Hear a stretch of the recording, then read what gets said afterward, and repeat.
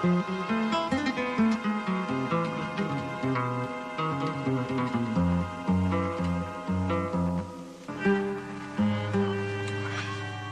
this is absolutely ridiculous.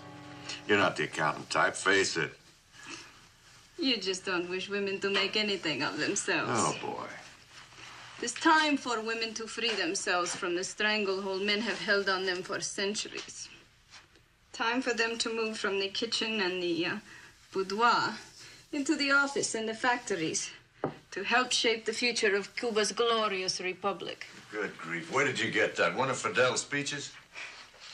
From a pamphlet. My accounting class starts in 25 minutes.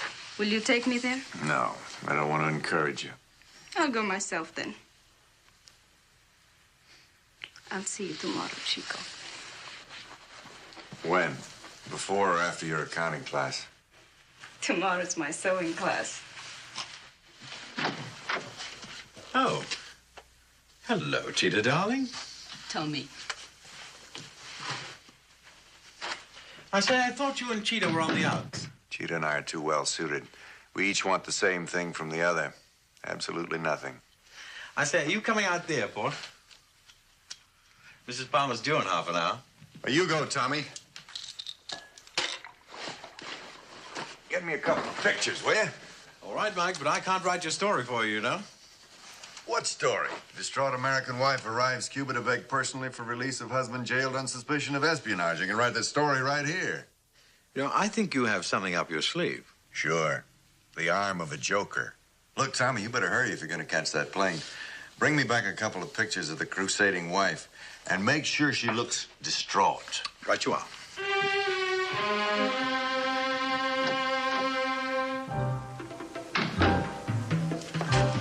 Mrs. Palmer, would you come here to make a statement, please? Please, gentlemen, I'm very tired. Just give us a statement. Hold it there, Mrs. Palmer, what do you hope to accomplish by this trip? I'm hoping that Mr. Castro will listen to Reed. Your husband is charged with espionage. Oh, Could we get a shot of you later on? No spy. You personally have any idea why your husband came to Cuba? No. How do you plan to change Premier Castro's mind? Do you have anything to offer in return? Madam, we... Only my gratitude for setting an innocent man free. Could we get a shot of you? Get one more shot. All right, basta, basta. En otra ocasión, the lady has had a long trip.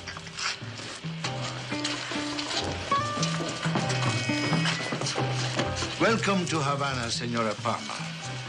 Captain Santos, Havana Police. Thank you. It is my function to see that your stay here runs as smoothly and as comfortably as possible. And Premier Castro? I'm trying to arrange a meeting, but that is difficult. Our leader is here, there, everywhere. Meantime, enjoy your stay.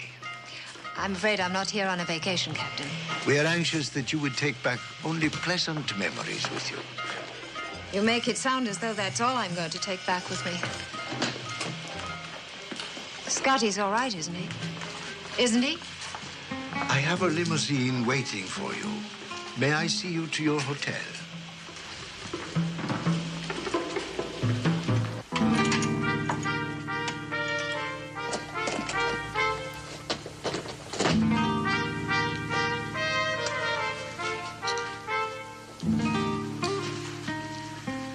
You should be comfortable here, Senora Palmer. The prison is not very far away. Oh, should I have tipped him? It would be like tipping your postman. He's a government employee. Enjoy Havana, Senora Palmer. I will see you tomorrow morning at 10. And then we will go and see Senor Palmer. Eh?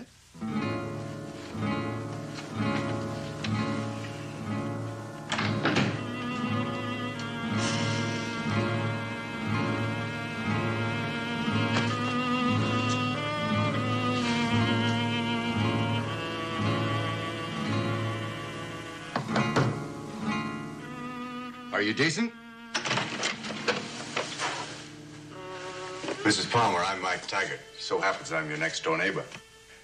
Well, what do you want? Well, I was hoping we could have a drink together. I've got some bourbon. It's not very good, but it's very hard to get. I thought that door was supposed to be locked. Well, the bellboy's a friend of mine. I'm the last of the big spenders. You're an American. Well, you noticed that. As a matter of fact, it was probably my dispatch that brought you down here from Boston. American adventurer, jailed in Havana. I don't remember asking for that. If you don't mind, Mr. Tackett, I want to be alone. Yes. Well, that's your mistake. Not only is it a bad idea, it's quite impossible. Every investigative body in Cuba has a vital interest in you, Mrs. Palmer. What do you mean?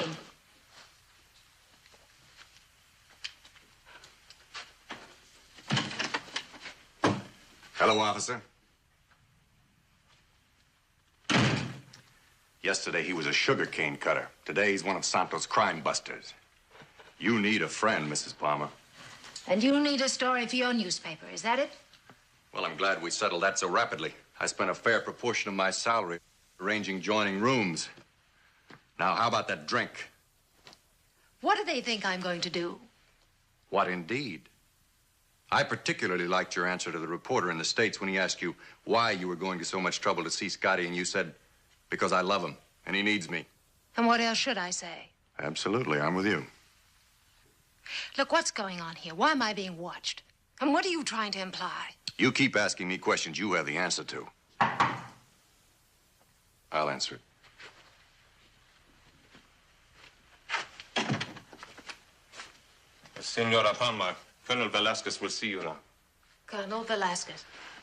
Well, you're in the big leagues already. Velasquez is the man you see when you can't get to Fidel. Senora Palmer will see Colonel Velasquez now.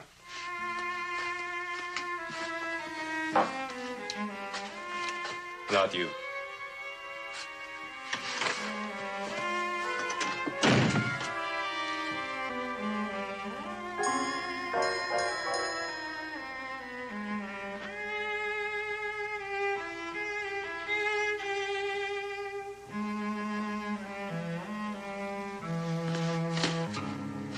Palmer, I'm Coronel Velasquez. I have been waiting here for 3 hours. Couldn't be helped.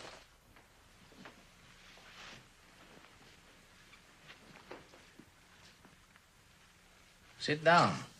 You might have sent word.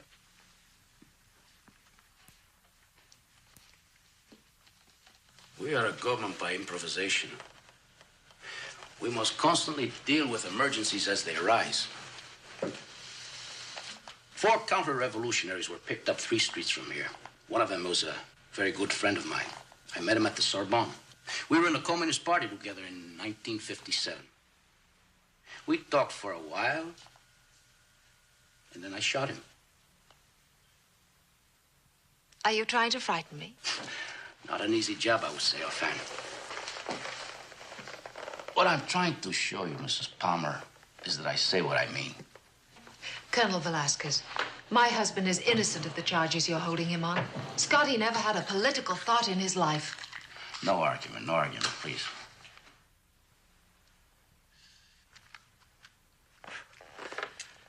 Let's clear the air, Mrs. Palmer.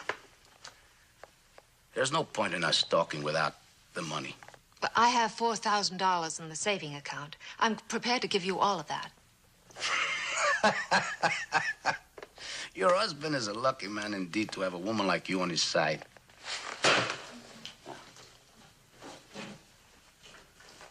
We must know where the $1 million is, Mrs. Palmer. Then we can go on from there.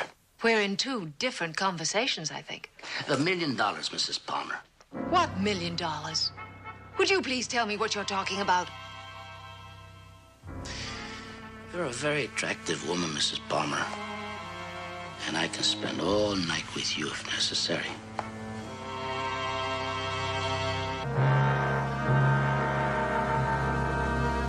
All right. I will tell you the story of the $1 million, then perhaps you will find there is no point in you pretending any farther. You know Eddie Golden? He was a close friend of my husband's. Scotty was with him when he died. Good. Good. Then I can eliminate a lot of unnecessary history. Eddie Golden was a bagman for the American syndicate that ran the gambling casinos in Havana under the Batista regime. Scotty loved colorful people. That doesn't mean that he was... Of course not, of course not. On the night of the revolution, 1958, Eddie Golden picked up approximately $1 million American dollars. In the confusion, he escaped and hid it. Fled to Venezuela, where our agents finally located him. Your husband was visiting him at the time. Before we could get to Golden, he was killed in a hunting accident. Your husband showed up here. If you were I, Mrs. Palmer, what conclusion would you draw from that? I never knew any of this. The first I heard of Scotty after Eddie's death was the story in the paper of his arrest. Now, tell me, Mrs. Palmer, if you or I, would you believe that a man went in pursuit of $1 million without telling his own wife? I have no control over your beliefs, Colonel. All I can tell you is the truth. You forced me to harder bargaining. I will have to have the money first before you can be allowed to see your husband. But I'm to see him tomorrow morning. Yes. If you buy your ticket tonight. I don't know anything about $1 million. All I want is my husband back.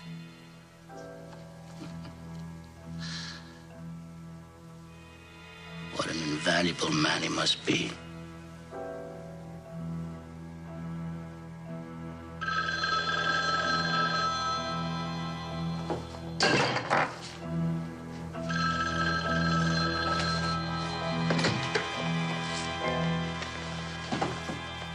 Bueno. Sí. Está bien. Well, I'm afraid our little talk has been academic, Mrs. Palmer. Academic? Mm-hmm. Yes, you see, your husband just escaped from prison. Escaped?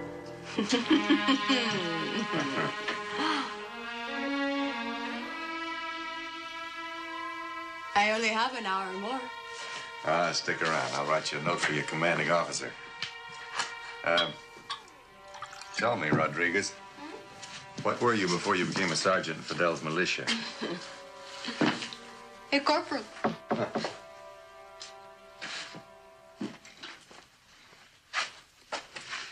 Mrs. Palmer, is that you? Are you alone? Right. Just a minute. Honey, I got some business to attend to. Tengo que atender a mis negocios. Straighten yourself up, Sergeant. You're a disgrace to your uniform.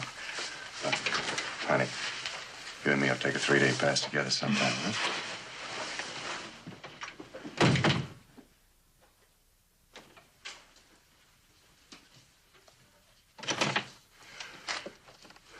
I thought I heard voices. Well, it was an army friend of mine, Sergeant Rodriguez. How'd you make out? Scotty's escaped. Escaped? Well, that must be the neatest trick of the week. He had a useful tool.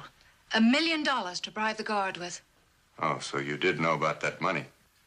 For a while there, you had me convinced that you wanted to save poor old Scotty purely on wifely impulse. Colonel Velasquez told me. That was the first I'd heard of it. Okay. So what's next with you? You offered to be my friend. Will you help me now? You haven't given me much to go on. I want you to find Scotty before Velasquez does, and before Scotty does anything foolish. Now, in return, you may have the exclusive story. Look, honey, I write news, not science fiction. Velasquez made it perfectly plain that if he found Scotty with the money, he'd kill him without the slightest compunction as an enemy of the state. And you want to save him? If I can. Purely on wifely impulse? Look, all I'm saying is you don't have to dress up a treasure hunt like a crusade. Not for me. Don't get mad. So you want $1 million. Why not? What's a little honest avarice between friends? Mr. Taggart, in the dead of night when you're all alone with your thoughts, how can you stand yourself? Conversation's taken an intimate turn. Why don't you call me Mike? Sorry. I'm not one of your army friends. What? Sergeant Rodriguez perfume. Miguel Dubois, good night. Think over my offer.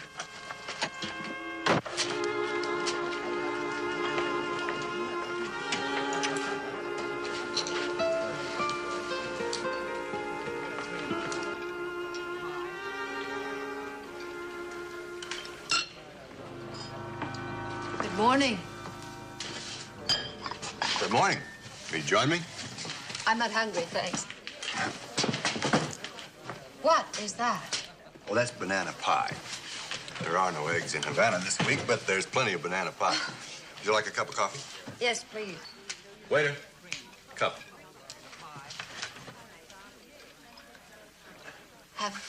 Have you decided anything yet?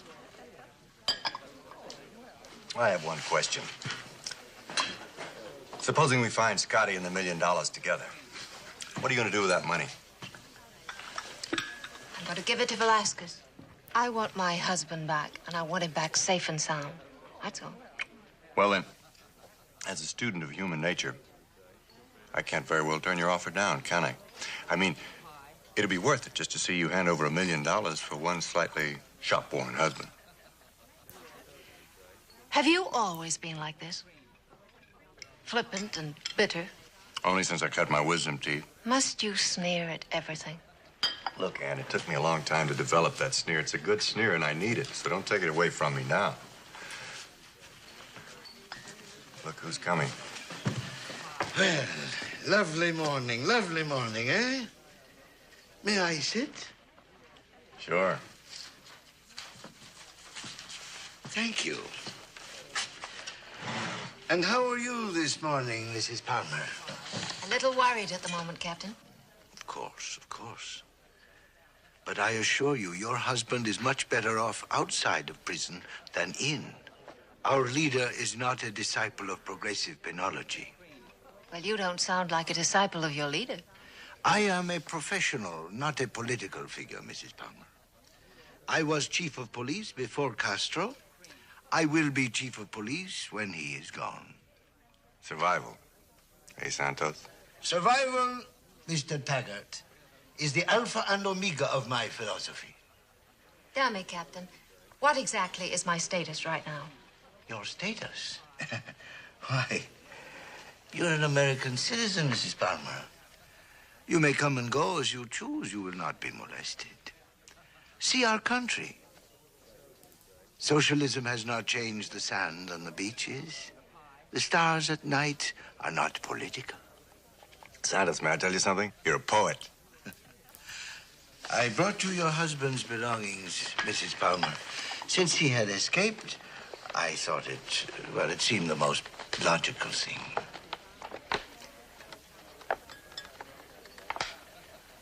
There's a letter inside. That doesn't seem right somehow. While he's still alive.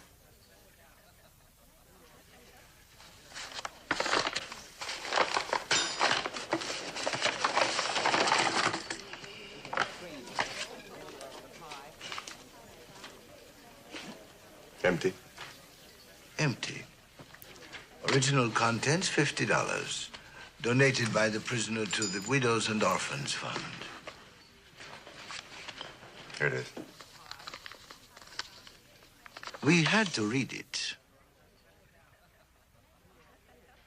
It is a very touching document.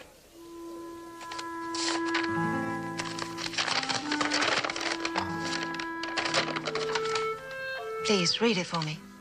You want me to read it? I'm counting on a thoroughly disenchanted rendering. Dearest Anne, by the time you read this, you'll know what I've been up to, and probably you'll be pretty mad, too. I wouldn't blame you because of all the crazy schemes I've had before, but this one is really big. I just want you to know that I'm doing it for you and me. With $1 million, we could start off fresh again and really live the life of ease.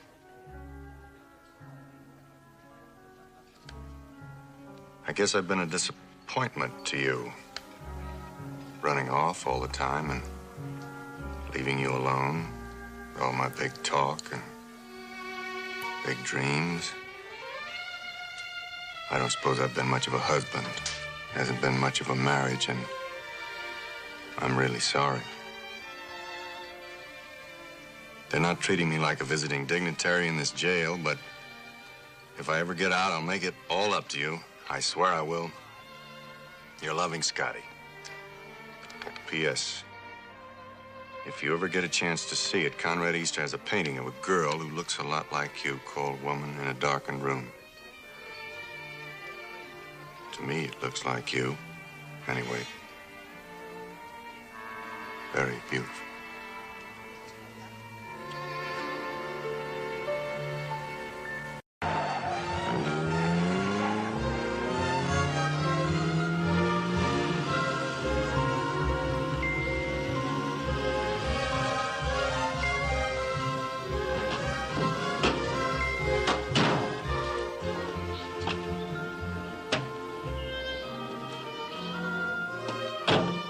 What an extraordinary spot.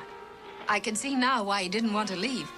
Yes, but unfortunately, when Castro began to exploit Conrad Easter as the famous American painter who preferred Cuba to his homeland, the American audience vanished overnight. Incidentally, I can't vouch for the condition we'll find him in, or his disposition. What's that about my disposition, Taggart? Well, Conrad, are you sober? Drunk as a lord. Who's that with you, an Irish school teacher? She looks like an Irish school teacher. Well, as a matter of fact, I'm a secretary. Conrad, this is Ann Palmer, Scotty Palmer's wife. Now, show some respect, you bloated old has-been. Are we coming in or not? Show some respect yourself, you hack, or I'll knock you down. Come with me. Step into my museum. Once a studio, now a hall of relics, huh? Stinking cats, they're crazy about me. Irish, you want a kitten? I just had 6 more loaded onto me, huh? Ah. All right, Rosa, payday. Come on. Payday. My Spanish teacher. Conrad. Yeah? This is Scotty Palmer's wife. Yeah, you said that before, Taggart. Mr. Easter, did you know Scotty? He mentioned you in a letter that he wrote. I put him up for the night. Right here in this room. When? How long ago was that? How long? How would I know how long? Right on the doorstep like a ruddy orphan. Last night? Last month? When? Well, he arrived at the same time as the kittens. Oh. I was going to put him in a box with the kittens, but he didn't fit. How old are the kittens? Ah.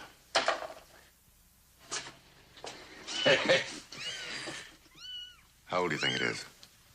A month? 6 weeks. Then it was before he was arrested. I offered him a bowl of porridge. He was that kind of man. Big, blonde, mindless face. Bit of a poet, but not much. I never saw a man so doomed to failure. Well, he got on famously. Conrad? Scotty mentioned a painting, Woman in a Darkened Room. Could we see it? Why? You want to buy it? I'll sell it to you cheap. Funds to fight the dry rot. Now, where is that ready canvas? I know it's here somewhere. Ah! Banzai! Here you are. $50. Take it or leave it, you rummage-sale Philistines.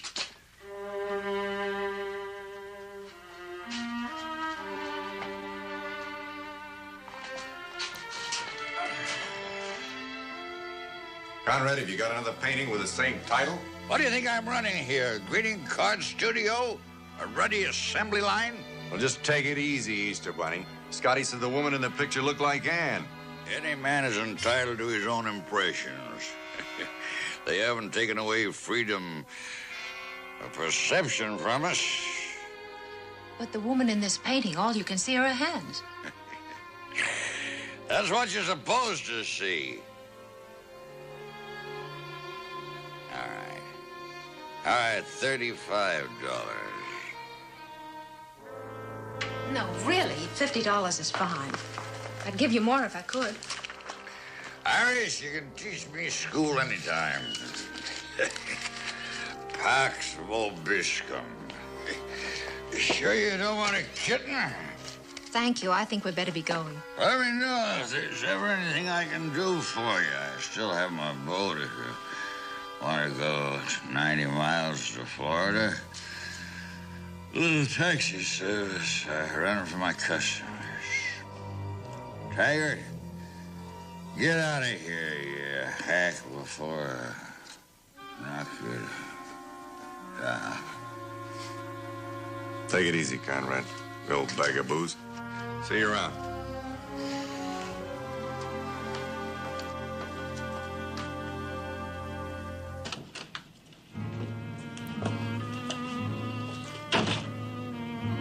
What are we going to do, Mike? Well, I thought I'd take a ride up to a village I know where I have a contact. Try to arrange a meeting with Al-Azhar, the guerrilla chief. You see, Scotty probably had rebel participation in his escape. He might have made a deal with them. Well, why are we waiting here?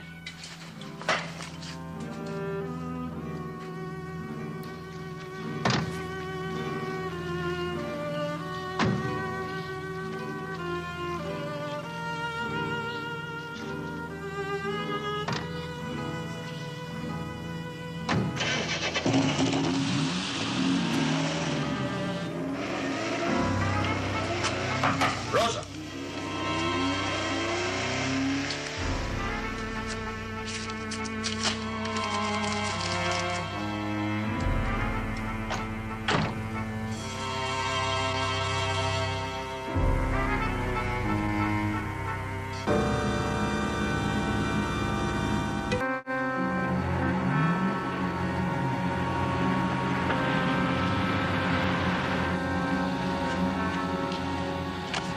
What are you doing? Maybe Scotty left a message for me in here somewhere. A message?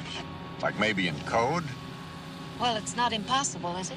Why else would he have drawn my attention to the painting? Me without my secret decoder badge. You know, none of this is very funny, Mike.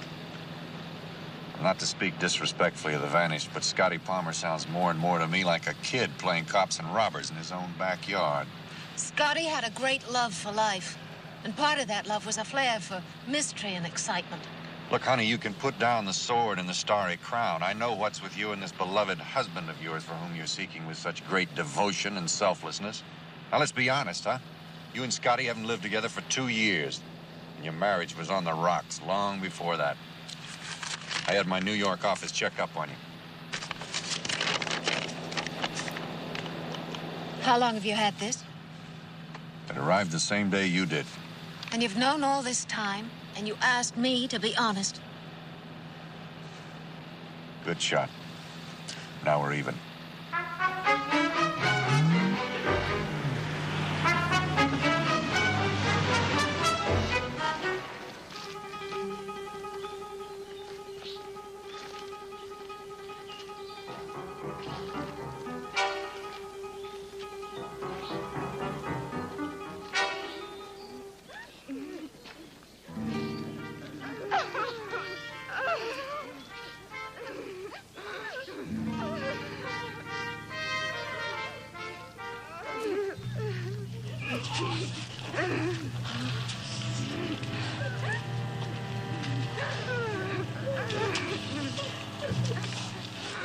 ¿Qué pasó?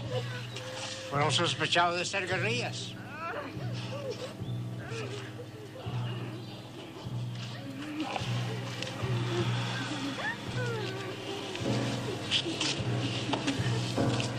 Well, that's that. The one on the end over there, that's my contact. The one in the middle, Al-Azhar. The others. Who are the others? There are so many. They're men from the village suspected of being involved in the rebel movement. Suspected? Suspected.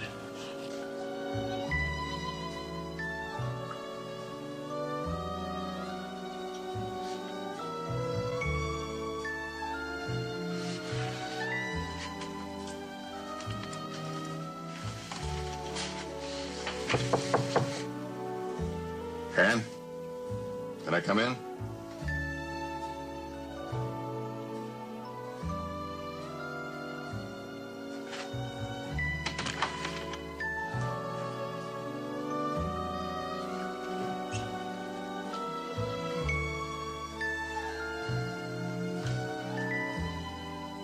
I couldn't sleep. Well, it's been that kind of a day. Why don't you have yourself a drink? Every time I closed my eyes, I saw those men on the ground. Well, you almost get used to that after a while. It's de rigueur on this island. Purges, executions, ambushes. It's all part of the insanity. Do you think that the $1 million had anything to do with it? No, I don't. Velasquez does that kind of thing more for fun than for profit. But, Mike, in Scotty's letter, he said that he came down here for me, really. Look, if you're trying to blame yourself for those executions, forget it. I can't. Do you remember what you said earlier about Scotty's being like a kid playing at cops and robbers? Don't hold that against me. I was just jealous. You're right, Mike. You read his letters. You saw how he writes.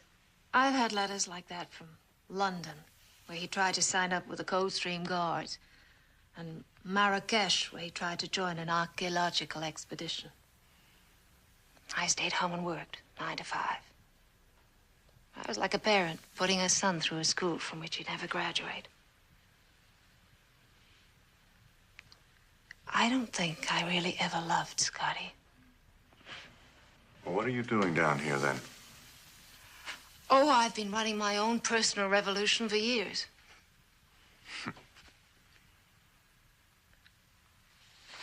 I should love Scotty, I told myself, because he needs me. So coming down here was my purge. In one noble act, I was going to redeem those wasted years. Well, I don't see anything wrong with that. I don't see anything wrong with a noble act. At least you're still trying. The revolution's still going on. You haven't given up the fight.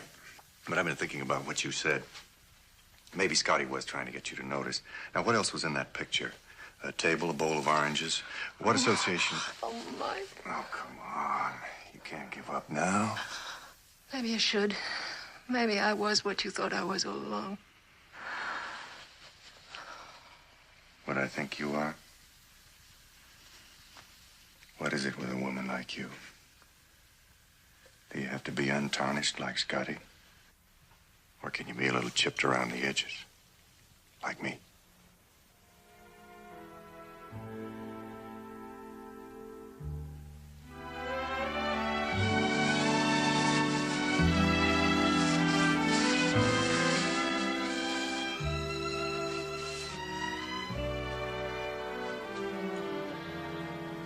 Well, what about it? You and Scotty have something special about a table? No. No, I don't think so. We ate off a bridge table for years after we were married. Well, what about the oranges? No, that couldn't be it. We never had oranges in the house. Scotty's allergic. Well, what about the hands? Allergic? Yes, we never had citrus fruit in the house because he used to break out in hives.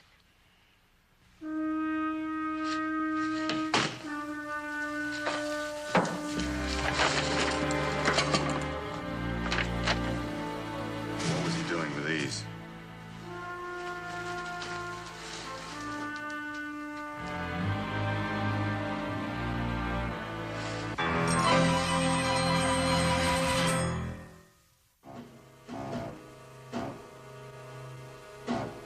It's never been opened. Maybe he's not too keen on getting the hives. You know, nothing's making any sense. First the picture, now this.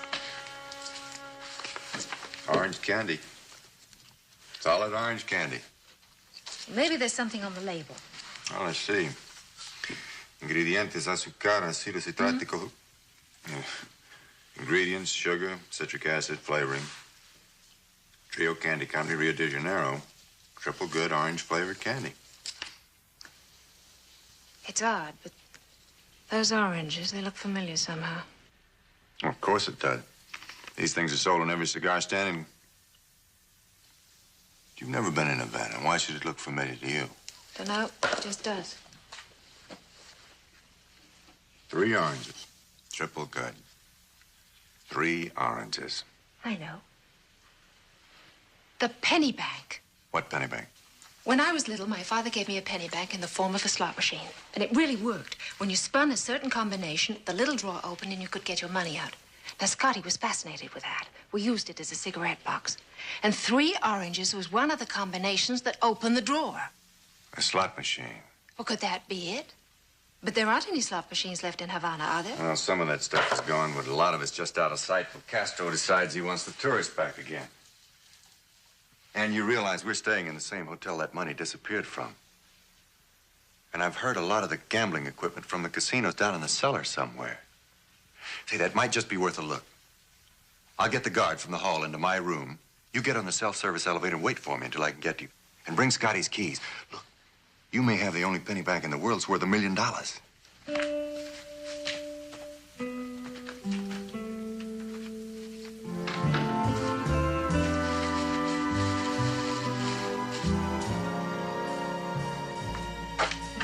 Ann? Yes? Nearly ready. Look, if I get lost, will you come looking for me if I tell you where I am? I know where you are. You're right here where you have been all along. I want to tell you that I'm grateful, Mike. Well, the romance is over. Let's get on with the action.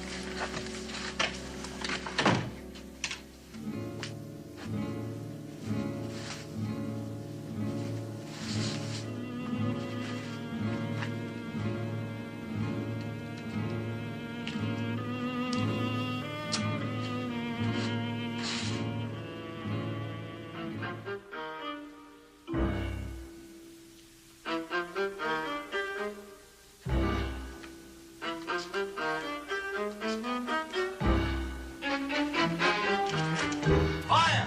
Hey, buddy, give me a hand. Incendio, incendio, come on. No, come on, give me a hand. All right. Prendi l'extinguitore. Come on.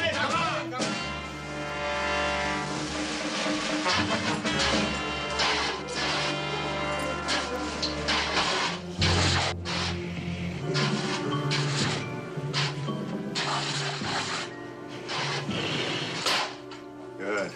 Give it one more shot just for luck, will you? Fine. Thank you very much. You know, I'm very lucky you were here. Yeah, I never had an accident like that before. I don't know how it happened. I guess I lost my head. You like a cigarette? See. Yeah, I seem to be all out. I'll just go down to the lobby and get another pack. Thanks a lot.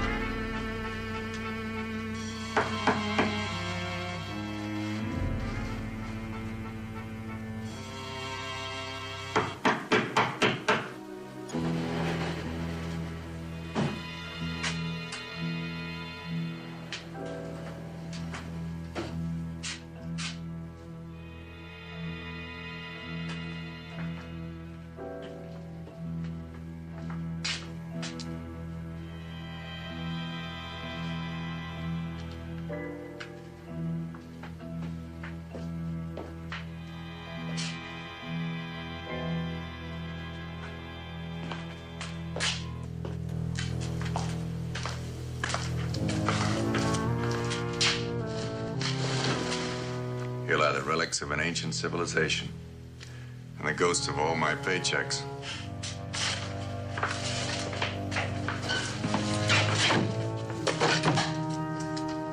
There they are.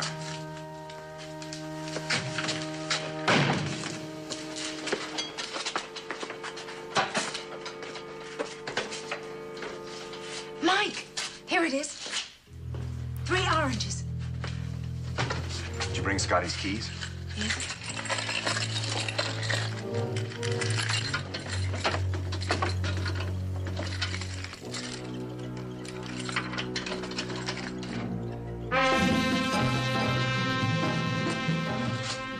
There it is.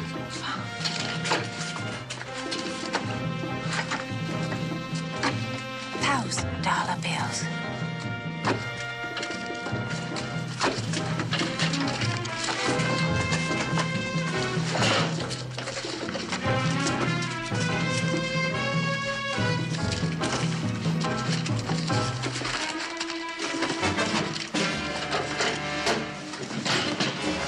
Let's go.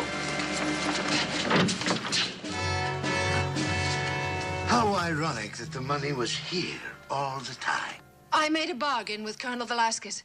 You may have the money, but I'm to have my husband. I'm afraid your agreement with Colonel Velasquez was never any good, because you see, your husband died 2 days before you arrived here. I don't believe you. In prison, the victim of a heart attack, apparently induced by our efforts to elicit from him the whereabouts of the $1 million. We hoped that your husband being gone, you would lead us to the money, which you have done. Gracias. I thank you. The government thanks you. All of Cuba thanks you.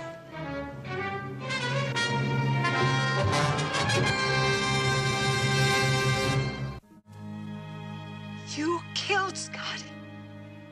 You killed him? It was not in our interest to have him die. But he did anyway.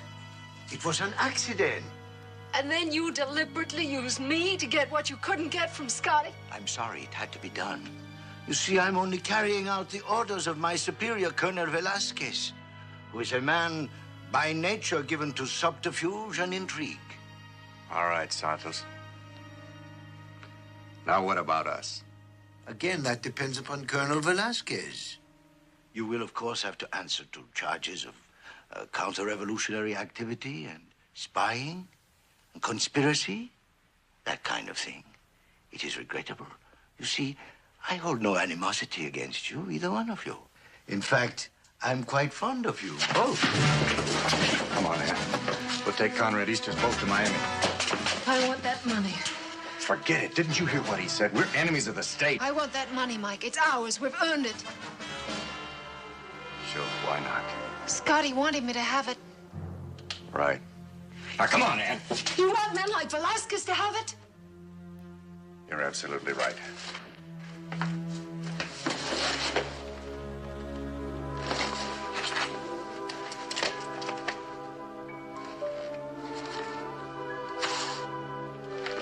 Let's get out of here.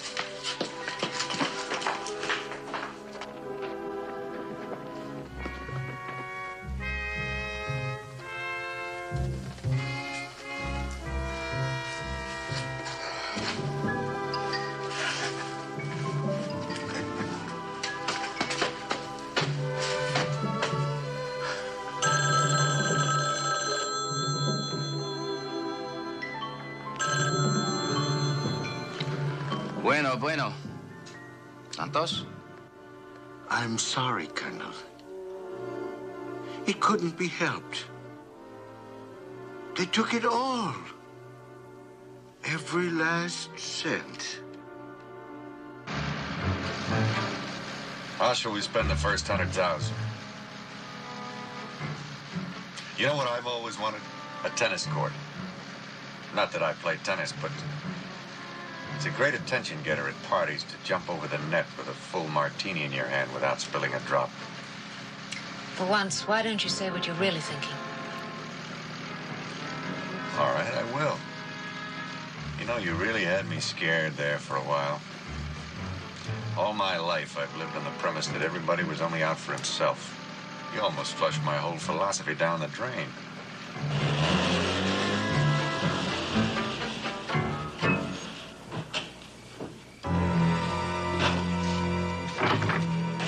Hello there, you fountain of words.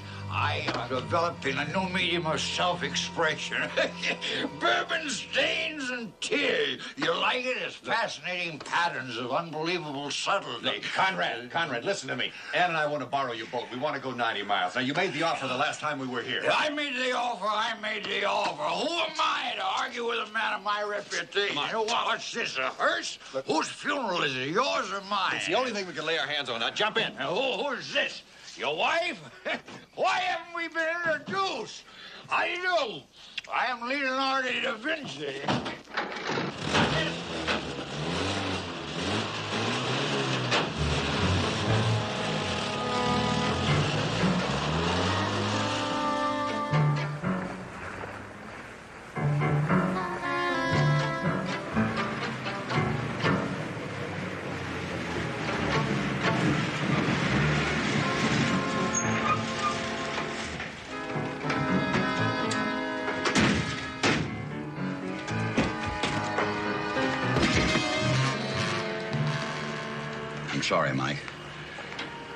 You're welcome to the boat, but the money stays here.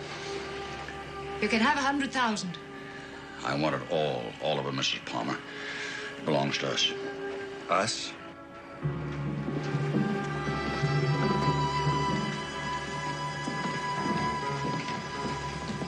My friends and I. You? You're with the guerrillas? I have been since the beginning. Mike, I want to make Cuba a place where I can paint what I want. Go where I want. Say what I want. Agree when I want, dissent when I want. I want all the things you're going to have 90 miles from here, even without $1 million. I'm sorry, Mike. Our need is the greater. You won't give us the money, we have to take it. My husband died for that money. I'm sorry, Mrs. Palmer. But if you want to compare corpses with us, we're the winners, hands down. Fire one shot and Easter's had it. Put that money in the boat. Shoot, caballeros! There's $1 million in that bag. That means food, supplies, medicine, guns and ammunition. Shoot, compañeros. That's our chance. Hurry up! Shoot, compañeros. I order you to shoot. If you want the money, take it. Make up your mind.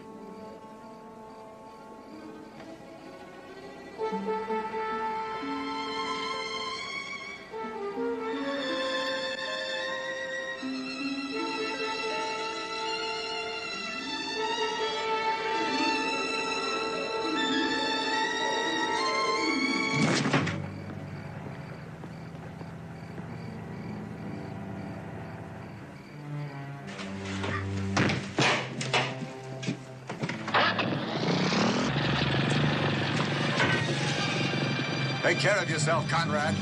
Useless old rundown. Adios, you hack. Take cover!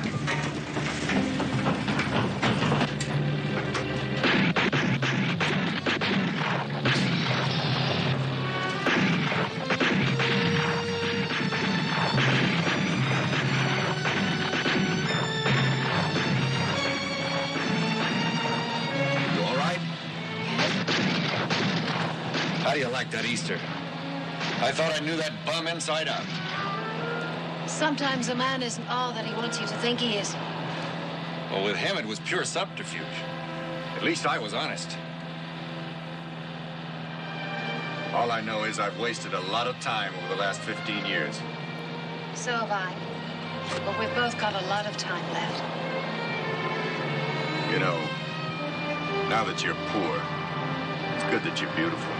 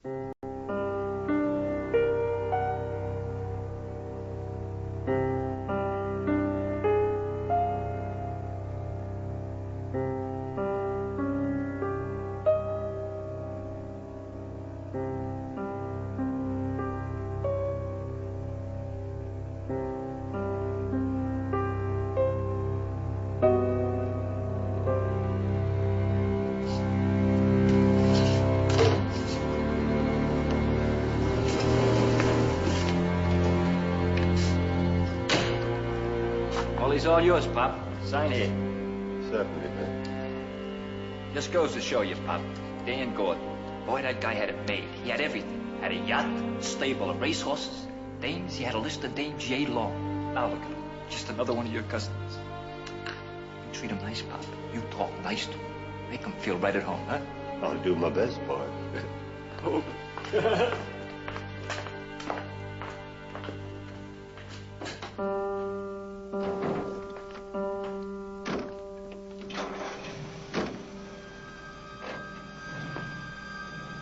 They think it's a joke, Mr. Gordon. I talking to you. But we know better, don't we? You can hear me all right? Oh, yes, yes, I can hear you. Wait just a minute.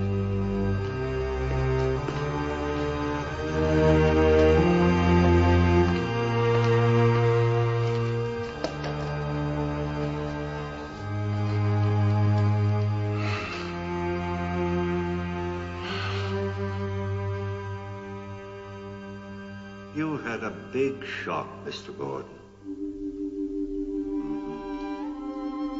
It's hard to get used to being dead, isn't it? Now, the first thing to do is to be calm. Tell yourself it's perfectly natural to be dead. Oh, yes, yes. Later, you'll be going on someplace else. But, well, right now, it might help if we talked a little. All right? Tell me anything you want to. When you have things on your conscience, it sometimes helps to tell someone about them.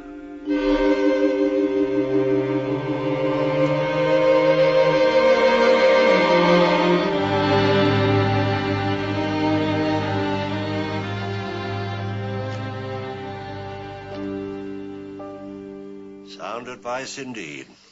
But rather the sort of thing one would expect to be offered by a psychiatrist to a patient who is still breathing, and in surroundings such as these. But Pop Jenkins can hardly be described as a pillar of the medical profession, with an upholstered office and a custom-made contour couch.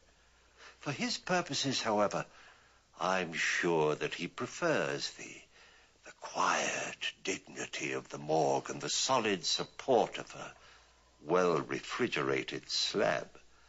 I might also mention that he has one distinct advantage over his accredited colleagues. You see, his patients can never become violent. Imagine being able to carry on a tete-a-tete with a cadaver. How fascinating.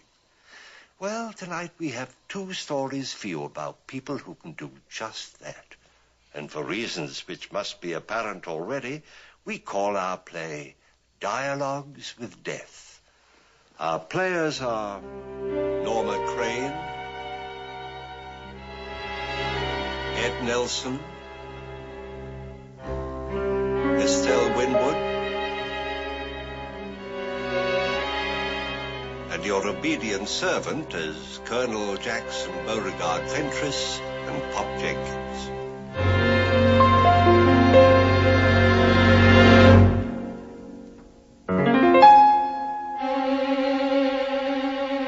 Now settle back. Listen. Listen very carefully. You may find that you were one of the gifted ones.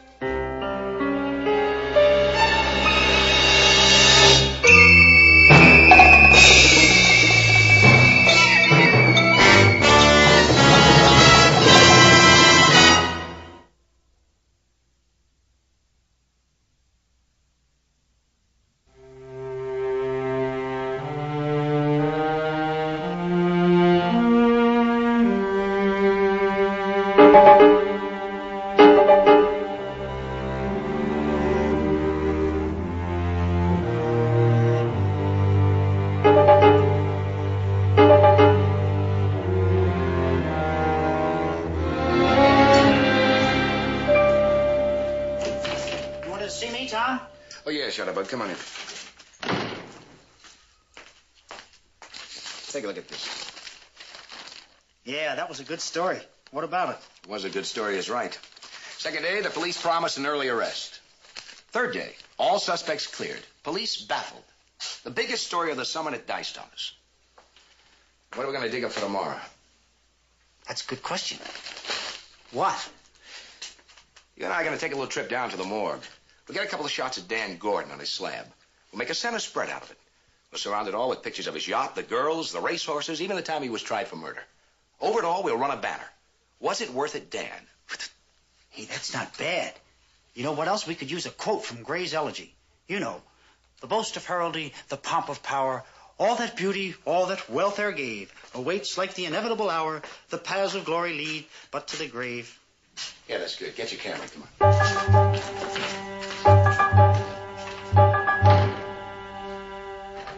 Frankly, this place gives me the creeps.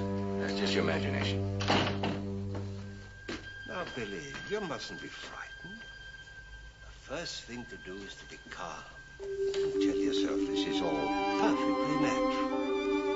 He's talking like this. Oh, I know. I've been here 40 years, and I've seen lots who took it just the way you're doing. Yes, I do understand. It's hard. He thinks he's talking to somebody else. It's really off his tracks. Oh, yes. There is some place you go on to from here, but it's not a place that you have to be afraid of. You take my word. Pop Jenkins. Oh, Tom. Harry. Yeah, who were you talking to? Bill Watkins. He's in 38. Sold papers down on Main Street for 30 years.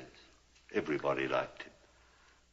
You don't really think you talk to your customers, do you? Oh, not to their bodies, I don't. I talk to them, the real them. Been on the job a long time, Pop. You need to change. I don't blame you for being skeptical. It's just because I have been here so long that puts me closer to them than most people. Well, what can I do for you? Oh, we're here to get a couple of shots of Danny Gordon in all his present glory. Oh. He's in 36. Do you mind if they take your picture, Mr. Gordon? It's all right. He doesn't mind. Oh, that's nice. All right, Harry, get a couple of good shots, will you? Sure. Just as long as you don't want any action pictures. Well, you talk to all your customers when they come in, Pop? Only if they feel like it. I never bother them if they'd rather not. I guess you had a nice long chat with Dan Gordon. Oh, yes. You know, being killed took him completely by surprise. Well, yeah, I bet it did. He had a lot on his mind.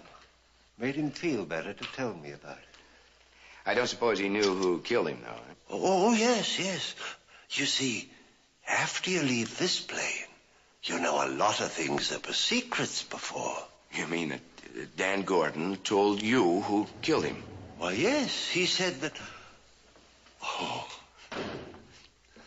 I shouldn't have said that. Okay, Tom, we can go now. Wait just a second, Harry. Who was it killed Dan Gordon, Pop?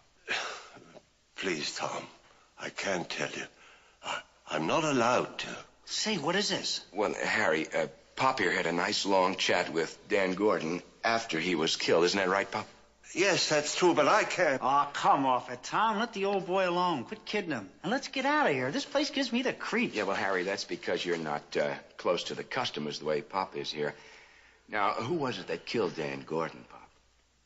Please, Tom, don't ask me. I mustn't tell you. No one is supposed ever to know. Well, this thing is really just your imagination, isn't it? You don't really talk to anybody but yourself. Now, come on, admit it. That's not true. I did talk to Mr. Gordon. He said Professor McFarland out at the university shot him and... Oh! McFarland? McFarland, that name mean anything to you? McFarland at the university. John McFarland. I took a picture of him 2 years ago for winning a pistol shooting championship. He was a big Army hero of some kind. Oh, wait a minute, Tom. What are we talking about? Pop doesn't know anything. You know, let me handle this. Pop, why should a man like Professor McFarland kill a hoodlum like Danny Gordon? I don't suppose it matters what I tell you now.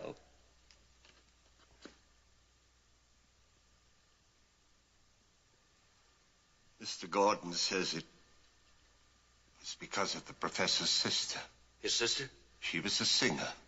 Mr. Gordon had a nightclub and gave her a job. And he became attracted to her, and it's not very pleasant to talk about. I don't know what this is all about.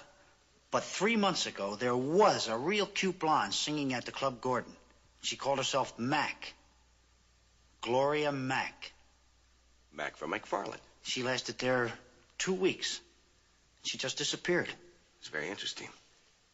Pop, now that you told us this much, I don't suppose you could tell us where we could find the gun McFarland used. It's in the lower right-hand drawer of his desk, his home out at the university. But, Tom, Mr. Gordon says to tell you he doesn't blame the professor. And, Tom, you won't try to make any use of what I told you, will you? I know, Pop. I wouldn't dream of it. Harry, I think it's time we... Well, you take care of yourself, Pop. We'll see you down, eh?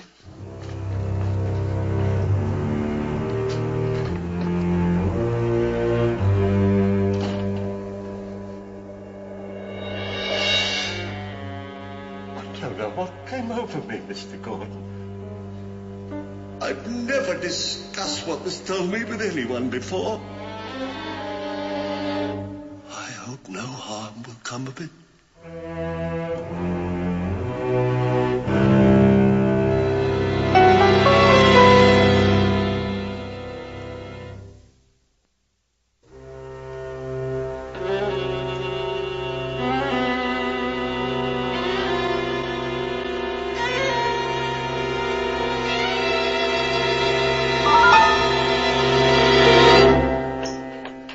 Professor McFarland? Yes, what is it? My name is Ellison. This is Harry Jarvis. We're from the Morning Chronicle. I wonder if we could come in for a minute. Well, I am rather busy. Well, we're checking on a story about your sister. My sister? Yeah, we wouldn't want to print anything without confirmation from you. Very well, come in. Thanks. Right in here. My study.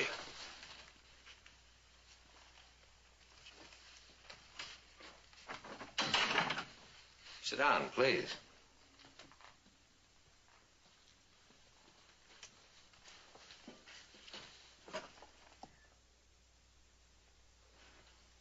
Now, just what is this about my sister, Mr. Ellison? Well, she's a singer, isn't she? Uses the name Gloria Mac. Why do you ask? Well, we were told she appeared at Danny Gordon's supper club a couple of months ago. What if she did? Well, Danny Gordon is dead, Professor. I read that in the newspapers. But I don't see how it concerns my sister, nor me, as a matter of fact. If you'll excuse me, I really do have a lot of work to do. Look, where's your sister now?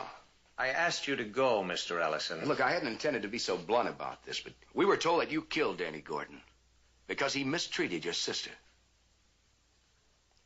Dan Gordon was human carrion, Mr. Ellison. He deserved what he got, much worse, in fact. And that's all I have to say to you now or ever. Will you please go?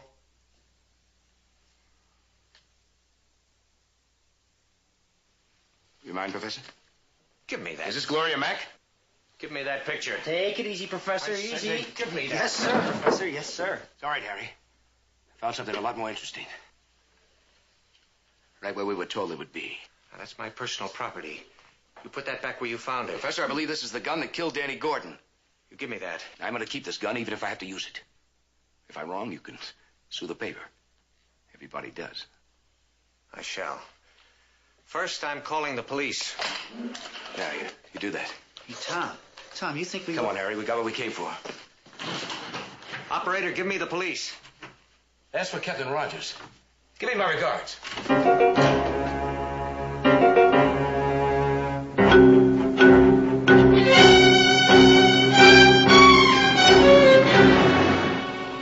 If the professor called the cops, we ought to meet them about now.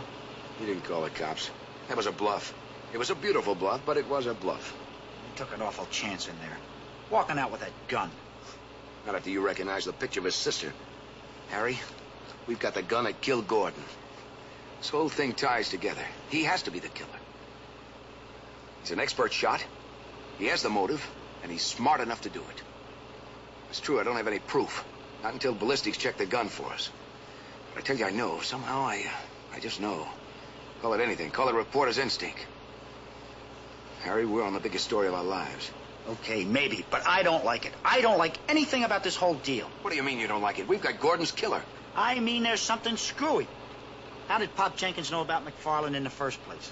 How did he know where that gun was? Answer that. Oh, don't give me that jazz about Gordon reviving and talking to him, because I won't buy it. All right. We'll go by the morgue on the way back. Have another little talk with Pop Jenkins. Okay. And this time get some straight answers. Okay. No more hocus pocus about him talking to his customers. Tom, look out. That guy on the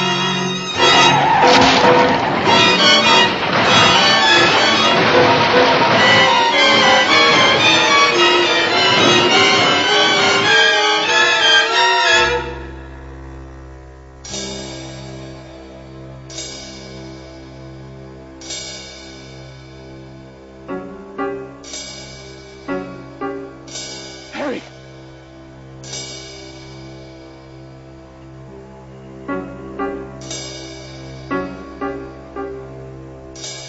Hurry up! I can't get the door open. It's jammed. I get some help.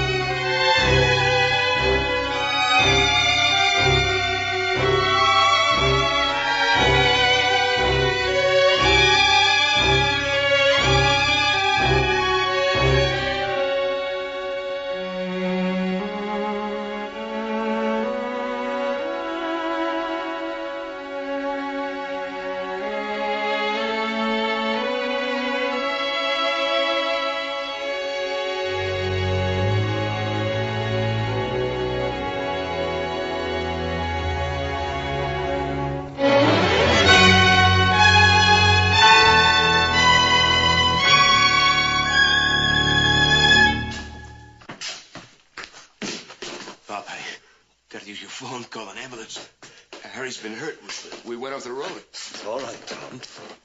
Sit down. What do you mean it's all right? I tell you, Harry's been hurt. I mean, the ambulance is already gone. A passing motorist saw the wreck. That's good. But the gun, it was where you said it'd be. Yes, I know it was. But how? I gotta know how. I want some answers. Some good answers. And no more hocus pocus about talking to the stiffs. Hey, Pop, we just brought you in a few more customs. Excuse me, Tom. I'll answer all your questions in just a moment. Hey, what do you say, Pop? You coming, huh? Right away, Bert. Oh, there you are, Pop. We tucked them in nice and neat for you. Numbers 33 and 34. All you gotta do is sign the ticket. Uh-huh. You know, if this fog gets any worse, we might have a couple more for you before morning. Come on, Joe.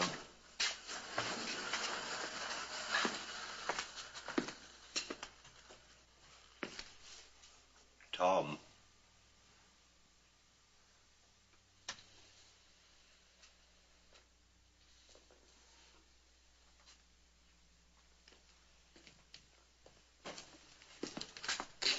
Pop, some answers.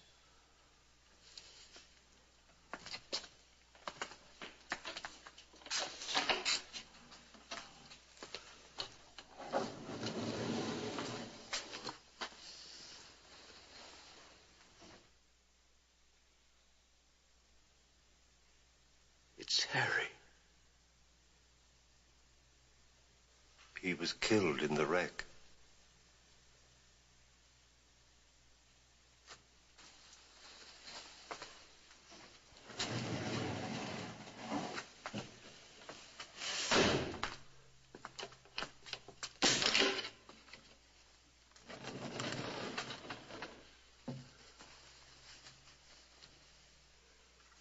Tom.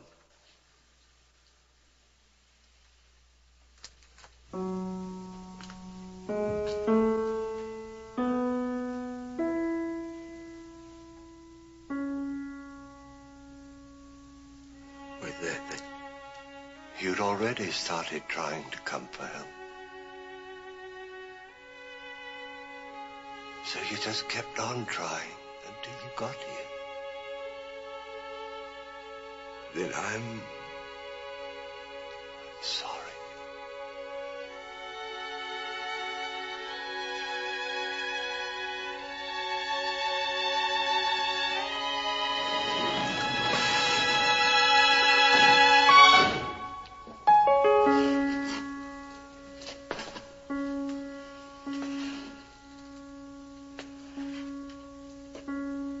You see, boys, that information you got me to give you, well, it just wasn't meant for anyone living to make use of. And that hitchhiker you saw, you know who he was. Now, boys, you mustn't be frightened. The first thing to do is to be calm. Tell yourself that this is all perfectly natural. Yes, of course, I know it's hard at first to realize that you're dead. But you'll get over it in time.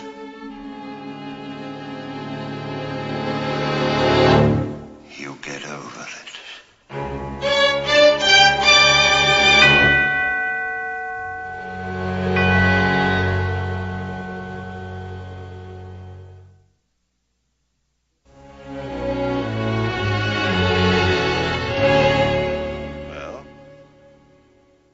You've been exposed to an excellent example of communication with the dead.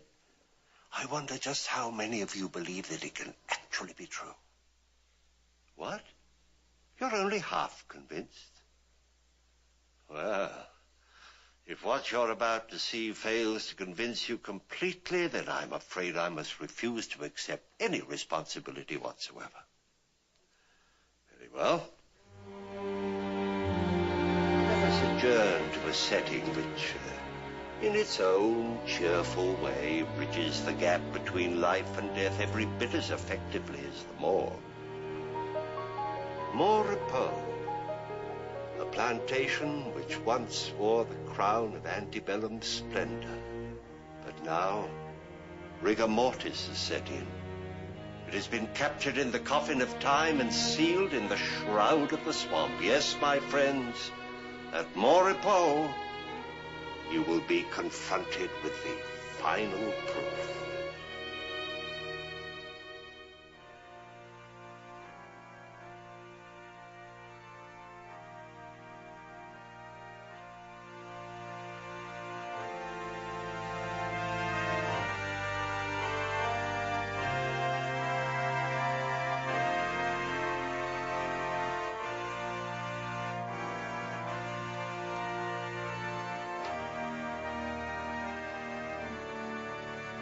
Colonel Jackson? Yes, Sister Emily? There's a car coming up the road. I don't hear anything. It's coming quite slowly on account of the chuck holes in the road. Maybe the lawyers about nephew Charles' estate. That was all settled weeks ago when Charles died. Did I tell you I talked to Charles last night? How was he? Almost ready to go on. Here's the car.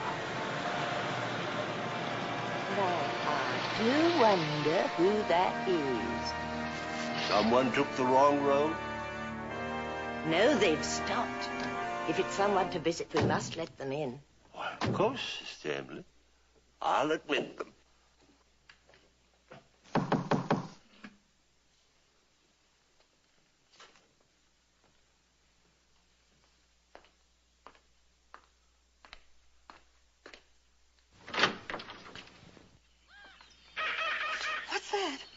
Just a swamp owl, ma'am. Quite harmless.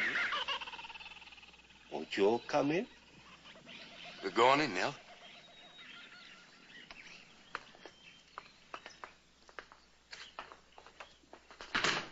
I don't think I have the honor of knowing your name. You mean you don't remember me, Colonel? Well, no, I don't rightly believe I do, son. Here's Aunt Emily. I bet she'll know me. What, Claire? Why do you call me Aunt Emily, young man? Sister Emily, I do believe it's Daniel. Our nephew, Daniel. Daniel? Is you really Daniel? You don't mean you forgot your loving youngest nephew? Well, I'm hurt. I'm truly hurt. Why, of course you're Daniel. Welcome home, Daniel. We didn't recognize you because you're dead. Well, thank you. But I'm not dead, as you can plainly see. Oh, but you are, boy. You were killed in a hold-up in Chicago. The police want your brother Charles. The police made a little mistake, and I found it convenient to let it stand. Well, let me introduce you to my wife, Nell. This is my aunt, Emily Fentress. Hello, Aunt Emily. And this here's my uncle, Colonel Jackson Beauregard Fentress. I'm pleased to meet you, I'm sure. My pleasure, ma'am. Well, Aunt Emily, aren't you going to greet my wife? I was just thinking you're a lovely child. Red hair and green eyes, a true witch girl. What a pity you died so young. What do you mean by that? The dead go with the dead. Daniel is dead, so you must be too. Would you tell her to cut out that dead business? That's enough of that now, Aunt Emily. Look, you might as well both know why I'm here. As the last male of Jean, I come to collect the money that Brother Charles left. But we had a long drive, and we're kind of tired, and we're going up to my old room and sleep there tonight. Why, of course, Daniel. Tomorrow we'll talk about the money. Though I'm afraid your room may be a little dusty. We'll make out. Oh, may I, Colonel? Well, we'll see you in the morning. Come on, now. Good night.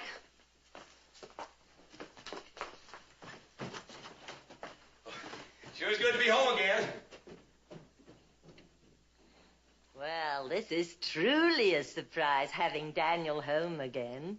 And with a wife. A very fetching one. Oh, Daniel always had an eye for pretty girls. I wonder how she died.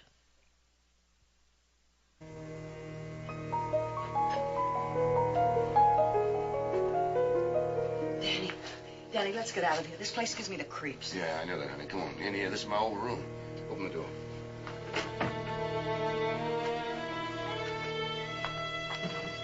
A little dusty. Now get your coat off and make yourself comfortable. Big deal. Big deal. You told me we were going to Miami. Oh, no, I said Monroe Post was near Miami, and it is. It's only 1 hour by air. Well, it might as well be 1,000,000 miles away. Well, wait a minute. We won't have to stay here for one night. By tomorrow, we'll have the money. Well, I am telling you that one night is too many. Get your coat off, like I said. Now, wait a minute. Look, a little dust never hurt nobody. There you are. Sheet's clean enough. We're going to make out just fine. Say, what's with this aunt of yours? What do you mean? Well, nothing. Nothing's with her. Nothing? The way she keeps saying we're dead? Well, I told you she was a little peculiar. Peculiar? She is out of her skull. Now, that's a fine way for you to talk about your husband's kinfolk. And what about that kook colonel? Oh, boy. What a cute family I married into. Now, look, nobody's perfect. Get those drapes open. Let a little fresh air in here.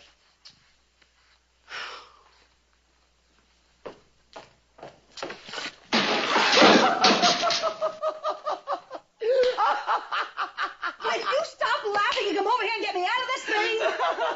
Come on. Very pretty, very pretty. Oh, we have got to get out of this flea bag. This whole southern mansion. You made it all sound so ritzy. Well, it was ritzy. It was ritzy once.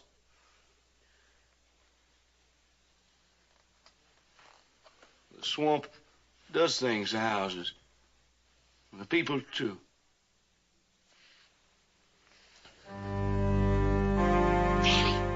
Danny, what's that? Well, it's the Colonel making his music. Says that's the only way he gets his kicks anymore. Well, it sounds like a funeral. A cheap funeral. Yeah, it does, does it there? Come on now. It's time to hit the sack. Now, tomorrow we'll go out on a treasure hunt. Danny, listen, Listen, you know the way you were talking this morning, that this would be a good hiding place for 3 weeks and the police wouldn't trace us here? Yeah. Well, no dice, honey. Tomorrow we get the money and we cut out. Right? Huh? All right. Tomorrow we'll go. In 2 days, we'll be in South America.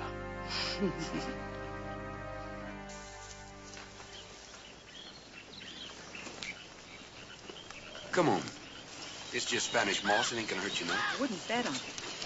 It's a parasite. Kills the trees, that's all. This is Bayou Jacques, named for my great-great-grandfather. There's over 100 miles of water around here like this. Originally, the only way to get here was by pirogue with Indian guides. Oh, that must have been peachy. Danny. Say, what's that? Oh, that's a family mausoleum. See, the ground down here is too wet to bury him in the usual way. Well, the stories I could tell you about my revered ancestors in there. Grandfather Jules, for one. What about him? The burial has to take place kind of quick down here, see, on account of the climate. Well, with Grandfather Jules, it kind of took place too quickly. He wasn't quite ready for it. You mean they buried him alive? Well, something like that. They, call it catalepsy. Well, Aunt Emily heard him hollering for help. Then what? Don't hang me up like that. Well, she come down here to see if she could help him out. Well, was he still alive? Well, I didn't wait around to see. I ran as soon as I slammed the door.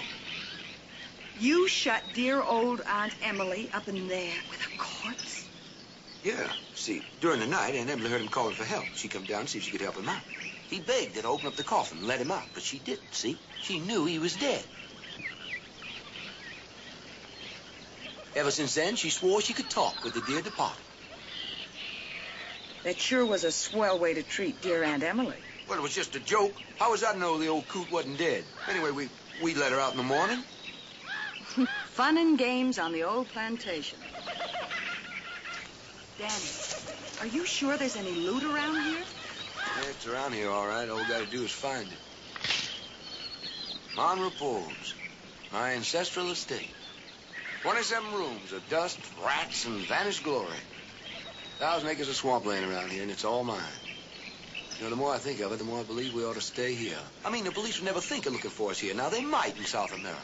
You know, they push pretty hard when the rap is murder. Will you forget about that? We got more important things to do now. Yeah, I'll start hunting for the money. Sure, it's hidden in the house somewhere. See, my family never believed in banks. Tell you what, you keep the Colonel and old Aunt Emily occupied. I'll start taking a look for it.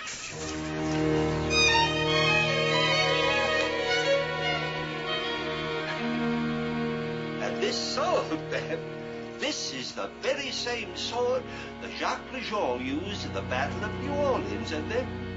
Oh, perhaps I'm wearying you with so much family history. Oh, no. I go for all that period jazz. Where's Aunt Emily? I think Sister Emily went for some refreshments. Perhaps you'd like to examine the portraits of Daniel's ancestors. Oh, sure, that'd be swell. Now, this is Daniel's great-great-grandfather, Jacques Lejeune. He built this house. He looks like he could haunt it, too. And this is Jules, Daniel's grandfather. A most distinguished attorney, ma'am. Disbarred in '92, I believe. Was he the one that was buried alive? Why, yes, ma'am, yes. A most unfortunate circumstance. But by the time we had him disinterred, he'd passed on anyway. Oh, that was nice. Huh? What was that, ma'am? Oh, I said that was nice. That you didn't have to dig him up for nothing.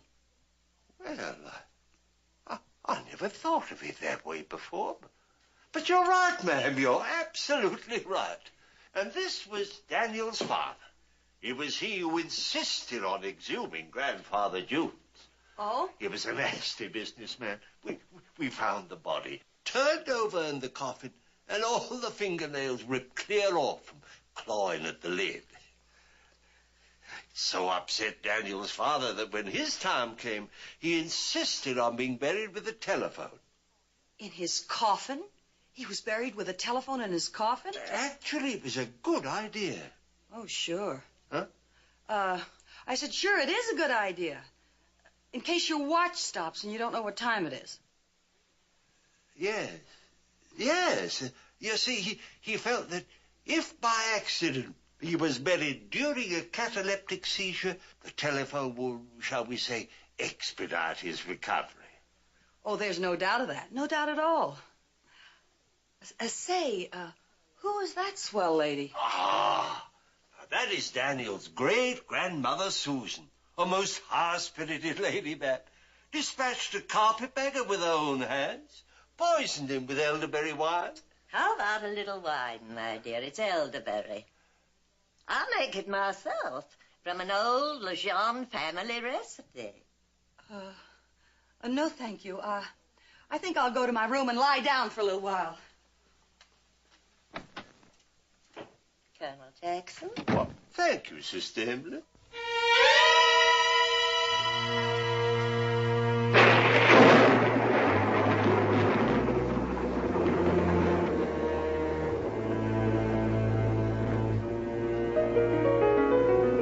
Colonel Jackson!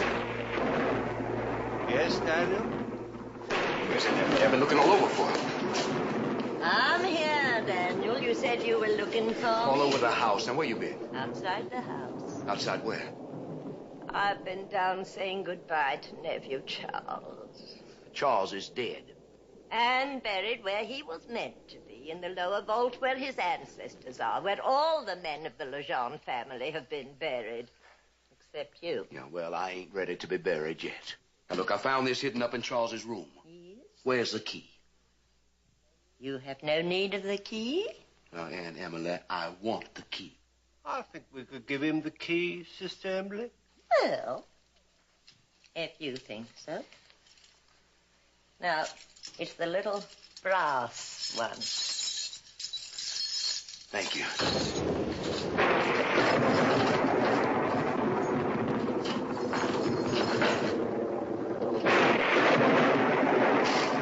The money.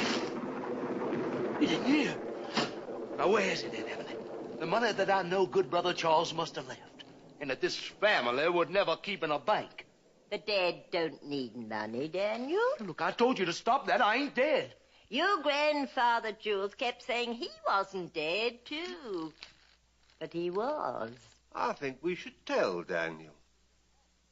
Money's in your coffin, my boy.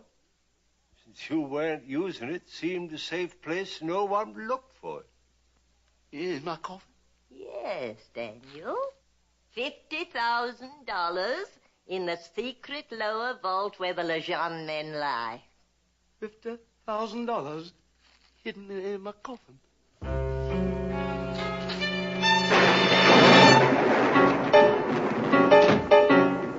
Sure smells like rain, Sister Emily.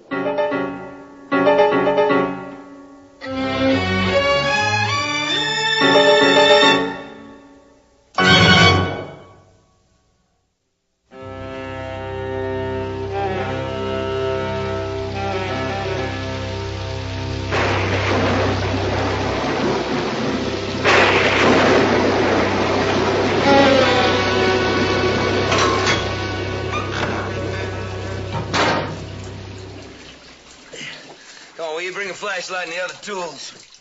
All right. Oh, Danny, there's water in there. Yeah, I don't think this is waterproof anymore. This is a secret hideout for my pirate ancestor. Since he was a practical man, he used it as a barrel vault. Will you cut the lecture? If there's any money in here, let's grab and go. Yeah, all right. All right, come on.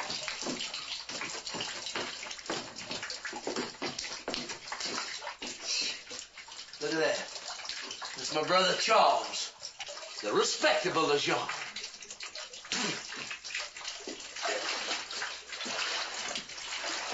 His grandfather Jules. Remember, he's the one I told you about. Aunt Emily heard him hollering from the coffin. Forget it.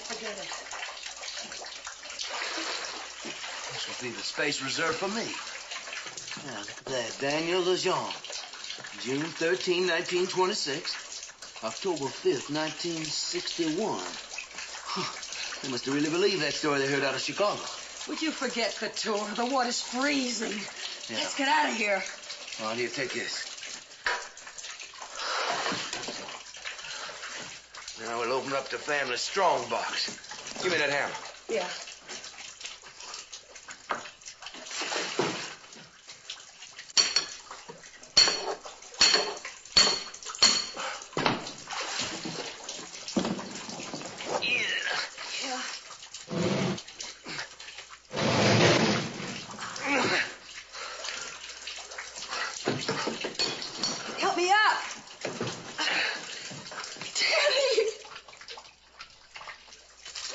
money. It's the money. It's there. She was telling the truth. And it's all in 10s and 20s, too. Easy to spend, no questions asked. Well, just don't stand there. Come on, let's get it and go. Oh, now, wait a minute. I gotta get something to put it in, don't I?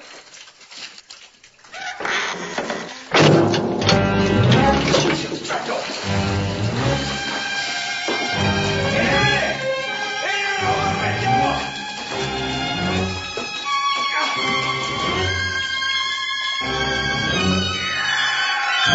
It's bolted on the outside. Hey, open up that door! Open up that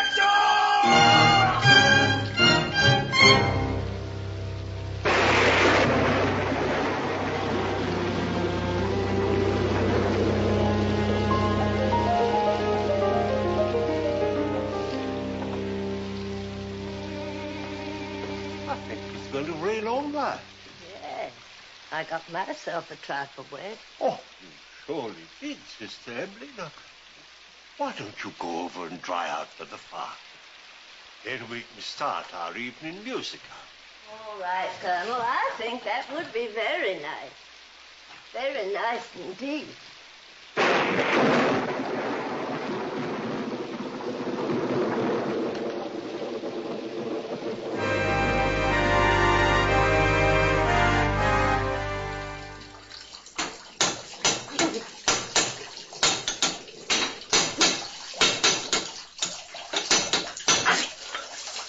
Will you hold that light steady? I'm freezing, I tell you.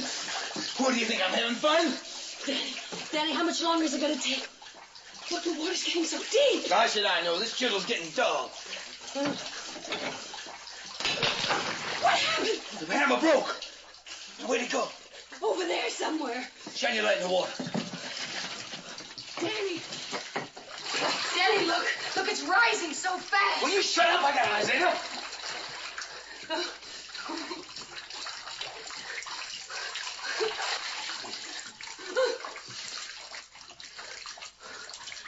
I can't fix it. It won't do it. I can't do anything with it. Danny, listen to me.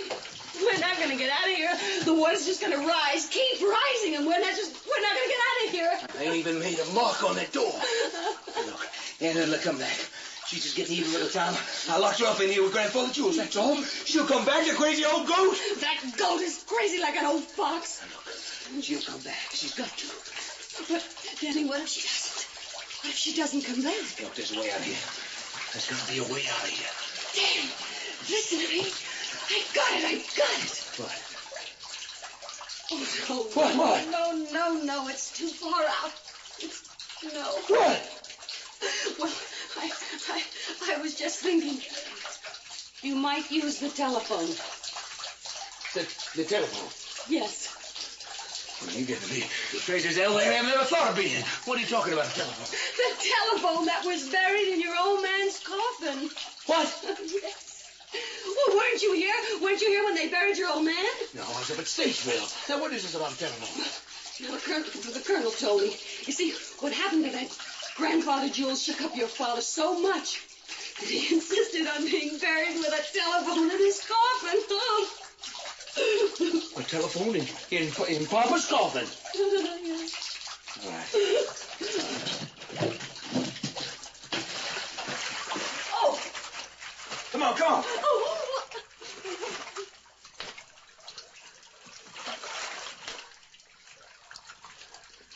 There it is. Now look on this. Pull it up here. All right.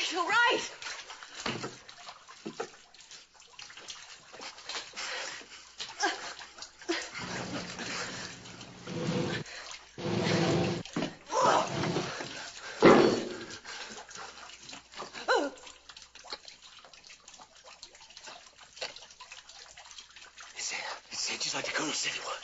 I knew it'd be there. It'll work. Hello? Operator?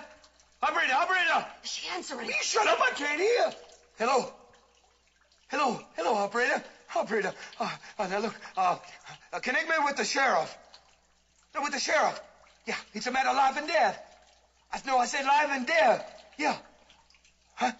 Yeah, All right. What? I can't hear you. Yeah, all right. All right. All right. She said, wait, she's gonna get the sheriff. Hello? Hello, Sheriff? Yeah. Hello, Sheriff. Now, wait a minute. Look, you gotta come over to the Lejeune place. Yeah. Mile Repose.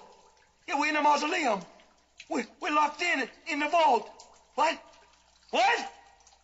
It's a bad connection. What? Yeah. Yeah, okay. Yeah, all right, I will. All right, I'll be patient.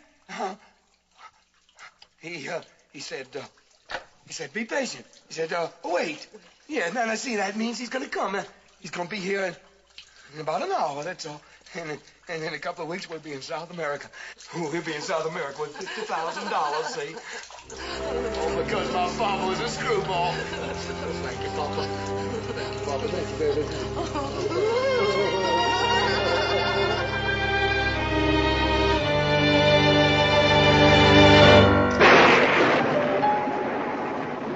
Believe he recognized our boss. He thought you were the operator and I was the sheriff. He was so excited he wouldn't give me a chance to talk. I don't suppose he realizes the telephone only connected here with the house. Do you think I should try to call him back and tell him? No, I don't think we should. Daniel just isn't used to being dead yet. He won't accept the fact that he and the girl have to stay buried. If we let them think someone's coming, that'll make it easier for both of them. Then tomorrow, or the next day, they'll be much calmer. Then I can go down and we could have a nice little chat. I think we ought to go on with our music, don't you, Colonel?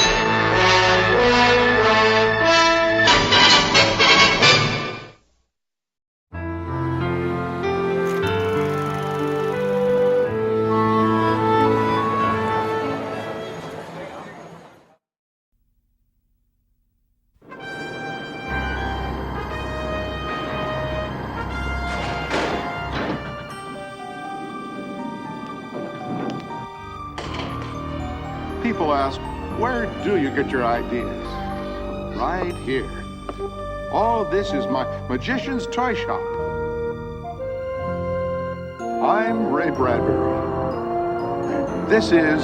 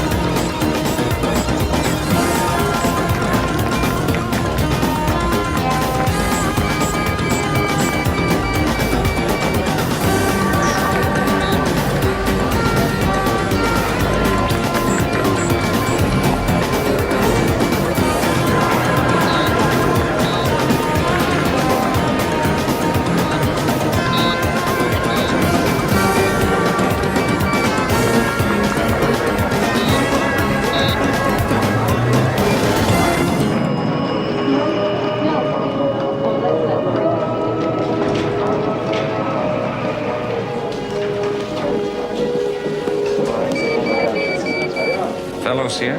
Doctor, I have your visitor's permit from Meadowbrook. I'm faxing it now.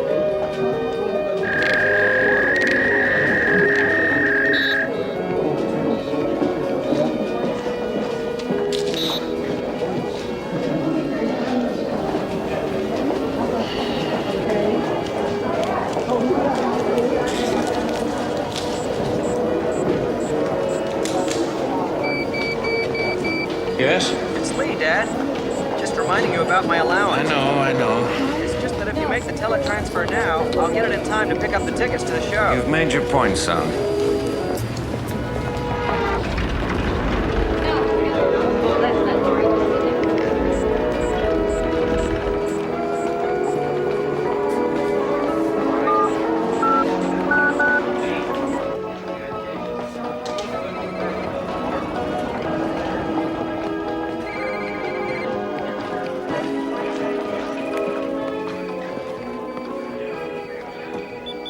Tank 9, identification, please. Dr. Arnold Fellows here to interview prisoner number 10069.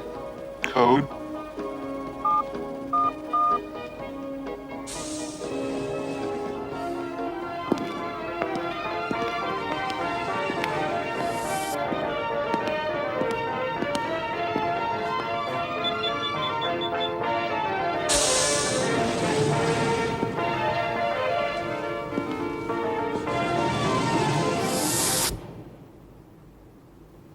Go away. Look, I'm here to help you. You're wondering why it's so quiet in here. Yes. I just kicked the radio to death. Don't worry. I'm really not violent, except to machines that go yak, yak, yak. So you're Brock, Albert Brock. The murderer. Excuse me.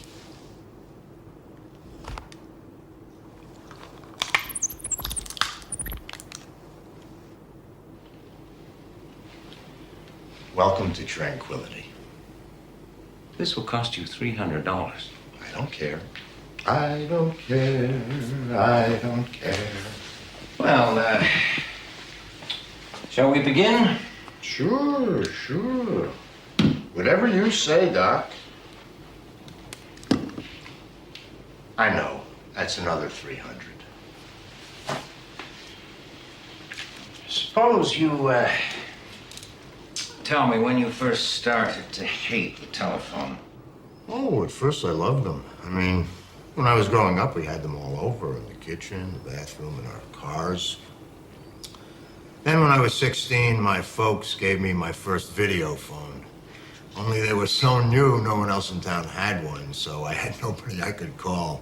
But then, Emily Foster, prettiest girl in town, got one. Started to get real close. But the phone changes you. Even if it has a picture, it drains your personality, so what comes through the other end is some cold fish of a voice, saying the wrong things, changing meaning on you. Next thing you know, you've made an enemy. But the phone is useful, essential to all our lives. Couldn't you adjust? Why are we always adjusting to machines? They're like spoiled kids, always making demands. We're adults. We should have control over them. And the telephone just sits there and demands to be used. Mr. Jessup, good. I wanted to show you the new plans for the information center I drew up. Oh, excuse me, Brock. Jessup here. I've just hit a hole-in-one. Had to tell you. At the 7th. First time the hole's been asked in years. You don't say. So you'll be buying drinks at the 19th? Remember what happened when cellulars first came in? At first, they were just supposed to be used for emergencies, if you got stuck in traffic or had a breakdown. But then, people couldn't resist using them. They always were calling. And if it wasn't the telephone, it was the television or the radio, AM, FM, or the VCR, or the computer, or the fax machine, or the Walkman, or the Watchman, or the Discman, or the motion pictures at the corner multiplex, and then larger than life in your own living room commercials coming at you from all directions, and phone poles understand, Mr. Brock. Please, calm down. Now, just finish your story.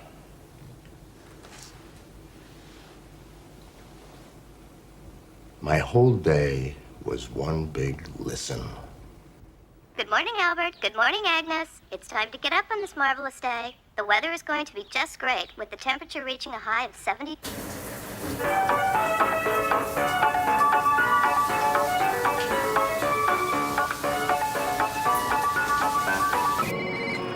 Albert, are you there? Yes, dear. Don't forget to pick up the pate. Yes, dear. And the baked brie from Gourmet Goodies. And be sure to be home by 8 because the Dorfmans are coming over tonight. Oh, and would you mind picking up the clothes from the cleaners?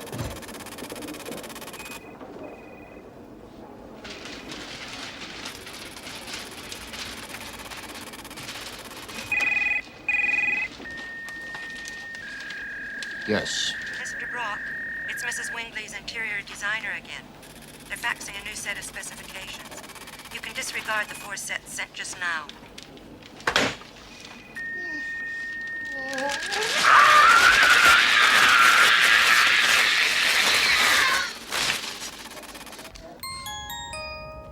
The baked apples are ready, and you may now remove them.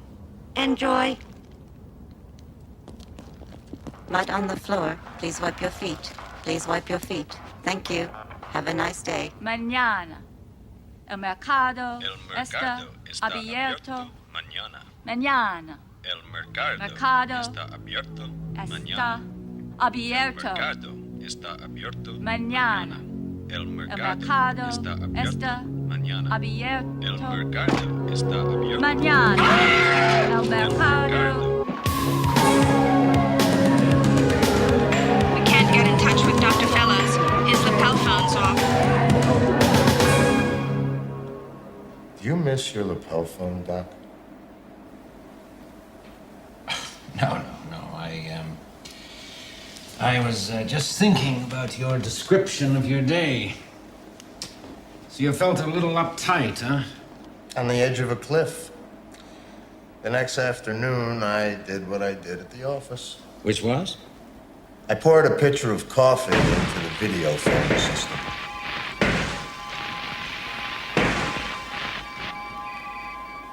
And that helped? A lot. Then I got the idea at lunchtime of killing my lapel phone. Oh? I was outside enjoying my lunch when This is this computer poll number 9. obnoxious, What shrill did you eat for lunch, computer Mr. voice Brock? Mr. started Brock? yelling This is at me. computer poll number 9. What did you eat for lunch, Mr. Brock? Your early reply would be appreciated, Mr. Brock. Computer poll number 9 relies on the cooperation. Felt even better. Felt great. It positively grew on me. I started to think, why not begin a one-man revolution? Deliver us from our conveniences. Convenient for who, I asked myself. For friends who feel like talking regardless of what you have to do. For my office to find me no matter where I am. Mr. Brock, Mr. Jessup just called. He can't seem to reach you on your lapel phone. He'd like you to get in touch with him right away. Come in, please, Mr. Brock. Touch. How I hate that phrase. Gripped, mauled, pounded by FM voices is more like it. I mean, there's literally no place where a person can go anymore to find some peace. Not the bathroom, not even your own car.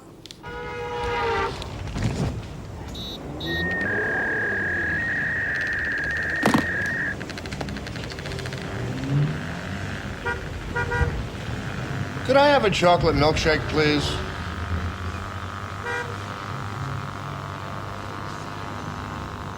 I bought a chocolate milkshake and poured it into my fax machine.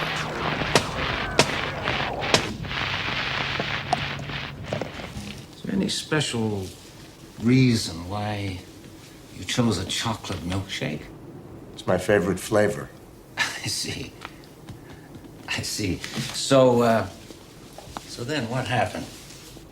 Silence. That's what happened. Wonderful, beautiful silence. I just sat in my car for a whole hour drinking it in. It was incredible. incredible. I felt drunk with freedom. Freedom, Mr. Brock? Yes, Doc. Freedom from one more damn note in the whole screeching symphony. But, a symphony that enlarges our lives, Mr. Brock. You've heard of passive smoking, Doc?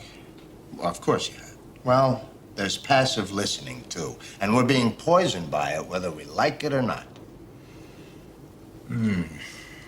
Go on. On my way home that night, I bought my weapons. You heard of diathermics? Of course, I am a doctor. Yeah, but not a medical one.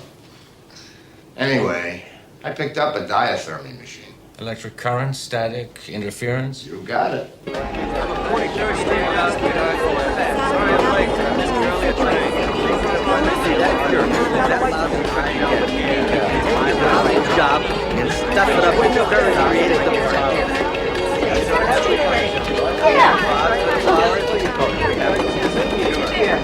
I'm going to leave. Grab my bag. You got it tomorrow. I don't care. Okay, I'll see you about 40 minutes. All right? Hello. Did I get this? Why can't I go? Here, come riding his train. What's happening here? Come on now. Hey. Hello. Hello. Carol. Come on, that's disconnected. Is there a car riding his train? Who's that? Hello. Why can't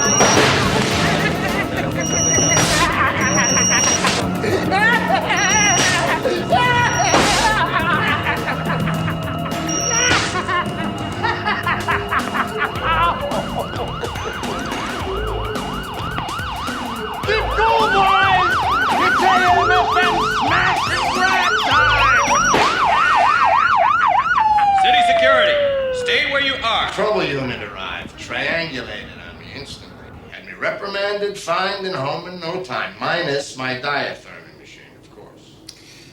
Mr. Brock, may I suggest that, so far, your behavioral pattern is not very, practical.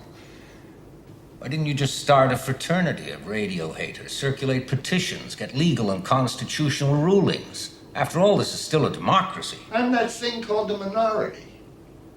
I did protest. I tried a petition. Everyone laughed. Everyone else loved their audio-visual cacophony. I was the one out of step. Well, maybe you should have taken it like a good soldier. I mean, for the majority of people, fax machines, phones, Walkmans, Watchmans, they mean freedom. The freedom to live a more efficient, trouble-free life. But you selfishly tried to impose your minority idea of freedom on them. But the majority rules. They may rule, but they're not always right. The majority have gone too far. Don't you see that? They figured that if a little music was charming and keeping in touch was good, that a lot of a good thing would be that much better. But it's not, because we've become dependent. We're prisoners of our own progress, manacled by squawking machines. So, what's a man to do, Doc?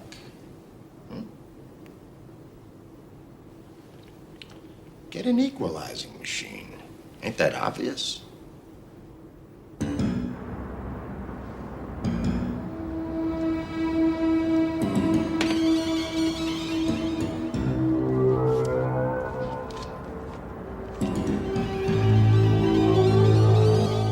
I got home that night to a completely hysterical wife because she had been out of touch for 3 hours, damn it. That's why I decided I had to murder. You decided to kill your wife?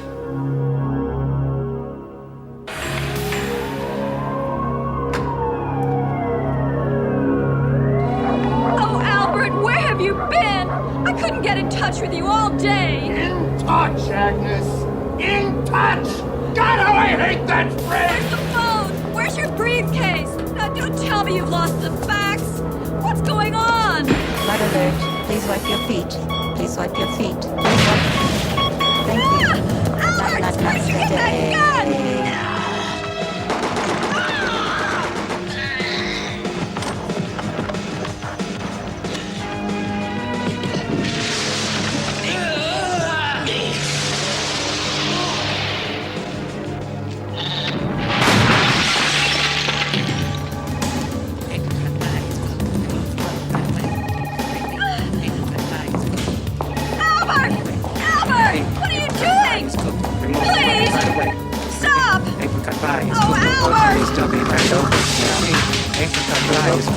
Turned over now, then right away.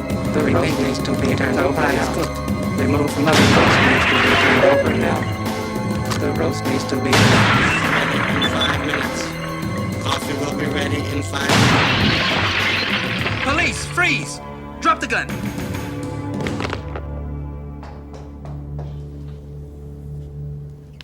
Didn't you realize in committing these crimes, the lapel phone, the Walkman, the fax machine, the video phone, that you were destroying personal and public property? I'd do it all over again, Doc. So you have no remorse? You don't want any help from the Office of Mental Health? You're ready to take the consequences? Of course I am. You'll see, this is the beginning. I'm the vanguard of a small segment of the population that is tired of noise, of having their privacy constantly invaded every minute with music, voices, do this, do that. The revolt has begun. Somehow, somewhere, what I've done will have an effect. My name will go down in history.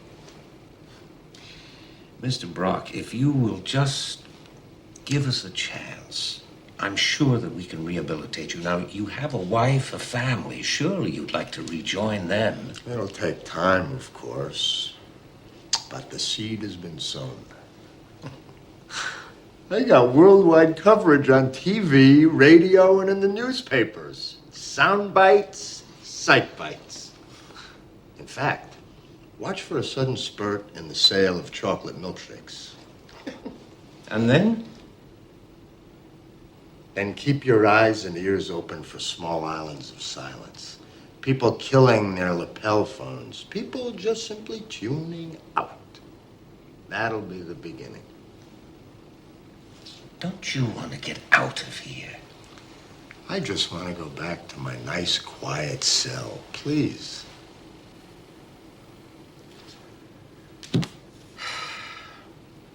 I see.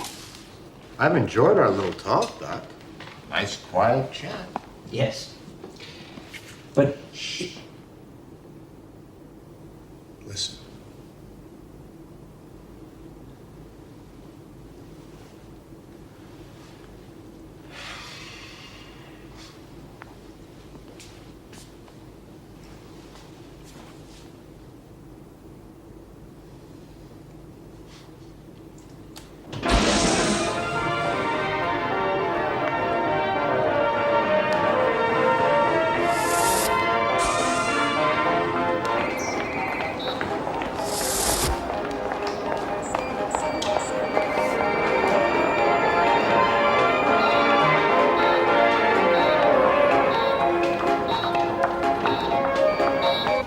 Chloe, have this replaced, will you?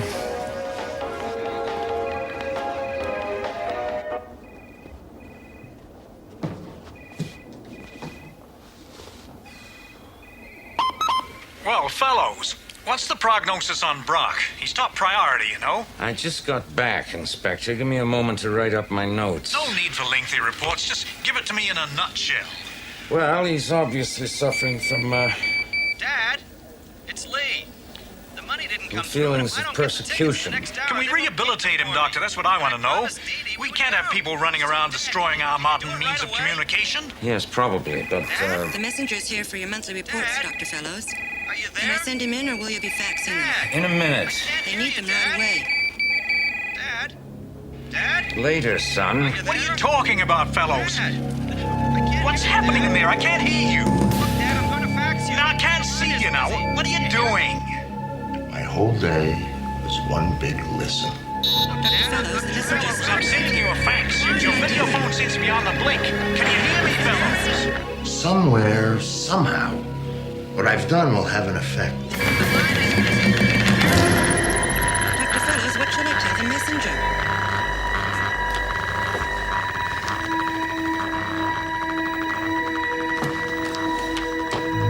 Chloe, Yes, Dr. Fellows?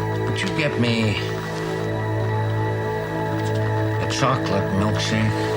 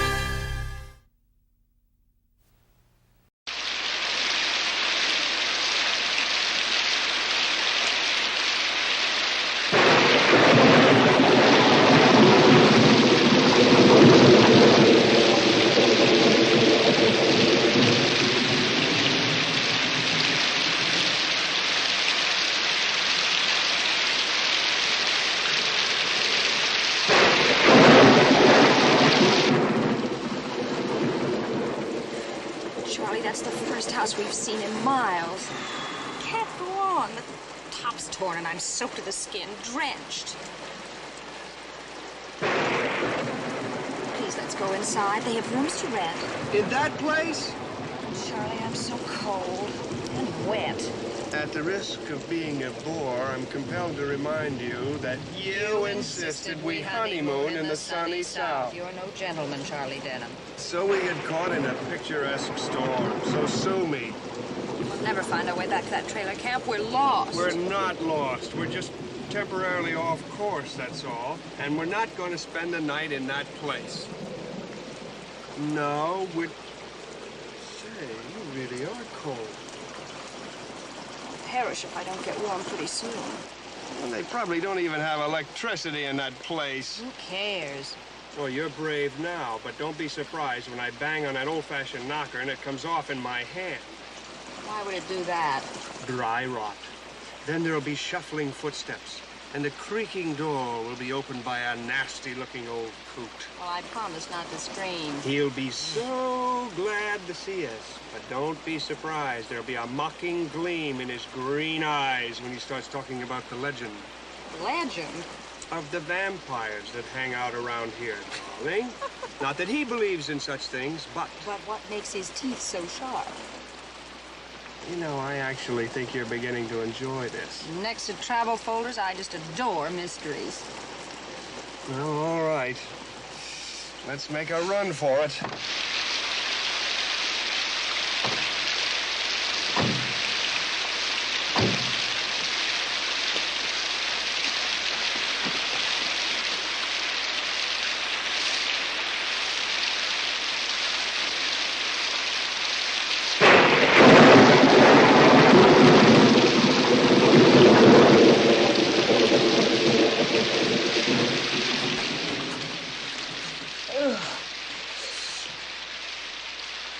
No, must have used the wrong formula. Try the old-fashioned knocker.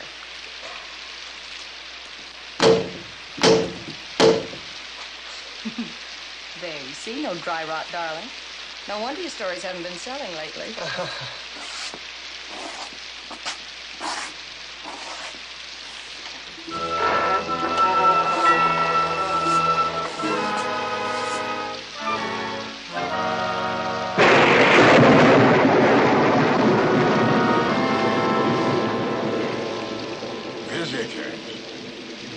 Won't you come in?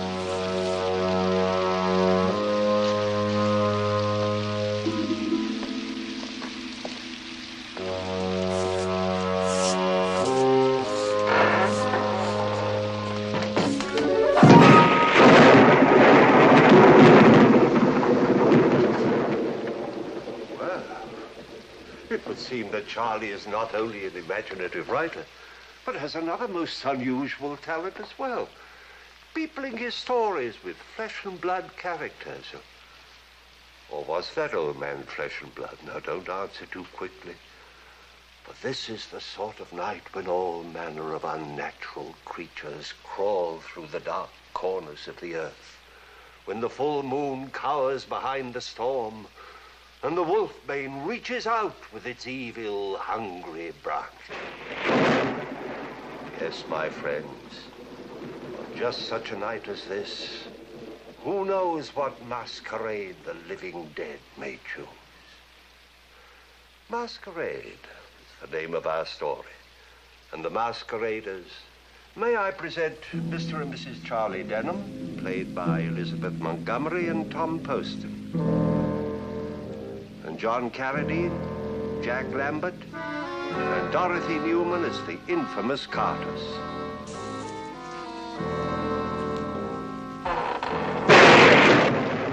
Now that you've been formally introduced, I'll make you a promise.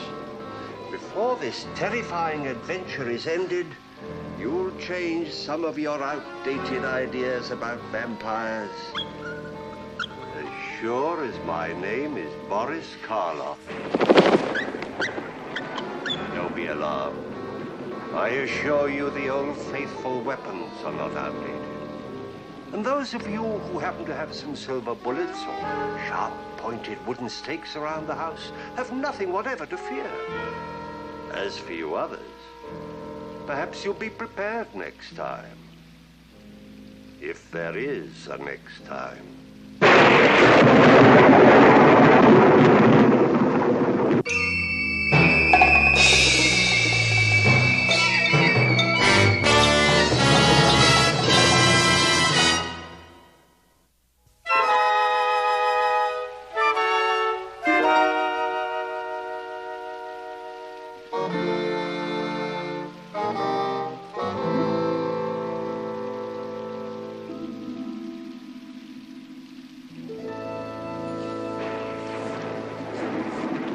Visitors.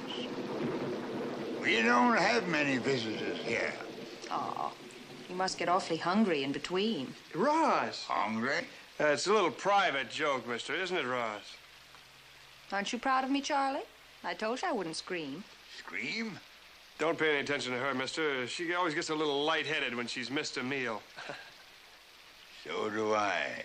Oh, well, at last, a kindred spirit. That's enough, Roz. She don't bother me none, young fella. She's got a sense of humor. That's good. She'll need it. Why? Do you intend eating us? We don't eat visitors. We just kill them and steal their money. Scared you, didn't I? Don't deny it. I know that look. Come in the parlor and get warm, if you dare. Oh, no, you don't. Please, Charlie, really, I'd rather not. I'm gonna teach you a lesson. You and your perverse sense of humor. Oh, couldn't we just go on? Sooner or later, we're bound to find the highway with that nice-looking trailer camp and those nice-looking people. Darling, you said you'd perish if you didn't get warm soon, remember? Well, I didn't mean to be wise. Charlie, I'm scared. You scared? I don't believe it. Well, I am. But you know, darling, my author's instinct tells me there's a story here. We've already met one fascinating character. Charlie Denham, you're being deliberately spiteful. On our honeymoon?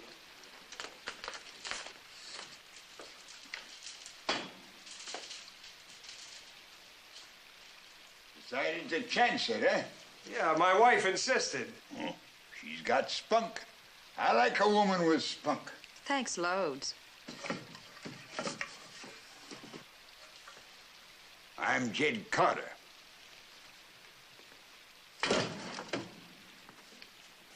Make yourself to home. Well, thanks.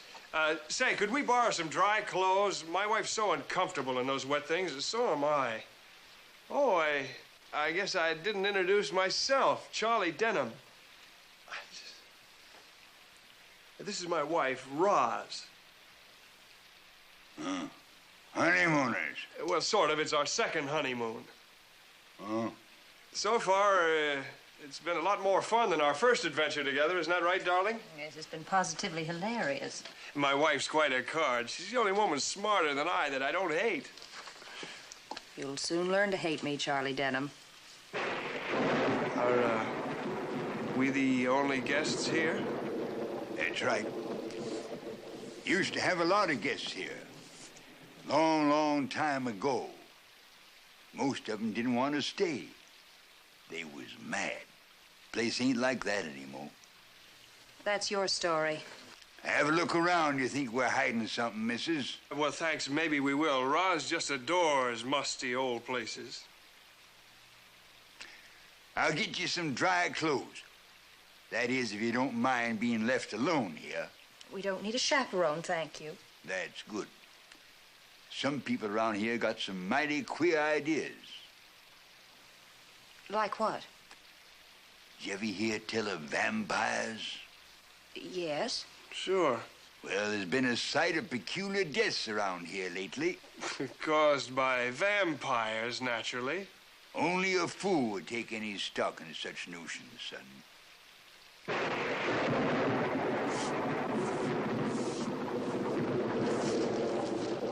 Did you notice, darling, he had green eyes? He was. Oh, I'm sorry. I didn't mean to pour it on so thick. You really are scared. The way you were wisecracking at the door, I thought I was the only one that was scared. I was petrified. I just said the first thing that came into my head. Naturally, it was something funny. Well, can I help it if I have a laugh track for a brain? Did you notice his teeth are sharpened? Now stop that. Start peeling. Here, you can wrap up in this. Put this, oh boy. Charlie. Hmm? Charlie, you know there's something about that man that really frightens me. The way he ogles you, he's got good taste. No, I'm serious. I think he plans to keep us here. Nonsense. Next you'll be telling me he really is a vampire. Hey, what an idea for a story. Instead of the conventional vampire type, you know, with the dress suit and the opera cape, we have this old hillbilly type like Carter. Nobody would believe you. Why not? People have certain preconceived ideas about vampires. You sound just like a story editor. Well, now, that's not a very nice thing to say. I was only trying to help! Charlie, he's got green eyes, too. All our kin's got green eyes.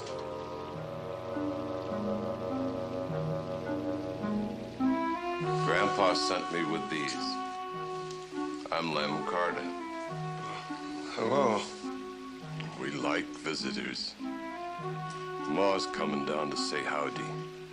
She's changing her clothes. Putting on a clean shroud, no doubt. Now, never mind, Lem. Just go away. And don't peek through the keyhole.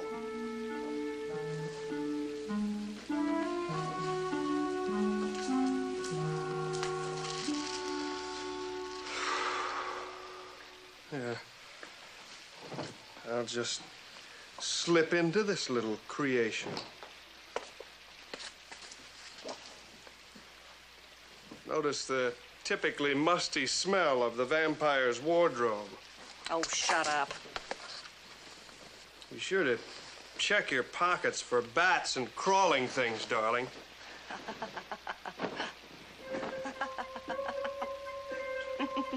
What's so funny? What are you laughing at? I didn't laugh. You certainly did. Charlie! What is it? What's the matter? Oh, Charlie Denham, you're a coward. Coward? Take my coward's hand and let's get out of here. Where are we going? Who cares? Hey, I smell food cooking. That means there must be flesh and blood people in this menagerie somewhere. Don't you think we should wait for Lem's mother? Maybe that's who just dive bombed us.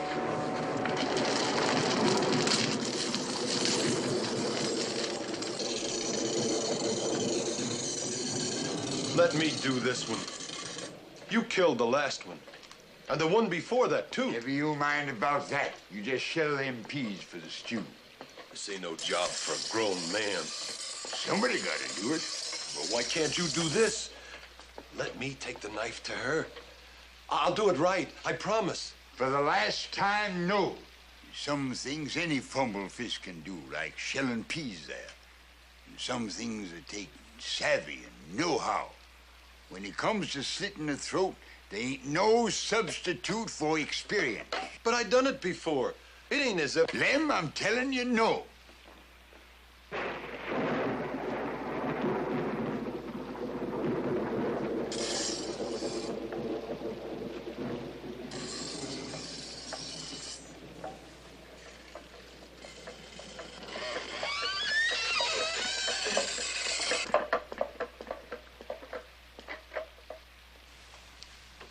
Promised flesh and blood people. Shut up. Hi. Expecting an invasion? Can't butcher with a dull knife. Who'd you have in mind? Lem's fixing your supper. Sit down.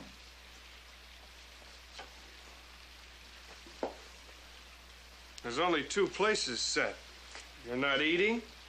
Lem and me'll eat later. Guess who? Sometimes you just beg for trouble. She don't rile me none, son. As a matter of fact, I admire her nerve. It's nothing but camouflage. I'm really scared stiff. Of me? I keep taking you seriously. Ain't used to our country ways, eh? Among other things. While we're on the subject of things, what about Lem's mother? Been dead 10 years.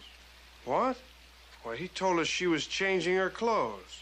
Boy forgets sometimes. Way she died, it's a wonder he didn't go raving mad, like his pa. Like his pa? Come home late one night to see her lying there in the bed. Her eyes staring, her mouth twisted into a scream that never got out. And her skin the color of white candle wax. What happened to her? Vampires, what else? Darling, Mr. Carter said he didn't believe in such things. Then why does he keep mentioning the subject? I didn't mention vampires. You did. But you're right. That's when the legend of the Henshaw vampires started. Which you reject. Of course I reject it. White-faced devils that turn into bats and fly through cracks. You'd think a vampire'd change with the time. Mr. Carter, if you're... I figure if he acted more or less like other people, they wouldn't suspect what he was. Might even carry on like he was before he died. Mr. Carter, if you're trying to frighten me, let me tell you right now that you have not... He was just joking, weren't you, Mr. Carter? You said you was hungry. Sit. Lem will have your stew ready in a little while. Thank you. But I've suddenly lost my appetite, and I'm going back by the fire. You coming? She said she was hungry. Well, you know how changeable women are. Besides, Roz is a vegetarian.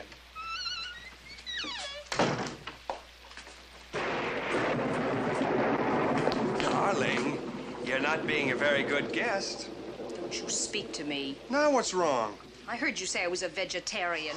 Well, I had to say something. You're supposed to be a creative writer. Seems to me you're losing your sense of humor. I am not. I just don't like that man, that's all. Because he keeps topping you? Because he's horrid. But, darling, you started all the wisecracks about vampires. We're getting out of here, now. Without our clothes? Now. But... Here, let me try.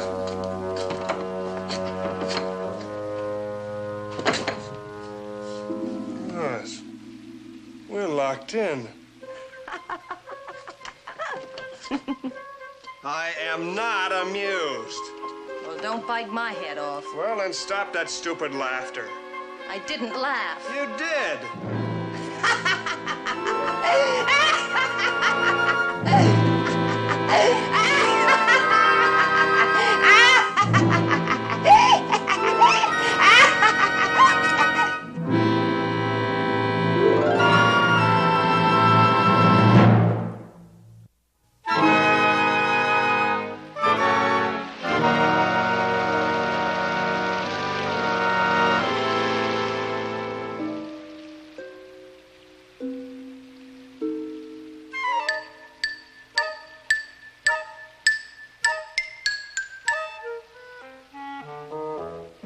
Charlie, What?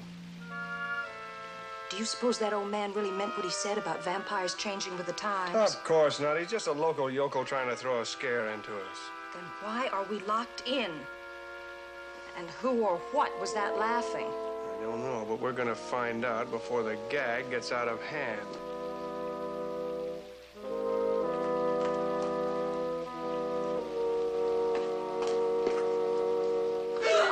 What is it? What's the matter? I hate bats. If we ever get out of here, I'm gonna send you to a psychiatrist.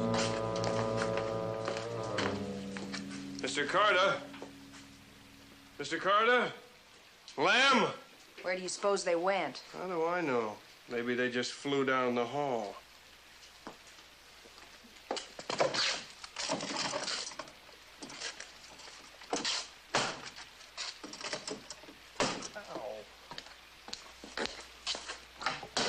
Oh, Charlie. What is it? What's the matter? What is it? It's only a hog, Roz. Why are they collecting the blood? Emergency rations. Really? Well, don't ask silly questions. Come on.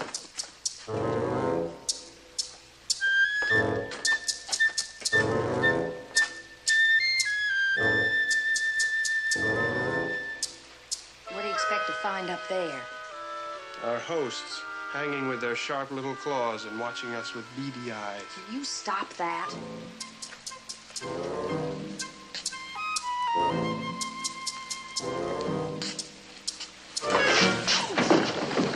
Darling, are you all right? I think so. God. Roz, look. Not even a mouse could squeeze out through this. I have a feeling it isn't meant to keep mice in. Yeah, I see what you mean. Sounds like a woman. Upstairs, maybe. Let's find out. No, no. Darling, we can't just stay here and be laughed at. Why not? Because it's degrading. Besides, our hosts will think we're chicken. I've been shaking in my feathers ever since we came in here. Oh, come on. They'll be disappointed if we don't go along with the gag. Gag? Was you paying attention when the old man said he and Lem would eat later? So what? That was stew Lem was cooking. As an authority on vampires, you want to know they don't eat solids. The way they looked at me, I felt like that poor pig must have felt when they chose him. Funny, I remember that same look the first time you laid eyes on me. It's a horrible thing to say. Oh, Charlie, she can't be up there. Dust on those stairs is an inch thick. She wouldn't need stairs if she can fly. Honestly. Watch out for secret panels and clutching hands.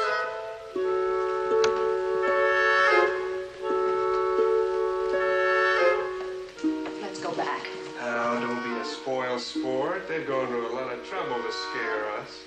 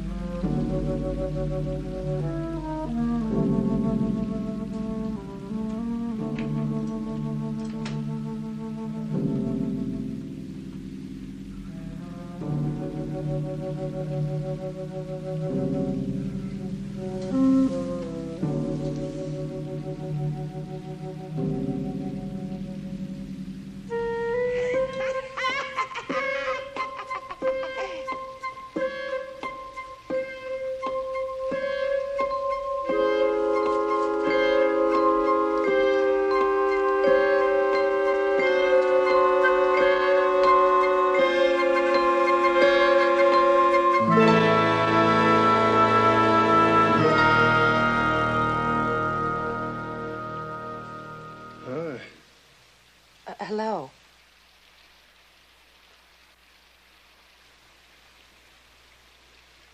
Recognize the hungry look and the green eyes?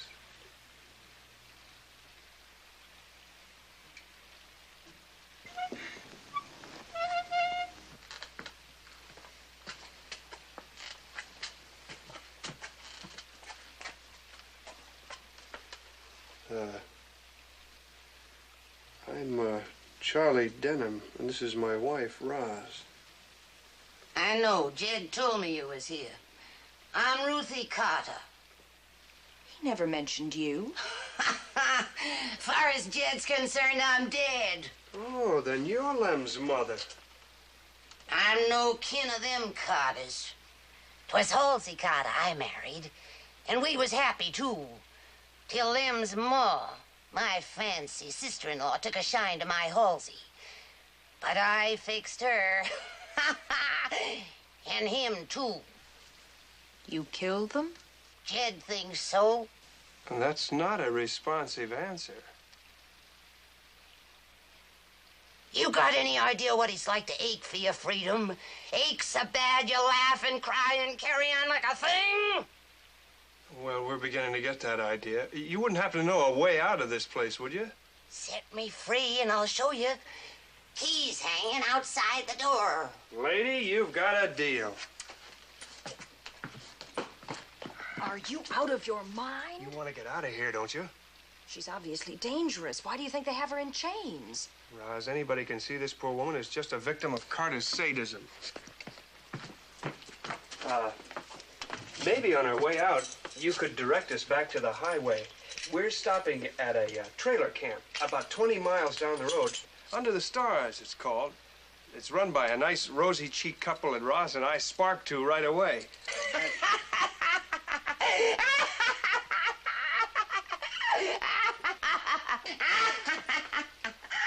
What's the matter? Did I say something funny? Hey, what's the idea? Hey, you promised! I'll be back for you, my pretties, never fear. Hey, come back! Wait, come back here! Hey! All right, go ahead, say it. Far be it from me to criticize. After all, what gentleman could stand to see a poor, defenseless woman kept in chains? But it occurs to me, Charlie Denham, that you're not very bright.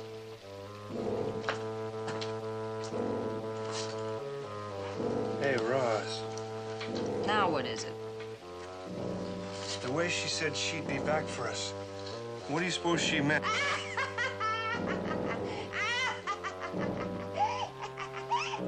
I'll give you 3 guesses, Sir Galahad.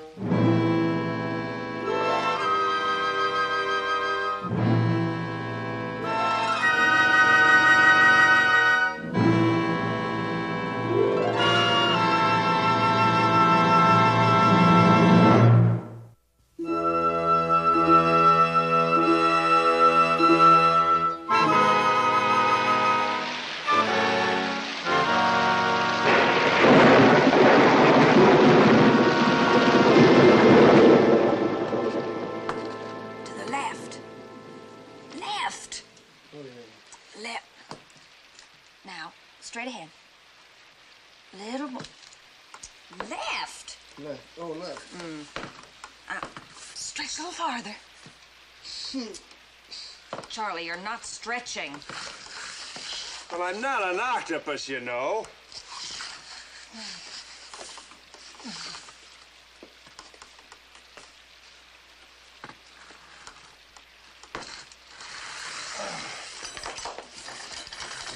Oh! My best shoes. Make a note of it for your divorce complaint. And what's more, Your Honor, you deliberately ruined my best shoes. Charlie, don't you leave me. Hey, what do you say we forgive old bumbling old Charlie Denham, huh? No. Please? Never. All right, then. Every man for himself. Charlie?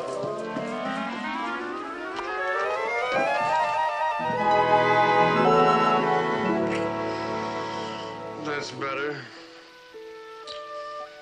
Now let's go see if we can find our way out of this creep joint. You game? Anything. Just so long as you never leave me. The way you've got me hooked, fat chance. Sorry. Darling, after you, any ordinary woman would bore me to death.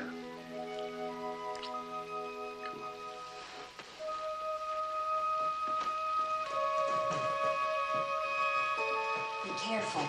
She might be down there waiting for us.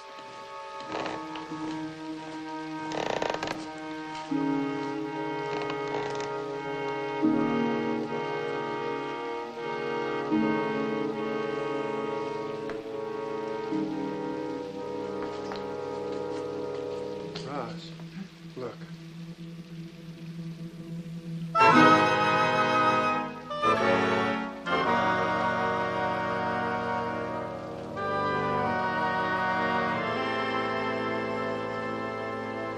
Either somebody just walked out of that wall, or...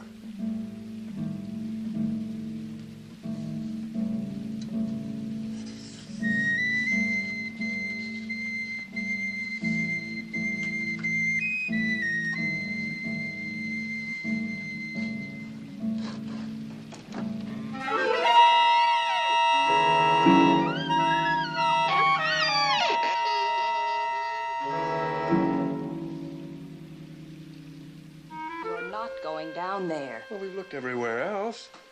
Come on, maybe we'll find a secret passageway to the gatekeeper's cottage. I didn't see any gatekeeper's cottage. Neither did I, but if I were writing this crazy story, I'd invent one right about now. Come on, let's have a look.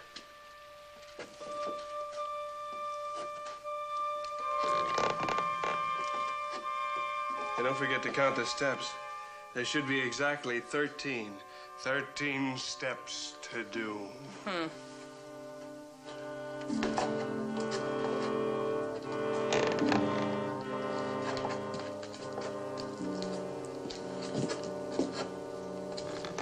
Well, nope, only 12. 14. Darling, if we split the difference. Oh, shut up. You know, let's get this over with. I hate dark places. You know, I'm really beginning to worry about you, Roz.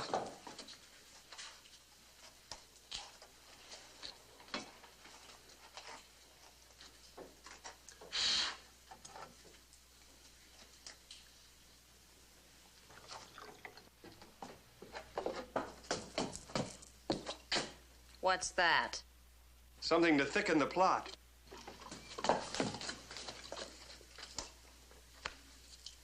That's liquor. Mountain Dew, honey child. Oh, no. Don't be that way, honey.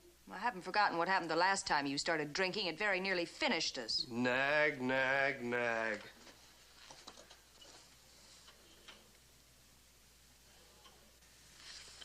Hey, Roz. Look at this. What?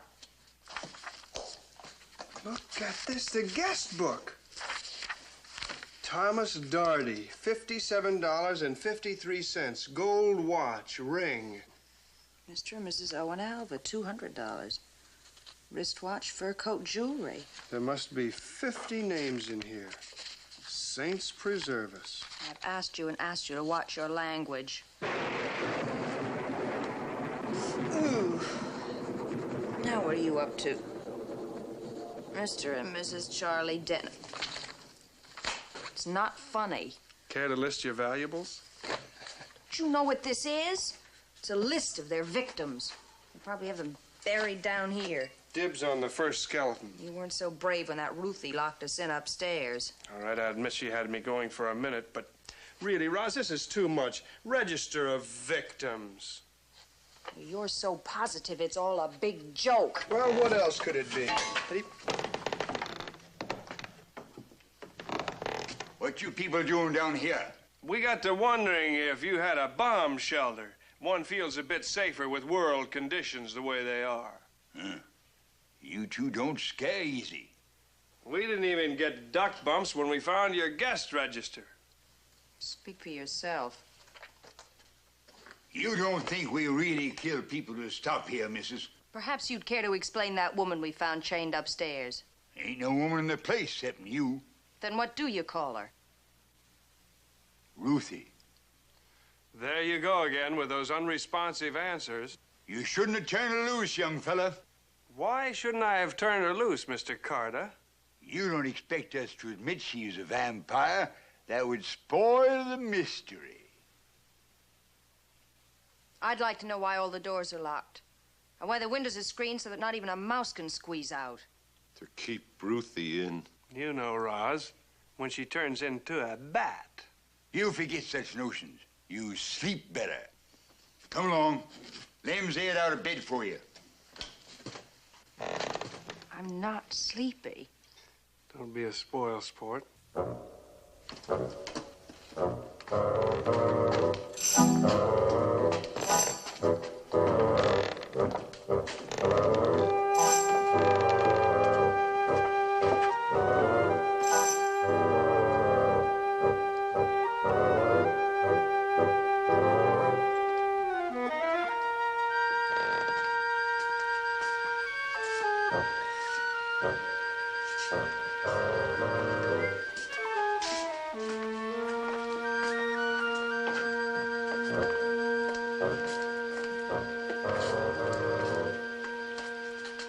Used to be the master bedroom. Cozy as a coffin. What's this, a Henshaw County shroud? If you think we're murderers, why don't you leave? The door's locked. You might ask me to unlock it. Did it ever occur to you that we might not be sheep? You haven't even asked us how we got here or where we came from.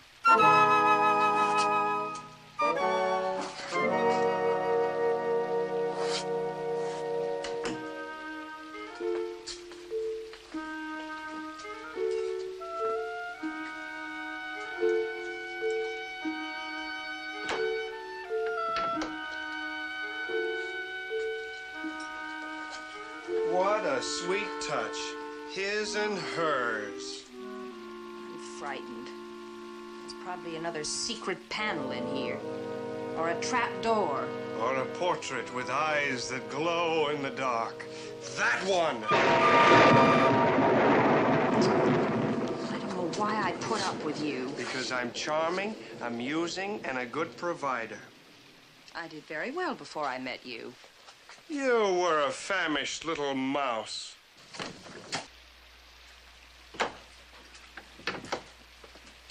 Hey, Charlie. So you found a door. Congratulations. But it's locked. It is. Come on, help me. Maybe we can force it. Why not try the key? What key? The key on the molding over the door. How do you know there's a key up there? Because that's where I'd hide it if I were Carter and wanted us to think we were discovering some terrible secret.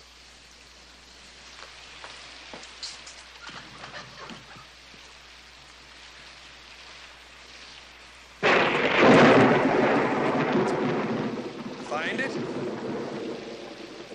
Yes.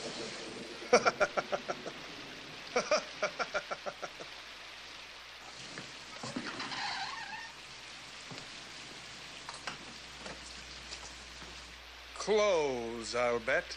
Stripped from their latest victim, Benjamin Gady. You'll find his identification somewhere handy. How'd you know? The guest register. His name was just ahead of ours. Alas, poor Ben. I knew him well.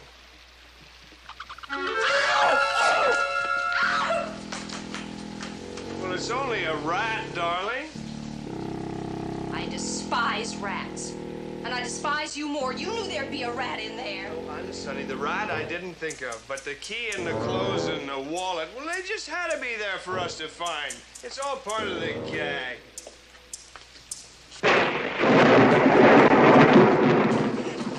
There, darling. You stick with old bumbling Charlie Denham and everything will be roses. I'll perish if I don't get out of here pretty soon. Well, the Carters aren't that distasteful. I thought you liked brawny young men. Lamb? And that old man? Ugh, makes my stomach turn. Try remembering, darling, it isn't storming, and we're not here. It's a balmy moonlight night, and we're in that little park where you picked me up. You picked me up. What's the difference? Whew, boy, Charlie, how much of that liquor did you drink? What kind of a question is that? Where is it? Where's what? Where's that bottle? What bottle? Where's that liquor? Liquor? I don't know what Come on, Charlie. Oh, hand the it over. moonshine. Yes, And give. it's in the cellar. I don't think so. Come I on, haven't Charlie. Give seen me it that since bottle, we Charlie. left the Stone. That tickles! That tickles! No! Oh, when will I ever be able to trust you? Say, that stuff really puts you into orbit. Fuel up, baby. We'll sail to the moon. Oh, come on. Don't be a party pooper. Will you pull yourself together? We've got to get out of here. We're in trouble. Can you imagine us getting trapped by a couple of country yokels? That's hilarious, Roz. Really hilarious. Dare go to sleep on me. Hey, what an idea for a story. 2 hillbillies trap a vampire, and when she gets hungry, they feed her on tourists, preferably honeymooners. Oh.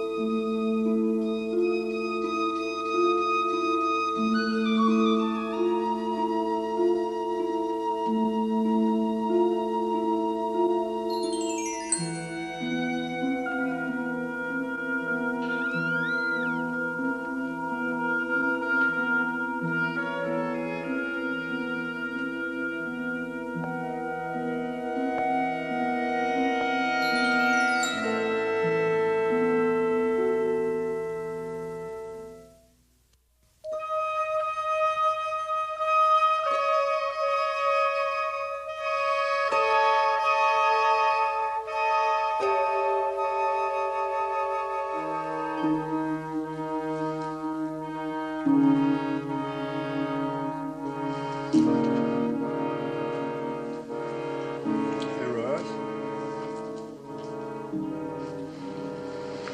Roz. Roz!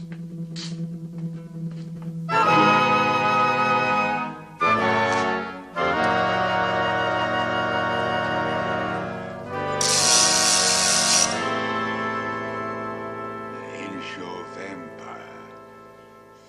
Serves you right. For once your murderous game backfired. No, you gotta believe me. That was only a joke, all that talk about vampires. That's what you think. Where's Roz? Where's my wife? I don't know. You're lying. Oh, I swear it, I don't know. All right, then where's that Ruthie? Ruthie? Come on. She's in the cellar. No, you mustn't go down there. Something down there you don't want me to see? Something Ruthie's up to? No, ain't it bad enough the vampire already got limb? Oh, you don't want to be left alone, is that it? No, Pete, don't go down there. Pete, don't go down there. Billy isn't born. It can get the best of me.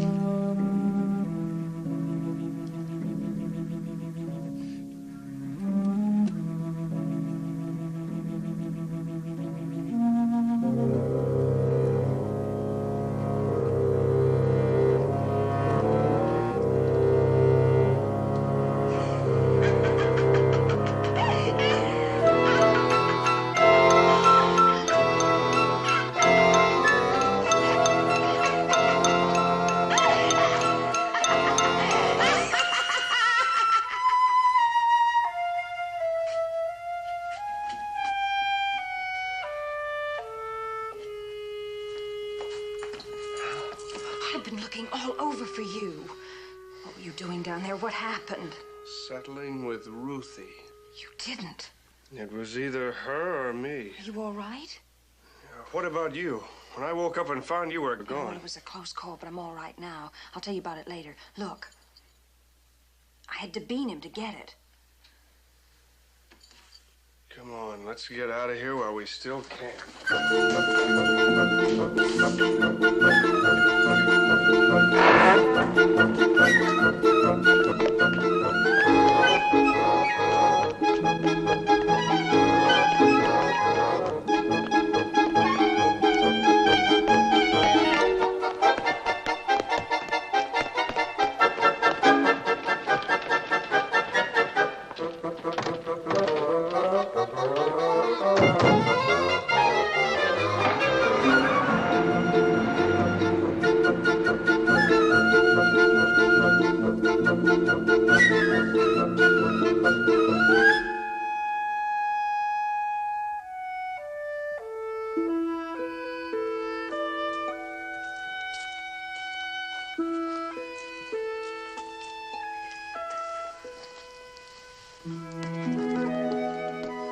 Hey, Roz, open up.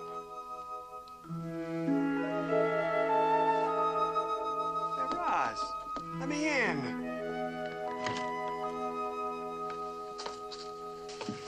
What took you so long? I wasn't decent. I suppose you are now.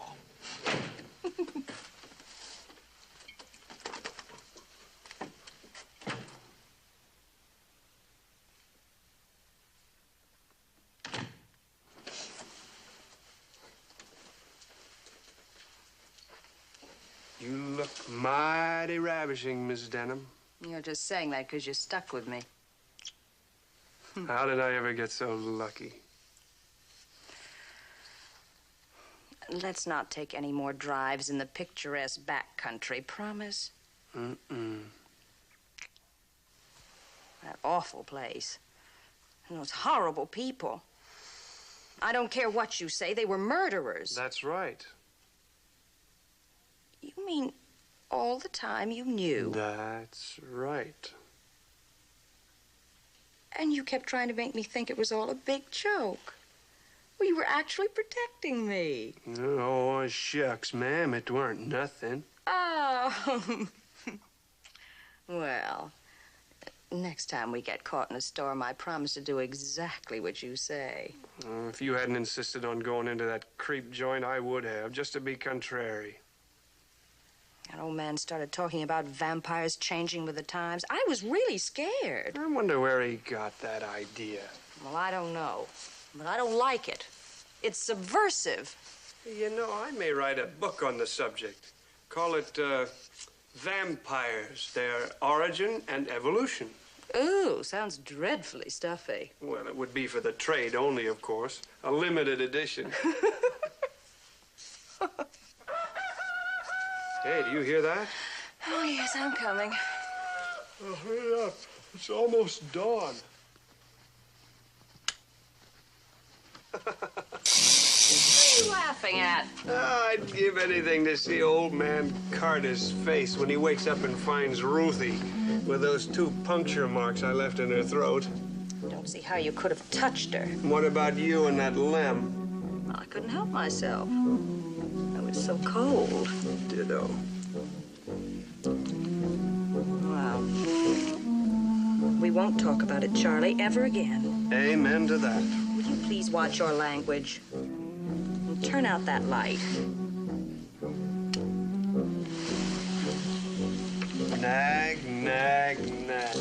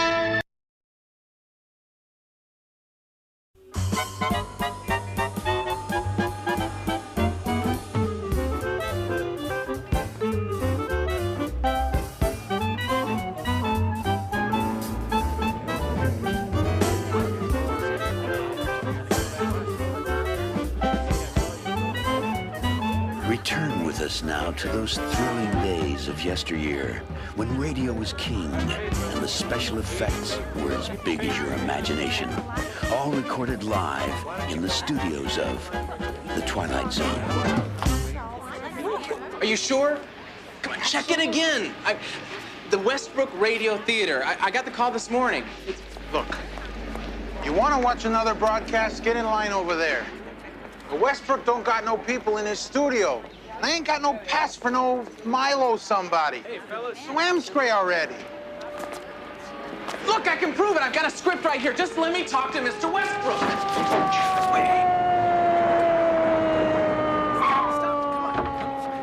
He takes her in his arms. He holds her close. The organ begins to swell. And then he Kisses her passionately. drops her to the floor. The baggage isn't good enough for him. Come on, let me go. Unhand that actor! I said, take your soon-to-be unemployed paws off him. Don't you recognize Milo Trent? Male ingenue extraordinaire. Sorry, Mr. Westbrook, his name wasn't on the list. Who has graciously consented to fill in on this afternoon's broadcast, now that our dear Earl Sedgwick has taken ill. Come, we don't have a moment to spare. Sorry about the misunderstanding, kid. Glad you're available. Are you kidding? For you? Mr. Westbrook, for you, I'd be available on a moment's notice. In live radio, kid, that's the only way there is. They send you a script? Yeah, I've memorized every line. Too bad. It's been completely rewritten. You come in on page 2, line 3. Be careful. The ink is still wet. Well, I'm sure I'll be able to get it by the end of the first rehearsal. Rehearsal? On the air? In 2 minutes. How can we rehearse? We can't get everyone together. Loomis directs the Green Dragon every day. Holden's in a soap on Mutual, and I announce the March of Progress. We're too busy, so we do it cold. Cold. Your agent should have told you, kid. Don't worry. It's not as hard as it looks. Hey, how much can go wrong in 15 minutes? Jack Holland? What? Marilyn Cavendish? Hello. Eddie Winters? Hiya, kid. Milo Trent, you stand here. He's our Timmy for today. 1 minute, everybody! Don't worry, kid. If something goes wrong, Mr. Westbrook will cover for me. Huh? Us? Us? But if there's a serious problem, he'll just go to a record or something, right? What? And ruin his reputation? Swell.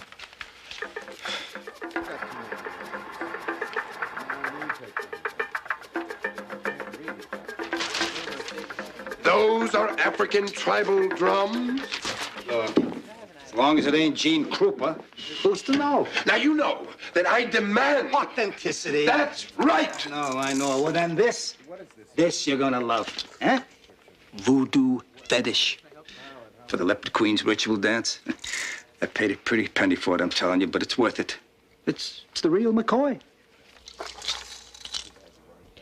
This dime store novelty is some kind of joke, right?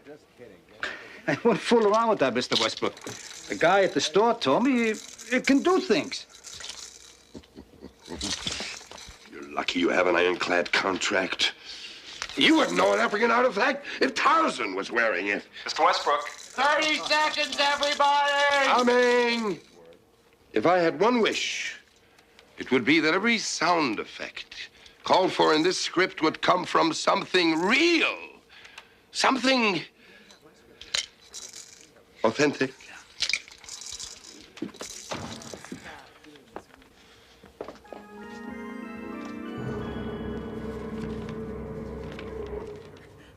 Are we on yet? 10 seconds, everybody. Relax, kid. There's nothing to be nervous about. Just stick to the script. Yeah, and if you need it, we'll help you.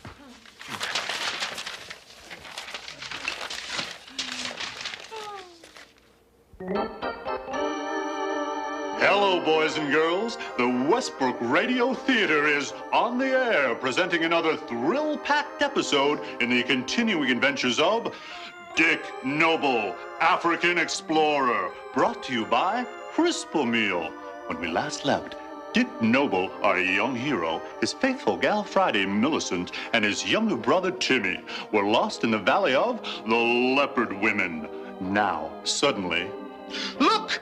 Above those trees! Do you hear it? It's a vulture! Lots of them live on the banks of the Ubangi, don't they? Why, yes. That means that the river can't be far away. The river? Why, if we're near the river, we're close to the waterfall, which means... Nelson, look, there's a bird in the studio.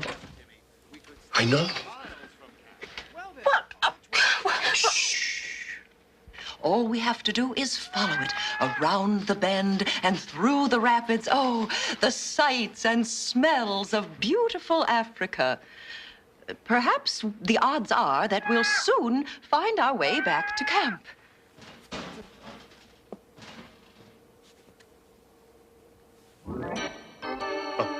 And so, as Dick Noble and friends begin their trek back to the river... Oh, Dick, I'm so glad Father let me come with you. I've never seen such beautiful country. And I've never seen such beautiful eyes, Millicent. They rival the azure blue of the African sky. Thanks. Gosh, Dick, it doesn't look like the skies will be blue for long. The clouds seem to be moving in fast. I think there's a storm brewing.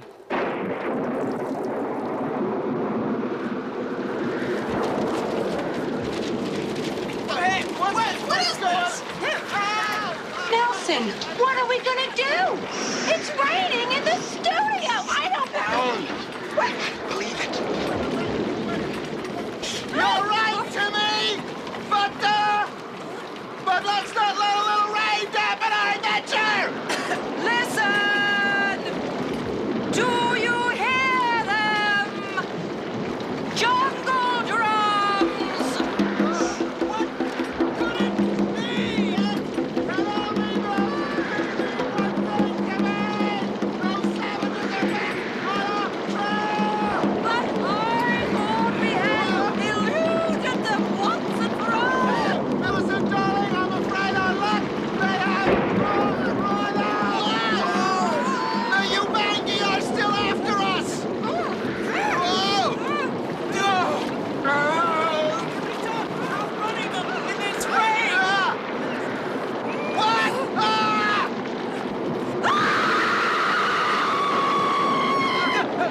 She does that again, kill her. Mike.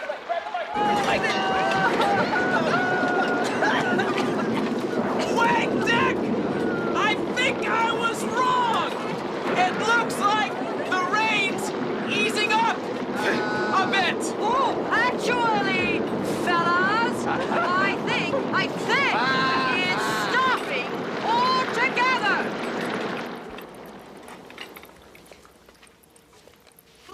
Yes, it is. Look, the sun is coming out again. See? The sun. Yes, Millicent, you're right. The rain. There isn't any more.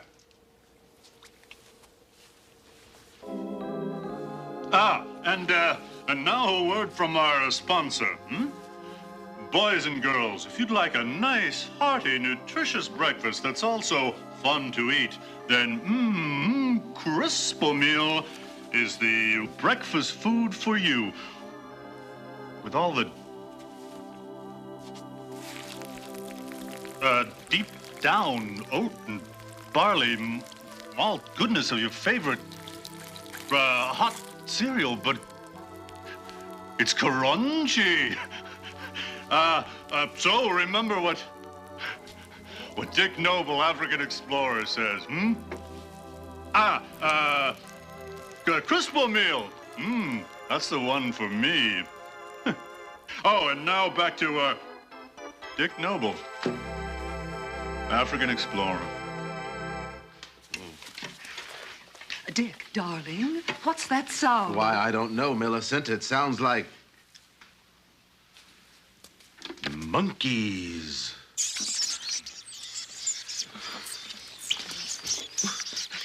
Why,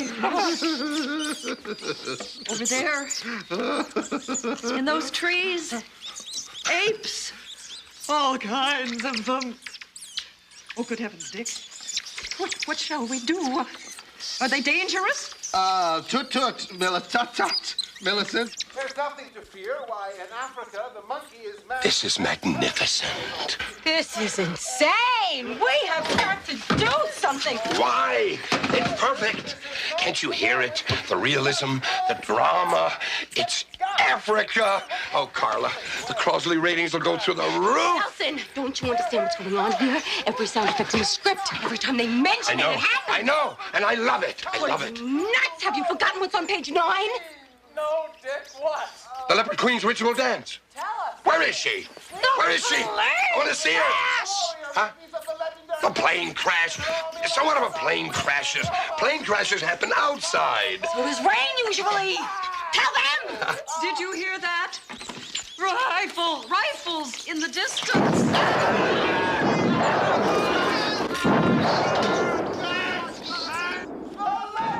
Oh, my Lord. It sure looks like you was going into a nosedive. And Millicent says. Millicent says, lucky he pulled out just in time. Carla, look through the script for something more dangerous. Like the earthquake on page 12? For a start.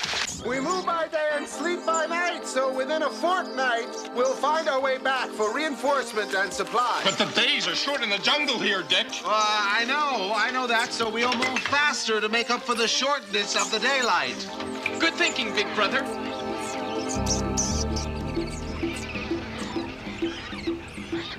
And so, Dick Noble and friends return a week later. We sure were lucky that time, huh, Dick? Right, Timmy. When the Leopard Queen fell into the pit of fire, it broke the spell, and her hypnotic control over the elephant herd was broken as well. Phew. A good thing those elephants aren't going to stampede after all, huh? It's been a long, hard day. Don't you think, Millicent, my beloved? I must admit that sharing this adventure with you has been a growth experience. You have helped me understand your love for the flora and fauna. Regrettably, I guess we better head back for camp for a nice, long rest. And a nice big bowl of Crispo meal.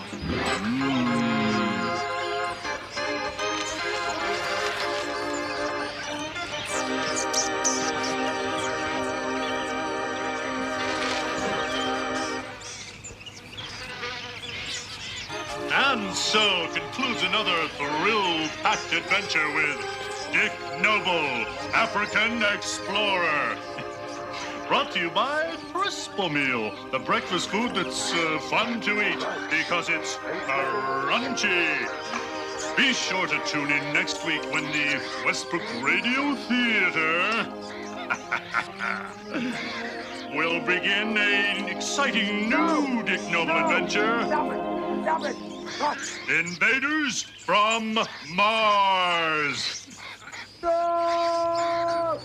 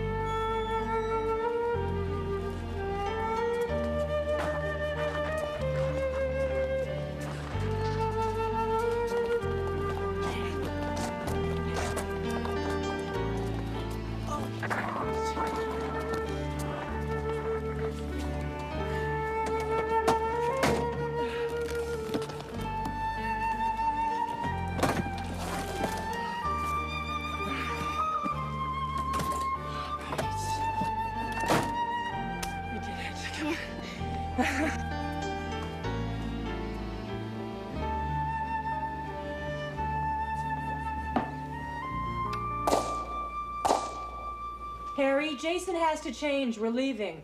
Just 5 more minutes and bring down a cold beer, will you? Harry, you've had 2 already. I can count, Sally. Just bring down the beer.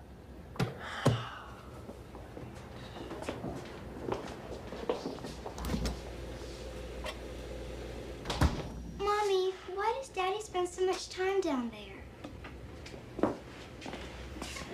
I don't want you to worry about it, okay?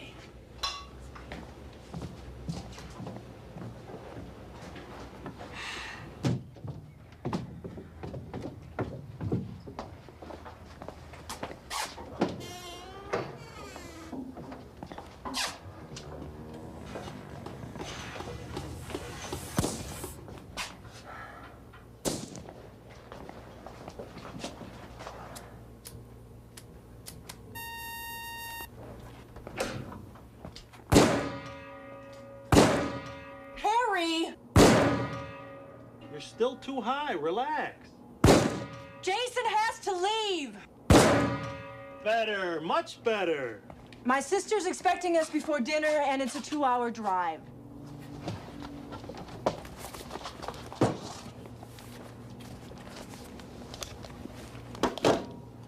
Better hurry, kiddo.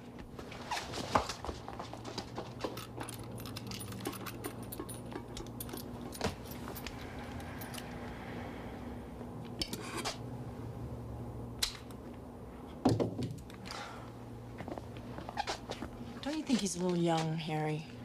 The earlier they start, the better. I want everybody in his family to learn how to protect himself. He's only 7 years old. All right, lay off, will you? I don't see why you have to drag him all the way to Kansas City every time your sister gets lonely. Jason loves to go. And what do you care? The way you hole up down there every weekend, you wouldn't know if we were upstairs or in the room. I miss her, Harry. She's about the only person I can talk to anymore. Sal, you haven't told your sister about the shelter, have you? No, of course not. I know how you feel about that. You are never to tell anyone about the shelter. It's our family secret, just the 4 of us. Don't you ever forget that, Sal, not for a moment. Mom? Yes, Harry, I said I understood. Come on, kids, let's go.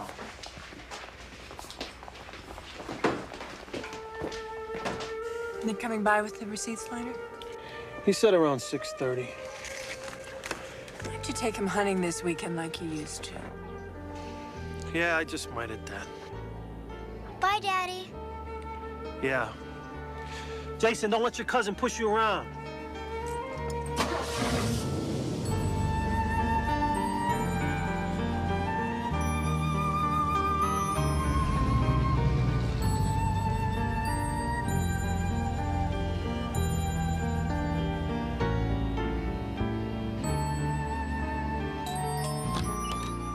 Sorry I'm late.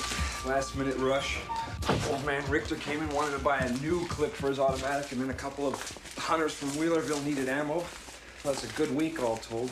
Hey, have you heard the news about this Middle Eastern thing? Oh, it's getting scary. This evening, the fighting seems to be spreading. Where's Sally and the kids? I went up to Kansas City again to visit with her sister. I was just putting dinner in the microwave. Stick around, I'll pop in another one. Great, sure. Thanks, Harry. That the president and first lady did indeed leave the White House by military helicopter half an hour ago. Toman refused to disclose their destination, nor would he confirm that their departure has anything to do with the escalating crisis in the Middle East. Well, I guess it's just like you predicted, Harry. The whole world's going straight down the old toilet. Going? Ha! We're already in the toilet. Drugs, terrorism, pornography. It's worse than any war. Sally used to understand all that, but now she lives in a dream world. All she wants to do is turn my son into a mama's boy. Or worse. I tell you, Nick, I almost long for it. What? The bomb. It could put a lot of things right again. You and I. We don't belong in a world full of degenerate rock stars, hairdressers, bureaucrats. Sometimes I dream about it. Afterwards, Starting over with my son. In a purified world. In a world with all the scum burned off of it, with everything basic and simple. I don't know, Harry. I can't imagine anyone wanting to live in a world with so much gone. What would be gone? Just an ugly, screwed up world slowly being eaten up by pimps and cowards? Yeah. But you'd have to survive a nuclear war now. There's not much chance of that now, is there? Oh, it can be done if you plan on it. You mean build a fallout shelter or something like that? Fallout shelter wouldn't be enough. Not here. Dunston's only 4.5 miles from Wakefield Air Base, a prime target. Any shelter'd have to be deep and blast-proof. Sure. Nick, we've known each other since high school.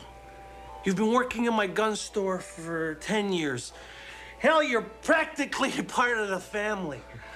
I think you deserve to be let in on a little family secret. The door's lined with lead. The wall's solid concrete, 4 feet thick, completely radiation-proof. These gauges give me outside temperature and humidity. That one monitors surface radiation. The shelter has sleeping, shower, and bathroom facilities for 5. Over here's the medical supply cabinet. All the water's pumped in by an indoor well. Power generators with a 300-gallon fuel tank. Air filtration system. Draws air from the outside, but through 30 feet of gravel and charcoal. Harry, this is amazing. How did you do this and still keep it a secret? Remember when I had the pool put in? Oh, no. That was my cover. I hired people from out of state. While half of them tore up the backyard, I had the rest of them dig this out. I told them it was for a wine cellar. A wine cellar? You? They were illegals. What do they know? I built everything else myself. No one knows it's here, not even my neighbors. Especially not my neighbors. My family. And now you are the only ones that know about this. And we're sworn to secrecy. Do you understand, Nick? Yeah, Harry. I'm just flattered you'd let me in on it. There's food and water here for 5 months. And, well, if something happens and there's time, you're welcome to join us here in the shelter. Thanks, Harry. I don't know what to say. Look, I saved this for last. A multi-band communication system. I'll raise the antennas. They're located under a concrete slab in the backyard that could push up through a ton of debris. It's to link me with other survivors afterwards. The neighbors think it's part of some elaborate satellite TV.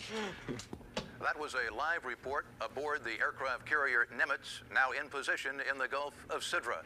Defense Department sources confirm that the armed forces have been placed on red alert and an emergency cabinet meeting is being held at an undisclosed location.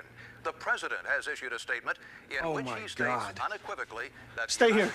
Don't move. I have to make a phone call. I'll be right back. Any escalation in the fighting. We go live now to John Shepard in our Moscow bureau with more on those alarming reports that many Russian cities are being evacuated. Hello? Sure. It's Godzilla, king of the monsters. Hello? Have you been watching the news? I want you to pack up the car and come home. Are you crazy? We'd be driving half the night. The whole country's about to blow up. I want you here. Harry, every time there's a minor international crisis, you think we should barricade ourselves in the family tomb. A little louder. I don't think they heard you in Iowa. Listen. If you're not out of there in the next 5 minutes. You're drunk, aren't you? No. Sally, wait, look. Send Jason back home. Put my son in a cab and send him back. I don't care what it costs. He's afraid of you, Harry. He's staying here. Sally!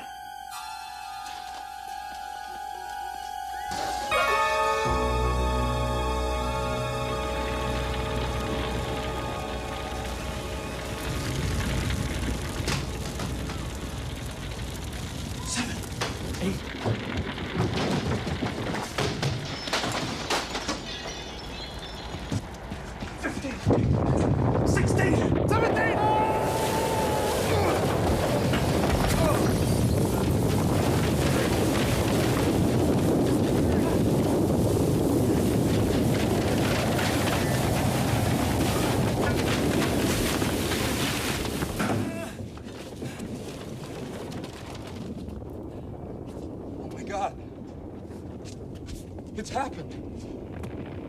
This is it! This is it! The antennas, did you lower them? Well, no, Harry, I don't know how. Oh, my God. Damn! Damn! That was our only connection with the outside. The shelter's completely radiation-proof. Even the radio waves. I gotta get home. My parents. Nick, you need me. Nick! I get No! Nick! Stop! Listen! Listen, you're not going anywhere! It was a direct hit on the air base! Listen to me! We're gonna have to stay down here until the radiation levels drop at least a month! Look! No! Look, Nick! No.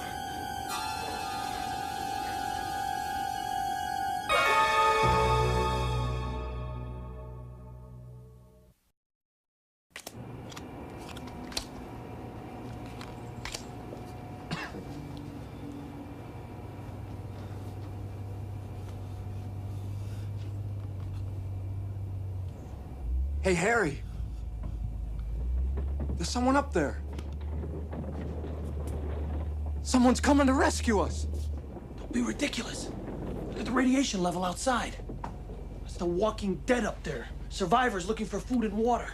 You better pray that they don't find us. And I'm ready for them if they do.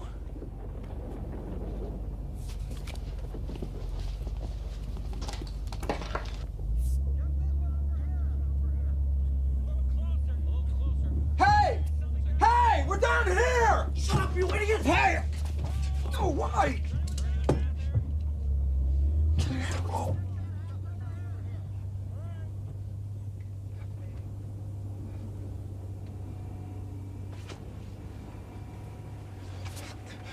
What the heck did you do that for, Harry? They could have saved us. They could have been anybody. They were scavengers, not rescuers. If you'd have let them know we were here, they would have busted that door down and taken our food and killed us. Or we would have had to kill them. Don't you understand anything, damn it? Don't you understand anything?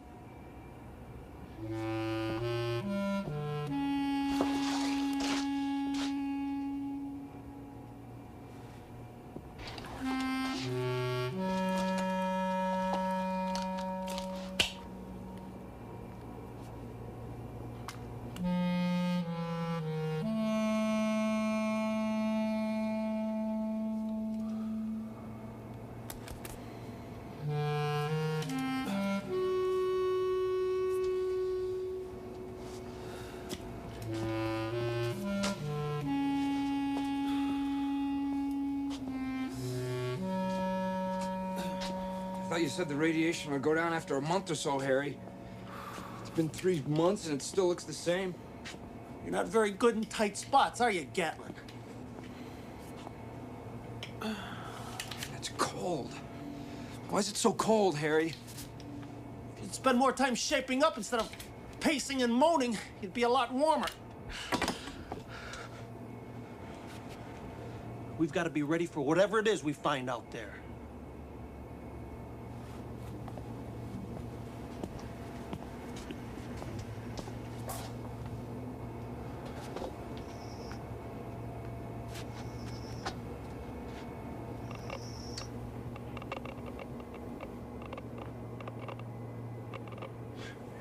"10 months and the radiation is just as high. Man, they must have really cut loose up there. Kansas City, Topeka, LA, Paris, Moscow, all gone. No wonder we don't hear any more noises. Must be like trying to live in a microwave oven. Your parents, my son, all dead. In a war like this, they didn't have a chance. You know, Harry, deep down inside, I don't even think you give a damn. You love all this. Gatland, you haven't got the guts or will to survive. I'm sorry I didn't realize that before I asked you in. What the hell is the point of surviving in a dead world? A better world, you'll see. I doubt it. You come to hate everything eventually, Harry. I don't even know why I'm trying to stay alive. That's simple. You're afraid to die. You've always been afraid of everything. I should have known better. For years, I gave you work. I took you on hunting trips. I tried to make a man out of you. It's not possible. You're right.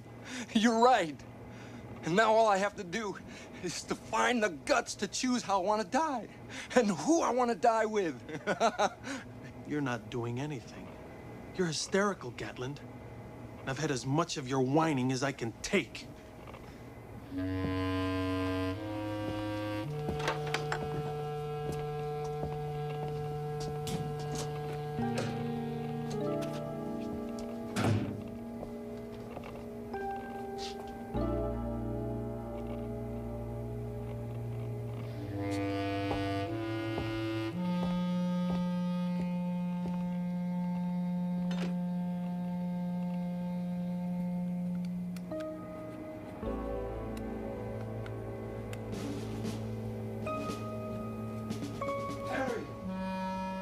Me, Nick.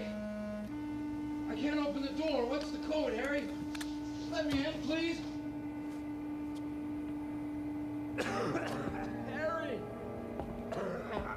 Let me in! Nick! Can you see anything moving? God, Harry. It's horrible. There's no daylight anymore. It's freezing. There's nothing but mountains of garbage. The whole town is gone. I've been crawling around for hours waiting for the sunlight, and it never comes. The air smells like burnt plastic. I feel sick, Harry. Let me in. I can't. You're contaminated. If I let you in, you'd only kill us both. I'm sorry, Nick. It was your decision. No! I didn't mean it, Harry! So help me God, please! If you let me in, I'll be fine! Please, Harry! Please let me in! Harry, let me in! Let me in! Let me in! Harry! Please! Let me in! Let me in! Harry!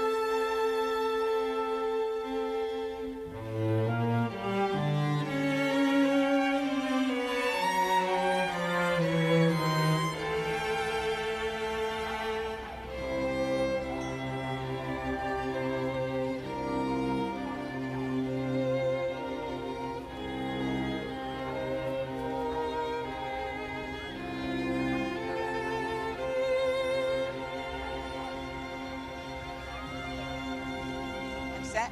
Stand by. Tape rolling. It's been a year since the tragic accident at Wakefield Air Base. That horrifying day when one of our own nuclear cruise missiles detonated without warning in the bomb bay of a B-1 bomber as it was preparing to take off, instantly leveling the small town of Dunston, Kansas. The world will never forget the shock, destruction, the appalling loss of life. A shock that many now feel pulled the world back from the brink of war.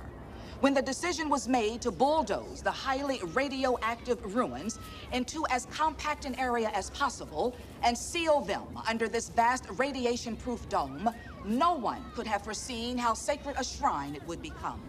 For the Peace Dome, as many call it today, has become the world's most powerful and enduring monument to the utter folly of war. Each month, hundreds of thousands of visitors come from all across the country and from around the world to get a first-hand glimpse.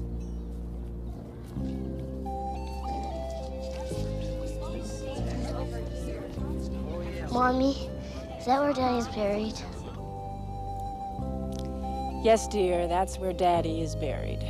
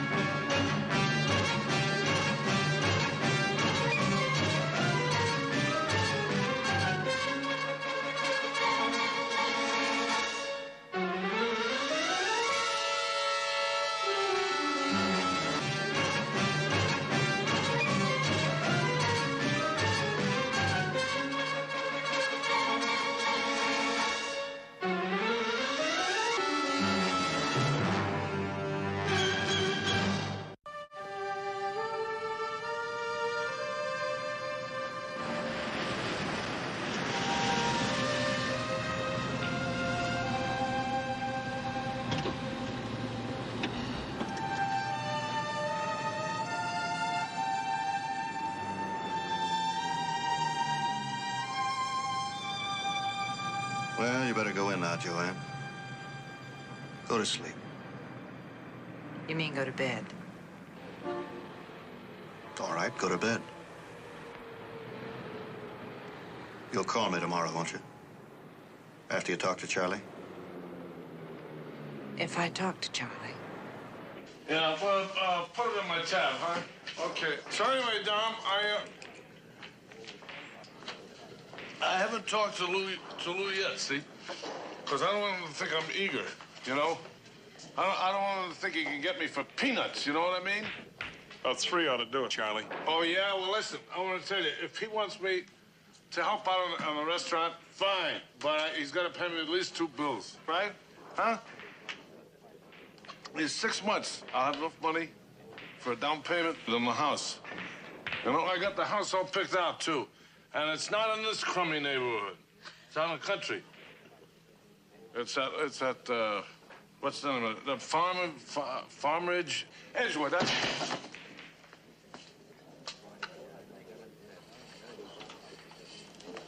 Who invited you here, huh? Huh? Tom, you invite him? What about you, George? You invite him? No? Nobody invited you. You keep hanging around and you keep telling us what a great man you are. Well, let me tell you something, great man. You're nothing. You hear that? You're nothing except a pest. Oh, now, Benny... And I'll tell you something else. Lou Franklin wouldn't hire you as a dishwasher. Your own wife can't get you a job with him. Listen, that's not quite true. Lou Franklin has great respect for me. Respect? Sure. You got a wife, she works to support you. You got a kid, he's gonna be a junkie. All right, now you shut up! Go ahead. Make me.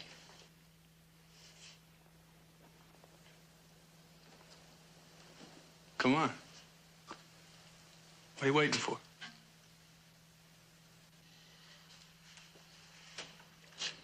Let's keep it.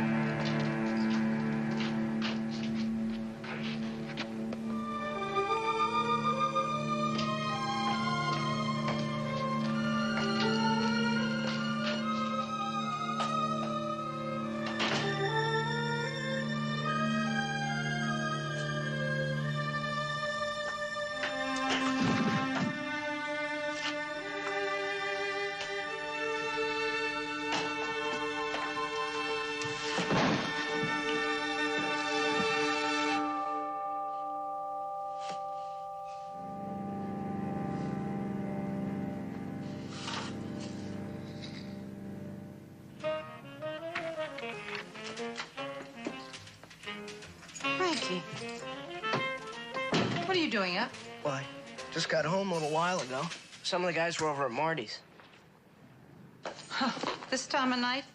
Tomorrow's Saturday. I can sleep late. Frankie, a 15-year-old boy just doesn't stay out after 1 o'clock at night. We were just listening to records. Marty got some new ones, that's all. I had one beer, I swear it, just one beer. I thought I... What'd your father have to say about it? Son, if you want to be a big man like our father, Charlie Kling... Stop it, Frankie! Don't make fun of him. Whatever you do, don't ever make fun of him. I'm sorry. He didn't say anything. He's not home yet. He's not home. Where is he? Where is he all the time? Don't worry, he'll be home. How did it go tonight? Oh, well, all right. My fingers are just tired from punching a cash register. Did Lou drive you home? Well, that's one of the fringe benefits. I mean, either my boss buys me a car or he drives me home after we close up. Yeah, but the restaurant closes at 12. I mean, doesn't Lou close it at 12? Mom, you and Lou... Something going on between us? Well...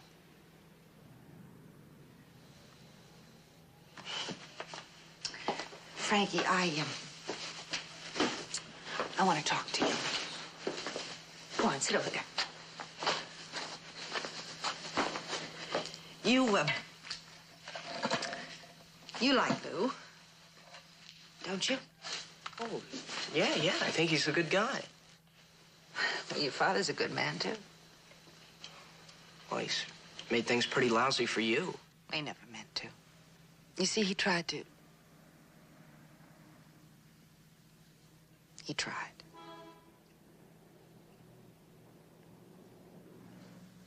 We're gonna break up, Frankie. I'm gonna ask him for a divorce.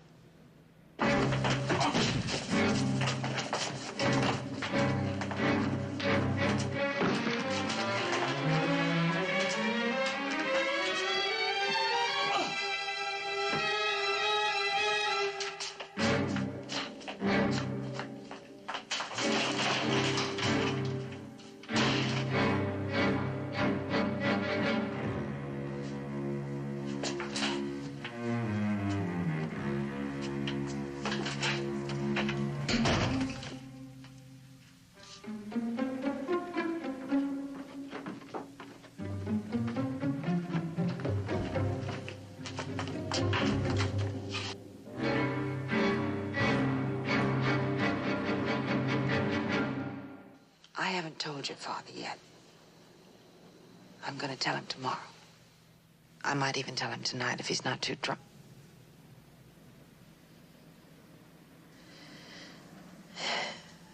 As soon as possible, I'm going to marry Lou. Frankie, this is our last chance. Lou likes you very much. And he's got a real nice house. And we'll be able to get out of this neighborhood. And you can go to better schools and maybe meet some new friends that don't... I think that's great, Mom. I mean it, I really do.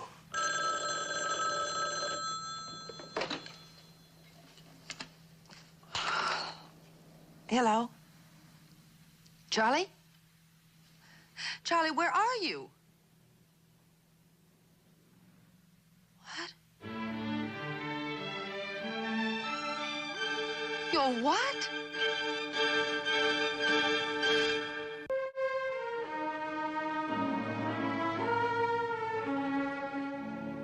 So you saw these policemen and being scared that they might pick you up as a drunk. You just walked into that building, huh? And you didn't know that Vic Sutro just happened to live in that particular building, huh? It's like I told you, Vic Sutro. I don't even know Vic Sutro. Ever hear of him? No. Well, yeah. Make up your mind, Mr. Kling.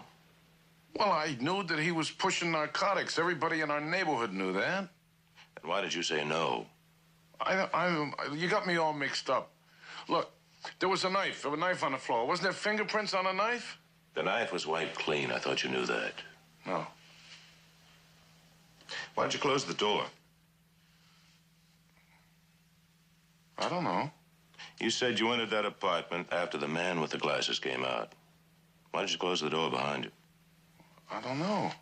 Mr. Kling, the people who found you said they had to open that door to get into the apartment. You must have closed it. Well, I guess so. I just don't remember. Funny. Most people, they walk into a strange apartment, they find a body lying on the floor, they don't close the door. They yell for help and they run out. Well, I was just gonna go for help, and I was going to the door, and they opened it up, and they came in.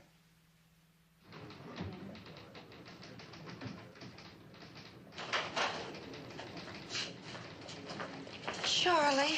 Honey. Mrs. Kling. Look, may I... Mrs. Kling, I'm Lieutenant Thaler. You'll have a chance to talk to your husband in just a few minutes. Is this your son? Oh, yes. Look, would you tell me what's happening? I don't know what's going on. Well, it appears we're going to book your husband on suspicion of murder. You what? Charlie. Oh, Charlie couldn't... The victim was stabbed to death in his apartment about an hour and a half ago. Your husband was found alone with the body, and the neighbors say they overheard a quarrel a moment or so before that. But Charlie just The victim was a man named Sutro. Oh. My God. He talked about it. He said that Sutro should be dead. Lieutenant, Charlie talks. I mean, Charlie talks an awful lot, but he never does anything. Mr. Sutro wasn't the most likable man alive, was he, Mrs. Kling? Well, he gave my son some marijuana cigarettes. He was trying to... Oh, you know. Oh, I guess my husband told you about it.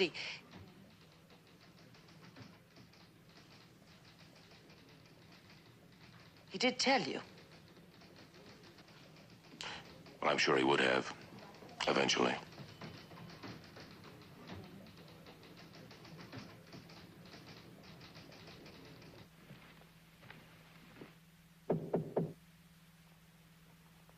Lou? Yeah. Did you find out anything? Yeah. Did you talk to the man? Yeah. I called my lawyer. I told him exactly what you told me. He said he thinks there's a pretty good chance of getting it cut down to manslaughter, and he's pretty sure we can get him out on bail. Oh, really? Yeah. How much is that going to be? I don't know. Don't worry about it. I got a friend who's a bail bondsman. He'll take care of the whole thing. So you got any more of this coffee? So I can open my eyes and see you? I don't think I've been up at 5 o'clock in the morning since I was in the Boy Scouts. There's some on the stove. I just made it. Hey, where's Frankie? He's sleeping. What happens after this, I mean? Well, what happens is that there's a trial in a month or maybe 2. Unless, of course, in the meantime, we can find the guy who really did it. Oh, he did it, Lou. Did he admit that to you? When I talked to him, he said he didn't do it, but he did. I know he did. It's my fault. I mean, it's partly my fault. When he said something about going after Sutro, I laughed at him. I ridiculed him. Honey, everybody ridicules Charlie. With a national pastime around here. That's just it. I mean, you reach a certain point and you just... You what? You snap? And he had to prove himself to you. He had to prove he was a big man. You think is that what you figure? Maybe not to me. Maybe to himself. All right, that's your theory. Now, let me tell you mine. Charlie didn't have to go after Sutro to prove he was a man. All he had to do was talk about it. Honey, that's all he had to do was talk, just words. I don't know. I just don't know anything anymore. Come on now. Take it easy. We're gonna get him out in a few days. Until then, don't torture yourself. Honey, listen to me. Charlie couldn't kill a man. There's nothing in the world could make him do that.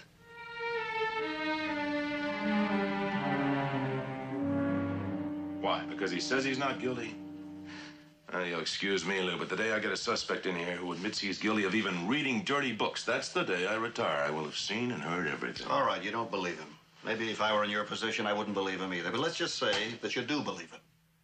Now, just humor me on this, will you? You want to be a detective? Yes, I might. You too. Well, let's start at the beginning. Kling gave us a description that fits an awful lot of people. Obviously, we're not going to find each and every one of them and work on a process of elimination, all right? That I figured out myself. This is the basic course, so you just bear with me, okay? So now we go into an area of motive. Who would be likely to kill a dope pusher? Someone else in the same business? No, not in this case, Lou. This was done by an amateur using the victim's own knife. A junkie? Wanting a fix? You know, junk's pretty cheap, especially the kind Sutro handled. Besides, if you pointed a knife at his belly, I think he would have been the type to extend credit. Lou, we've got the man we want. All right, Mill, thanks for your time. Lou, if you plan to pursue this, remember you're not a licensed private detective. I'll remember. Also consider the fact you're out of your mind. Come on down to the restaurant some night. You'll lend the place class. Can't afford your prices, and I have too much integrity to be a freeloader. I'll see you, Sherlock.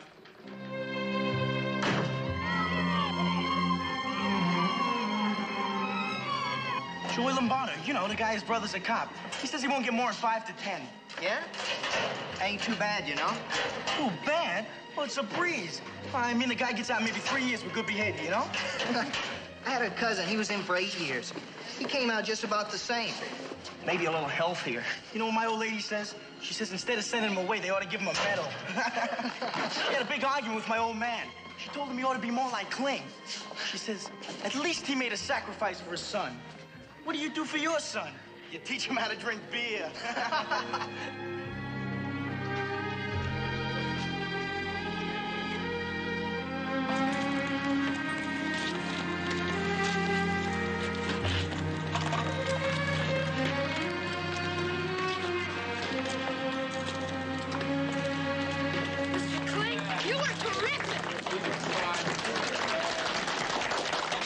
Hey, Charlie, we heard you got bailed out. Listen, I want you to know everybody on the block is with you 100%. I didn't do it. It wasn't me. It wasn't you don't have to be. Charlie, you got a lot of friends in the neighborhood. I'm proud to be your neighbor.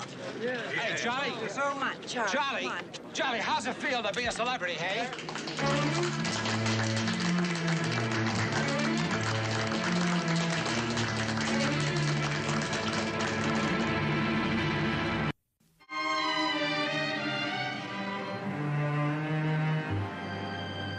So you're a friend of Shirley's, huh? Uh-huh. Well, where'd you know Shirley from? Oh, just around. Look, I never met you on any social engagements with Shirley. You know, usually we make up a party. 2 couples. Maybe we could get something going for next week. I mean, if Shirley wouldn't be offended. well, I'll get you a drink. What would you like? oh, nothing, thanks. No charge. I just want to talk to you. Why? I'm not the police. I just want to talk to you. Oh. One of those. I thought it might be easier to talk here rather than down in the street. I tell you what, I'm looking for a man. He's about, 27, 28 years old. He wears horn-rimmed glasses, about 5'10". He's got light hair. Now, I don't think he's a junkie, but he may be married to one, or he might possibly have a close friend who is one. So why ask me? You're a user. On top of that, you have certain, shall we say, contacts here in the neighborhood? Not as many as you might think. What are you looking for this certain man for? He's a business acquaintance. Haven't seen him for a long time. Hmm. Well, I think if he were that, you would probably have a better description of him. Maybe even his name. Huh, mister?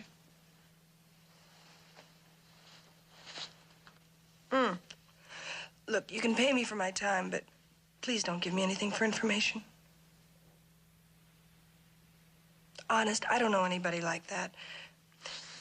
The only person I know with that description is my brother-in-law, and he lives in Salt Lake City. Hey, how about another game, Charlie? I'd sure like to, Benny, but I think I better be getting on home. I promised Joanne. Yeah, sure. See you next Thursday, Joe. Yeah, you bet. So long, Benny. So long. So long, Joe. Good night. See you. So long, Bob. So long, Charlie. Don't get lost. Take care now.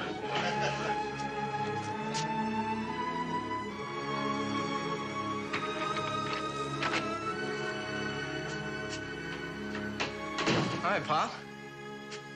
Oh, hi, Frankie. You're home pretty early. Oh, I was down at the tavern with some friends. Benny Galati? You've heard of people talk about Benny Galati.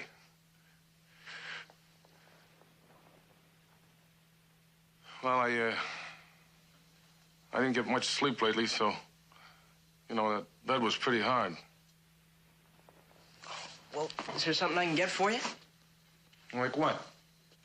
I mean, to help you get to sleep. You know, a glass of milk or something. Oh, no, thanks, Frankie. That's okay.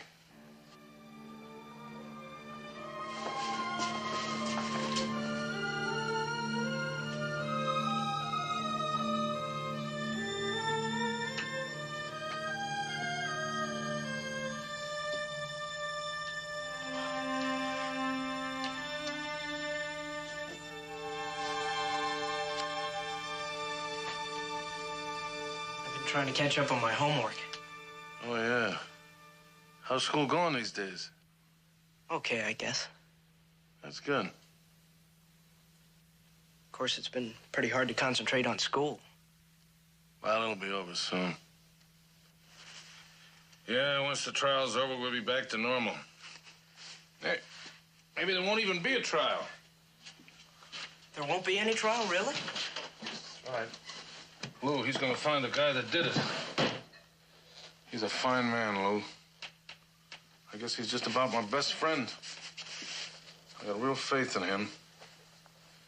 He'll find the guy that killed Sutro, you bet. Pop, Yeah?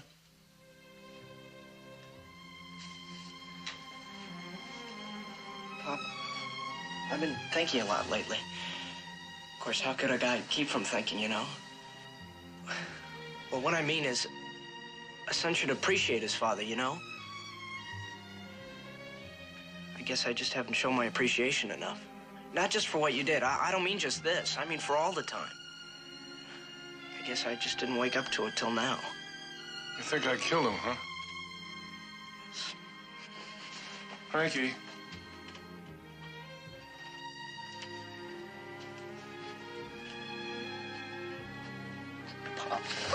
It's all right, boy. It's all right. You know, it's the first time I ever held you. I mean, since you was a baby. Hey, can you imagine that? You're a good boy. And I'm gonna be a better father now that we kind of know each other better. I'm sorry. Sorry? For telling your old man that you liked him? You see, some good come out of it after all, huh? What is it they say? An ill wind, how does that go?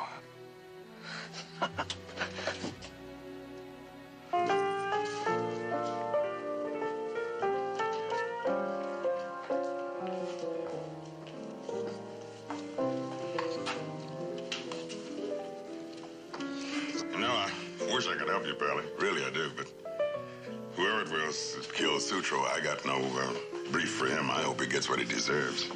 I'm glad you feel that way. Yeah, you know, I was getting my stuff from him. He got hit. I had to find somebody else. And let me tell you, that ain't easy with the heat the way it is now. Yeah, well, I'm sorry you were inconvenienced. Yeah, that's the reason if I knew anything at all, I'd tell you. Okay. Thanks anyway. No sweat.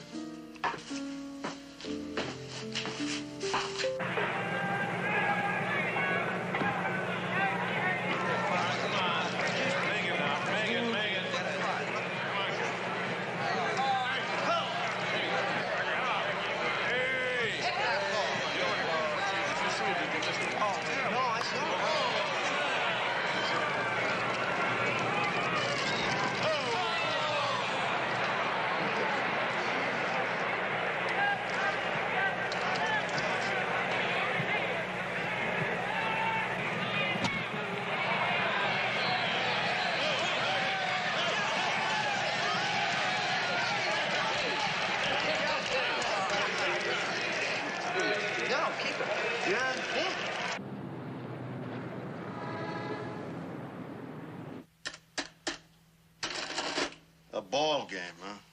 That's great. 15 years he doesn't take his kid to a ball game, then he's got to take him when the Mets are in town. Couldn't he at least wait for the Dodgers? Well, I guess that's the story of his life. Just a little while ago, he was treating his father like he was nothing. Well, that's what he was. He hadn't been accused of killing anybody. Lou. Oh, honey, look, I haven't got anything against Frankie. I don't mean to be hard on him. Just the opposite. He thinks his father took his life in his hands to save him. Naturally, he's grateful. He feels guilty. Sure, it's natural, it's right. But what about all these other people around here? What excuse have they got? 2 weeks ago, there isn't one of them would have given Charlie the right time. He was just a weak little guy who wouldn't step on a bug. Now, how can you respect a man like that? Oh, but a man who kills, a man who'll stick a knife in somebody's gut, him you can respect. Well, Charlie's a big hero now, just like he wanted to be. You still think he's innocent? Honey, I know he's innocent. Even if I'm not any closer to finding out who did do it. Lou, you're not going to find anyone else who killed Sutro. Well, the way things are going, I'm afraid I won't. And sometimes I'm afraid I will.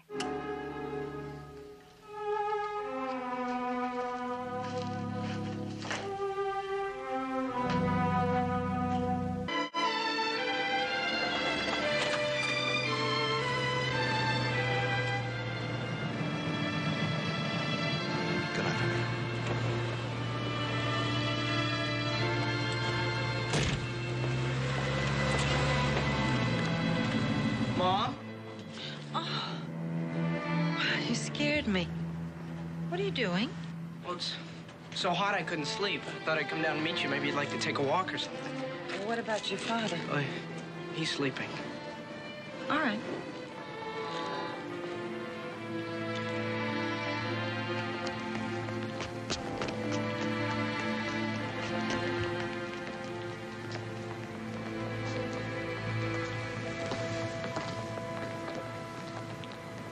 How was the ball game? Okay, we won 4-2. Flores got a homer with 2 on. Did you have a good time? Yeah, while it was on. Sort of got lost in it, you know? As soon as it was over, I got to thinking again. Mom, did you ever tell Pop what you told me? I mean, about breaking up and the divorce? No. Aren't you going to? Well, he's got enough worries on his mind right now. Yeah, but you're gonna have to tell him sometime. Yeah. I'm gonna have to tell him sometime.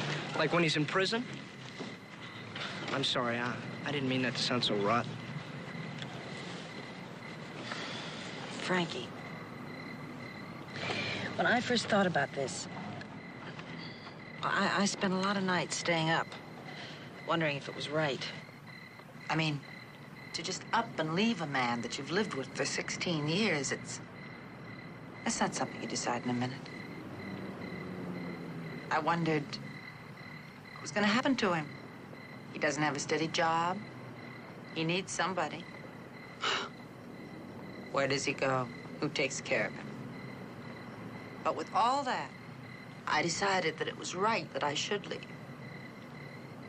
I told you how I feel. I'm entitled to a life. And so are you, Frankie. You most of all.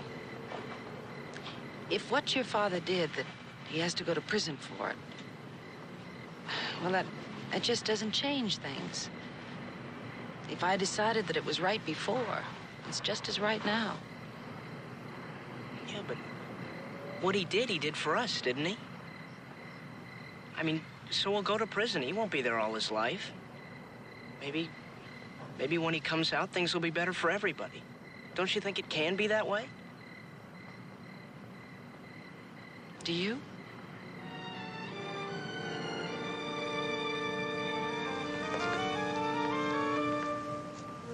Like, man, don't bug me, huh? Look, I don't care you're the fuzz, you're not the fuzz. And I'm sure you're nice to your fellow man. But even if I knew anything, the answer is negative. Dig.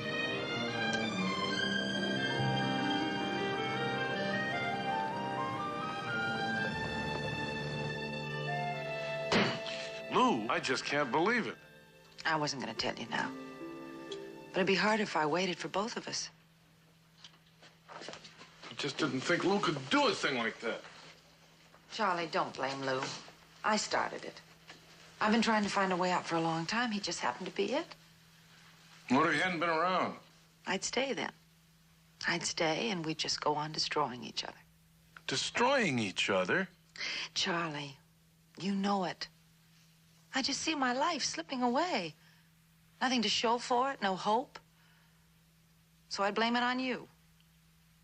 And I'd nag you and insult you. And you'd go out and get drunk. Go into your dream world so you could forget what a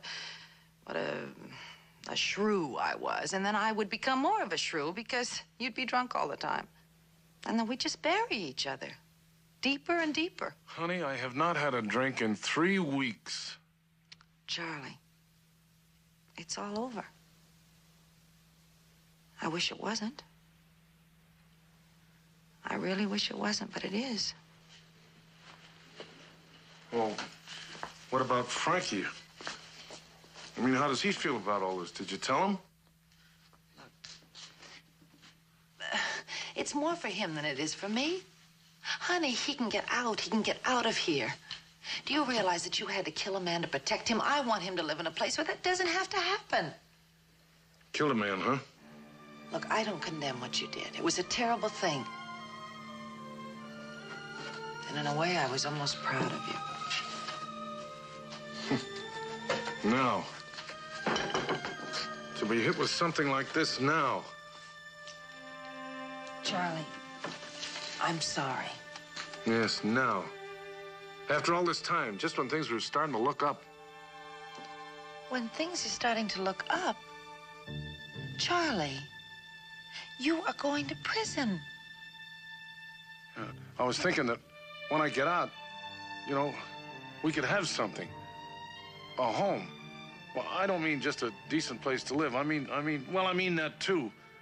But, I mean, we'd have something. We'd all be together. We'd be a family.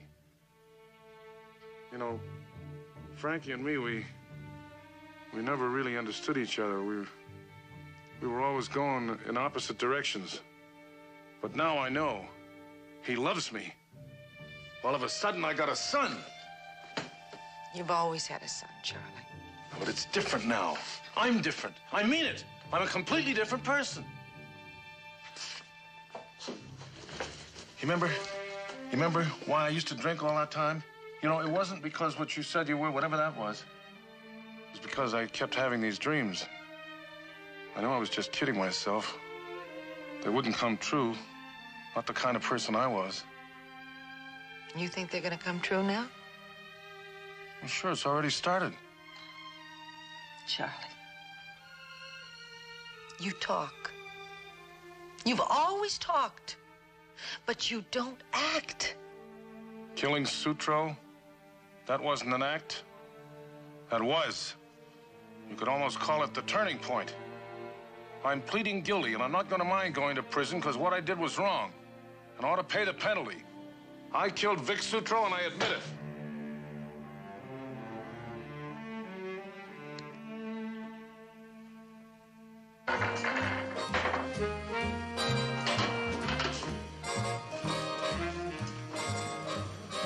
No, I can't think of anybody, Lou. Sutro had maybe 30, 40 customers. Most of us, you know, we move around the same crowd. I know nearly everybody. Boyfriends, girlfriends, wives, husbands. Hey, wait a minute. There's a guy, Billy Pavon. He fits that description. I talked to him. He's the one who told me about you. Oh. That's how you found out I was on the stuff, huh? What about Martha's boyfriend? I don't know. Who's Martha going around with now? You know, the guy we met at Chris's party. Is he an addict? I don't know, but Martha is. For more than a year. He just got back from the Navy, didn't he say? Yeah. He was in the Navy, and he fits the description. What's his name? Francis. That was his last name. Something Francis.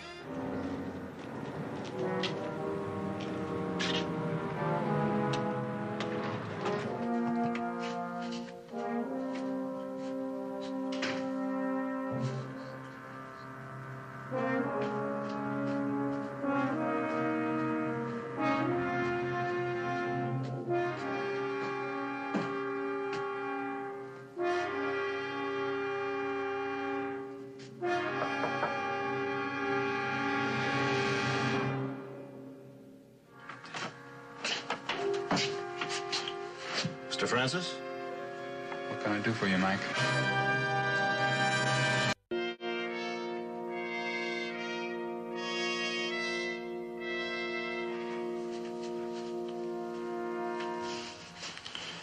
Prove it. You say I killed the pusher? Go ahead, prove it. You can't. I was hoping I wouldn't have to. That I'd give myself up. Your conscience bothers you, Mr. Francis. Oh, not about Sutro. But about the man who's going to jail for what you did. It shows, Mr. Francis. I'm sorry about this guy, Kling, whatever his name is. I mean it, I really am. But I gotta think about me. I come first. In other words, your conscience bothers you, but not enough. If I killed Sutro, my conscience would bother me, but not enough. What are you gonna do now? Calling the cops, calling Kling's wife to plead with me? I won't crack. Nobody can prove a thing, and I won't crack. I got a life ahead of me, and I'm not gonna spend any part of it in jail. You got a job, Mr. Francis? I don't see how that's any of your business. I know you don't. I just got out of the Navy last month. Mm-hmm. You got a trade? 2 dimes to rub together? Look, Mac, I don't see where you get off asking me anything. It's a great way to start this life of yours. With exactly nothing. Except a conscience that's going to get worse and worse. Now, you let me worry about that. Say you had a chance to kill 2 birds with 1 stone. Get a really good head start on this life of yours and ease your conscience at the same time. Say you give yourself up.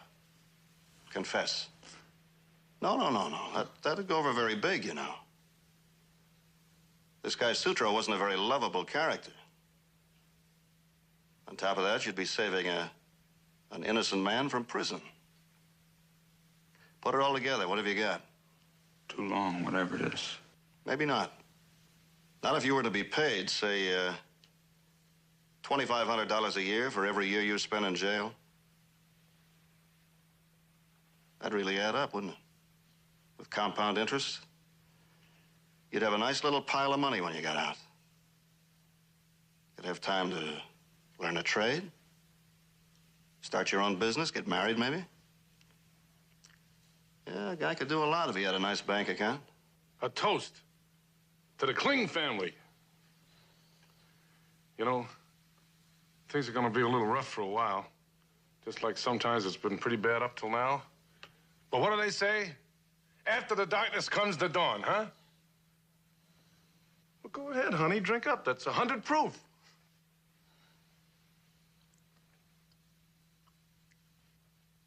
How about that? She takes a sip. I guess Mother doesn't know how to hold her milk. Well, it's sort of crazy, you know. Here in a few weeks, you'll be going to jail, and we're laughing. Frankie, what do they say? Sometimes you gotta lose one to win one, right? Hey, you know what I love with this milk? Pretzels. We got any pretzels in the house? Yes, I think there's some on the top shelf. You go ahead and get them. I think I better get ready for work. Oh, can't you stay around for a while, Mom? Oh, no. Work comes first, especially tonight. I think Mother's gonna talk to Lou. I'll walk you down, okay? Yeah, all right. I'll be a little while. Say, honey, before I forget it, would you please tell Lou I'm sorry I let him go on that wild goose chase? Hey, Frankie, I think that little sip of milk went to Mother's head. You get a lawyer for yourself. Any lawyer you want. Have him draw up the contract any way he wants. Ironclad, $2,500 a year, year in and year out, paid into your bank account. Now, if you don't go along with this idea, they might pick you up anyway. You realize that, don't you? I found you. They're not stupid, you know. They can find you, too. Maybe today, maybe tomorrow. Oh, sure, you could plead self-defense. It was self-defense. Maybe a jury wouldn't believe you. This way, you come in with clean hands. And a guarantee of $2,500 a year. You're not putting me on. You're not kidding. I'm not kidding.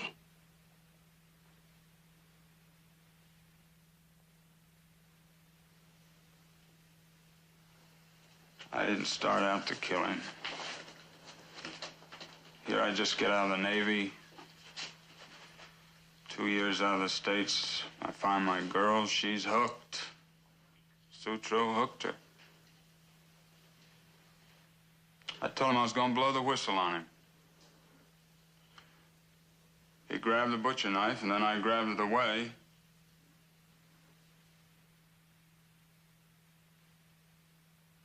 $2,500 a year. For services rendered.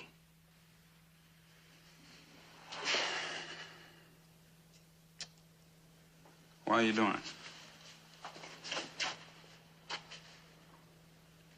I mean, what does this guy cling to you, anyhow? Some kind of relative or what? I'm a good Samaritan.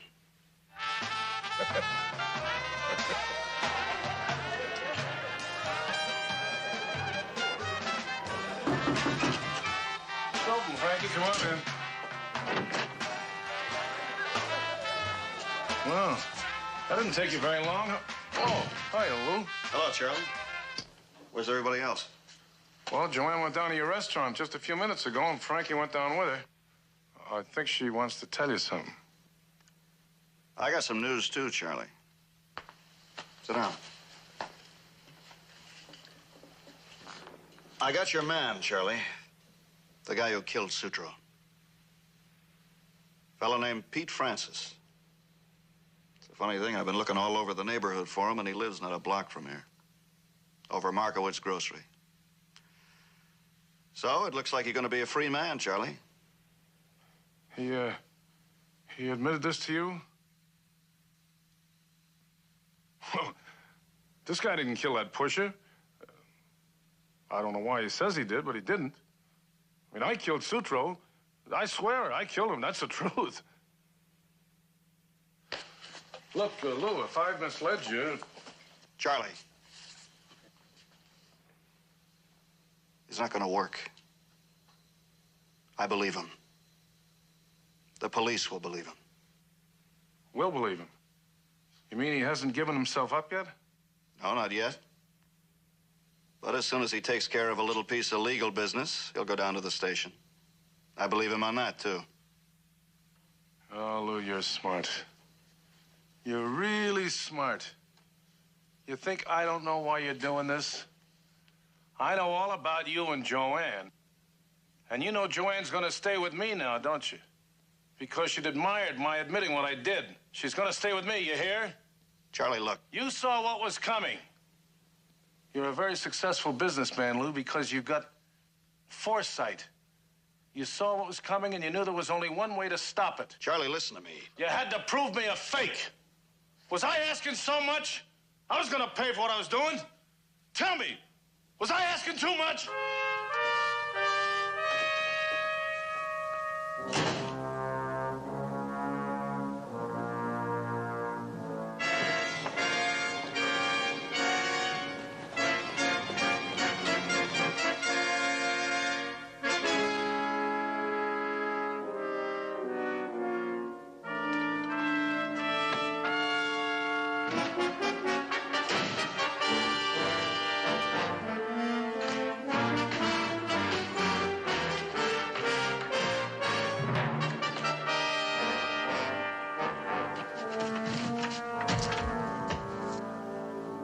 You Pete Francis? So? Boy, am I glad to see you. I'm Charlie Kling. You can start unpacking now. What are you talking about? I'm going to jail for you. Where'd you hear about it? What do you know about it anyway? Look, where's Lou Franklin? What's this, a game we're playing? I'm not going to tell anybody. Nobody's going to know. Screwy here, man. I'm going to jail for you. I got reasons. I got reasons, too. 2 good reasons. You mean? You're going to give yourself up. Right, I'm giving myself up. You can't. Take it easy, man. Now, wait, you can't. You can't take my life. Go on me. Pete, you can't go. Come on, Pete, listen to me. Pete, please, listen, you can't do it. Pete, please, listen.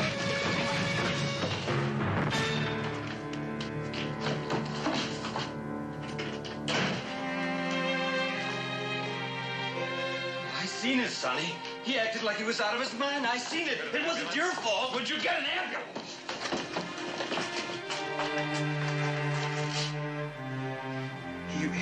He just tried to...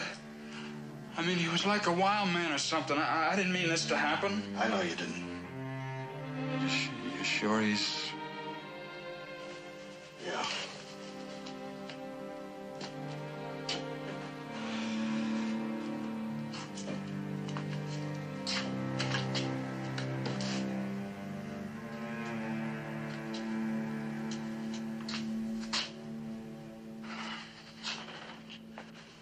Look, Mr. Franklin, I mean, now with this, I can't go through with that deal. I plead self-defense twice, and it both times.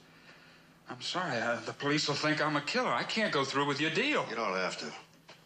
They're sending the ambulance right away. There's no hurry. Oh? Lucy! Lucy! What are you going to tell the police about this? Well, the old man was a witness. I'll tell him self-defense. What reason are you going to give for him being here? I don't know. I'll think of something. Well, what about you and him? I mean, this deal you're supposed to have is... It'll work out. I just wish it hadn't worked out like this.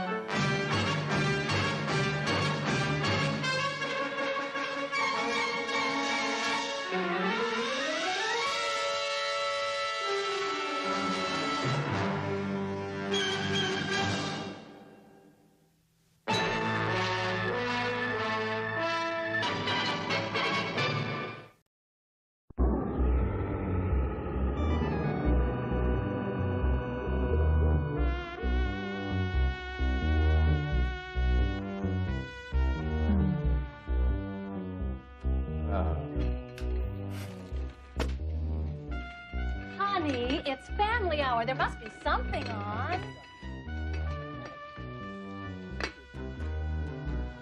Oh, wow! Candy critter! Oh! Oh, great. It's Monsters, our favorite show. It's starting.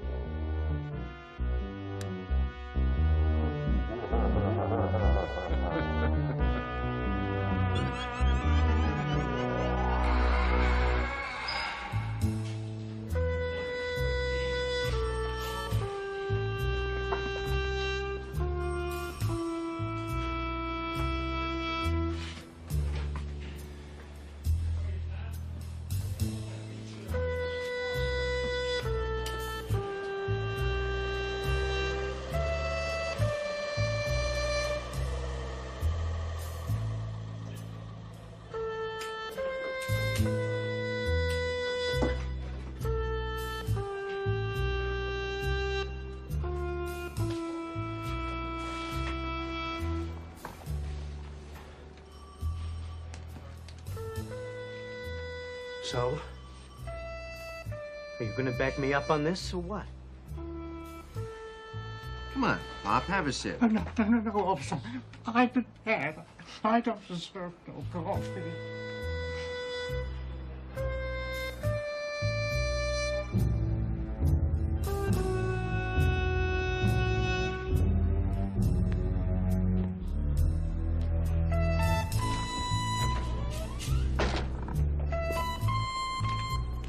All right, Sergeant Mancini. What's going on in here? I hate to bother you with this, Inspector. Only, this is the first time I know, maybe, all this craziness is for real. It's cold in here. Cold? Get to the point.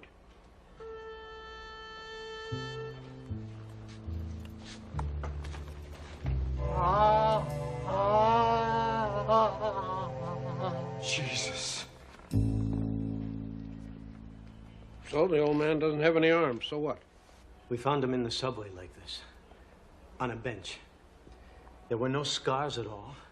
His skin was as smooth as a whistle, like it was polished. Me and Parkhurst, we looked them over real careful, didn't we, Parkhurst? Come on, Parkhurst, you gotta back me up on this. You can see for yourself, Inspector. It's like he was born this way. Maybe he was born that way, Mancini. A lot of babies are born that way nowadays. Sign of progress. That's just it, Inspector. We know damn well he wasn't born that way, Parkhurst and me, because just yesterday, we damn near busted him for stealing a couple of pineapples off the Greek's vegetable stand down the street. He run there half a block with those damn pineapples before we stopped him, and he was using his arms to hold the goddamn things. 2 of them, 2 arms, just like you and me got. Isn't that so, Parkhurst? Come on, Parkhurst. Damn it, back me up!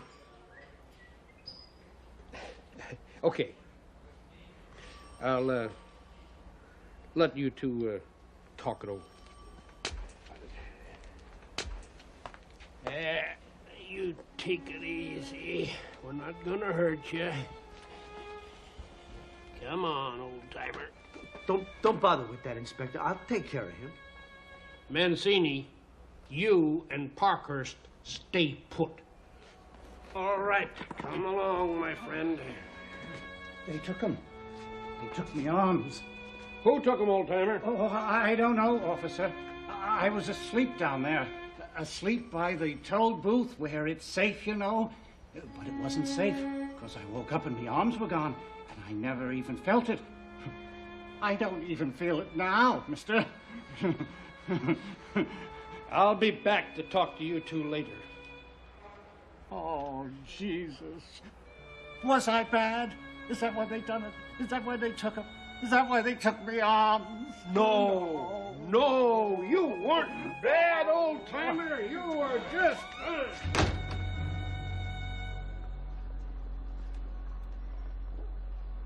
I don't get it. Why'd the inspector take the old guy and leave us here? I should have taken the old guy. This isn't how you do it.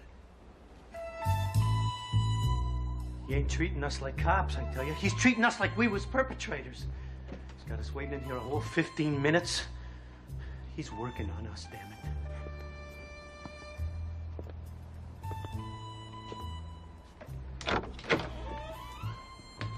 So, we all ready here? You men ready to talk? How about you, Parkhurst?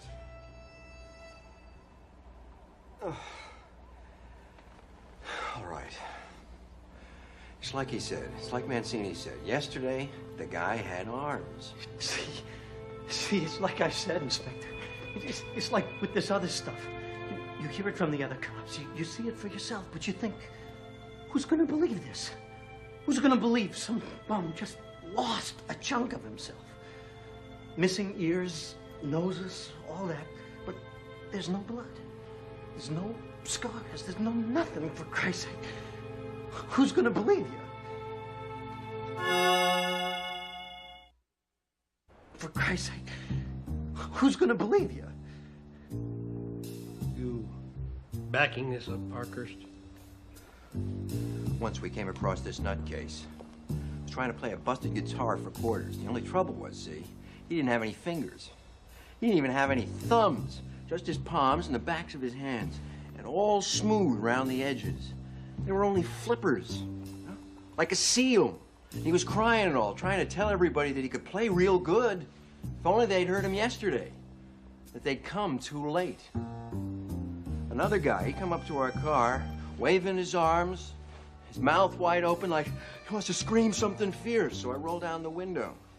He's not making a sound. I could feel his breath on my face, okay? I could smell it. But he's not making a sound. Then I see the reason why. You don't have no inside to his mouth, see? No teeth, no tongue. He's got nothing inside there at all. It's just a hole. Where do you think that stuff goes, Parkhurst? The eyes, the arms, the fingers. Where do you think that stuff goes? Well, I got an idea about that, Inspector. I haven't told nobody but Mancini here. You tell me. All right, I will. It's this guy, see? And he's the worst of all. Only he has everything. He's not like the rest because he He's not missing anything. Only none of his pieces match up. Tell me about him, Parkhurst. Go on, tell me about him. He wasn't nothing. Parkhurst, we was wrong about him. Oh, yeah? Hell, we was.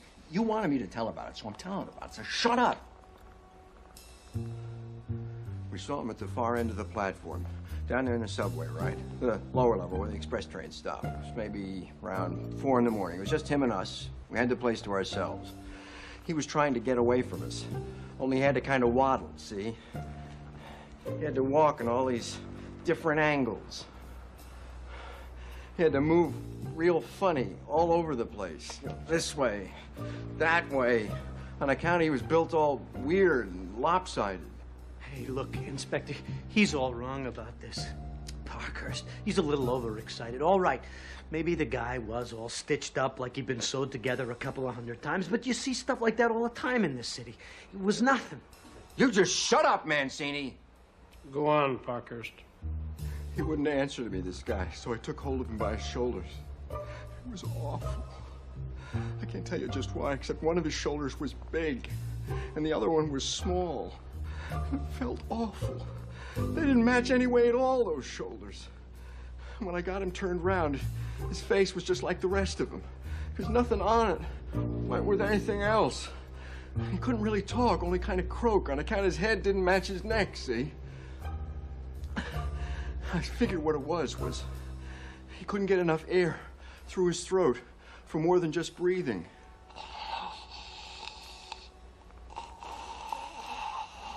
Look, Inspector, please, let's just forget about all this, all right?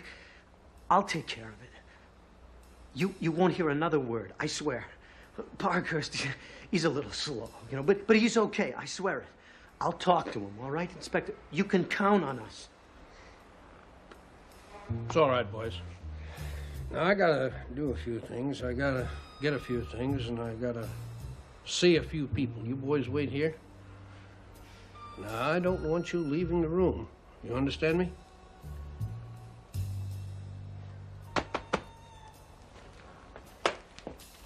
By the way, you boys did right telling me about this. Shows I can trust you. Believe me, you won't regret it.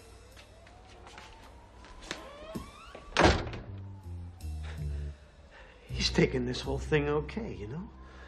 Maybe we can work it out. Yeah, we can still work things out.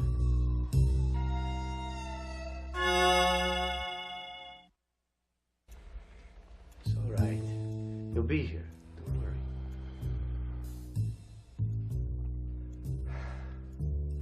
Where is he? What's going on? I gotta get home.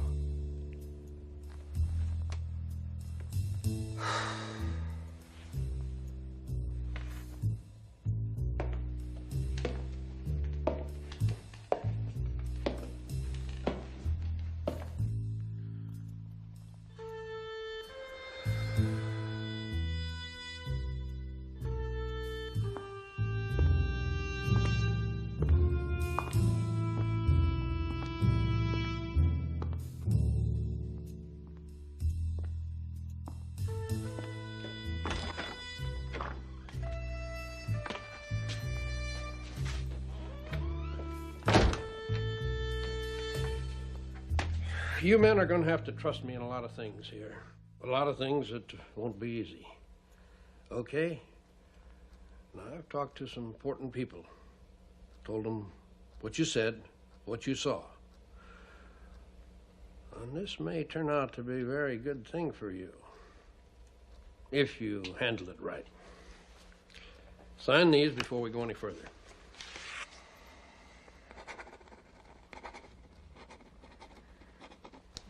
This is... That's right, Mancini. Big stuff. You're in another league. If you want to stay there, you got to be quiet. All right? It's important that you get that through your heads. Because what I'm about to tell you, what I'm about to show you, no one has the idea of what's going on. No one's supposed to have the idea of what's going on. And the important people, the people I talk to about you, they don't want you to tell what's going on. That's why you sign these papers. Of course, you don't have to sign them. It's your choice as a free country. But I have confidence in you boys. You're both good cops, good Americans.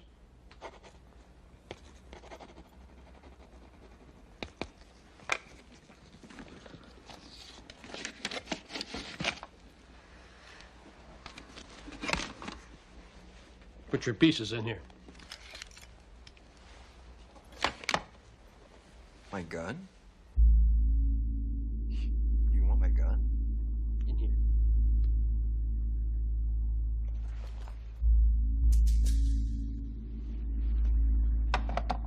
Good boy. I knew I could count on you, Parkhurst. Once a good cop, always a good cop.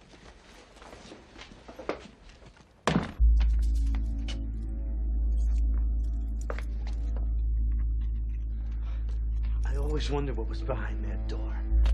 Behind all those locks. You really don't want people in there. That's right. We don't.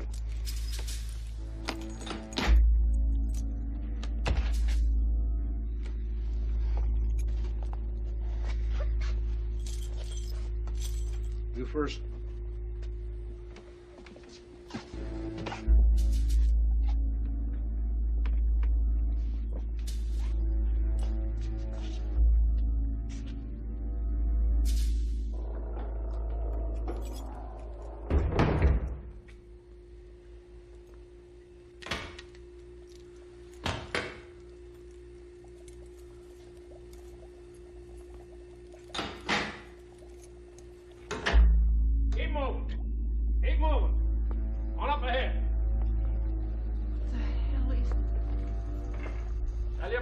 Parkhurst.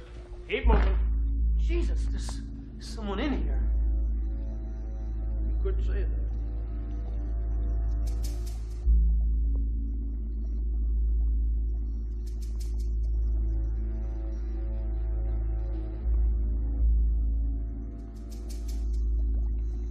Jesus. These are hands. I said here's full of hands. And they're moving. Could be because you bumped into it, Parkhurst. No, it's the fingers, too. The fingers is moving! All right, Parkhurst. Keep moving.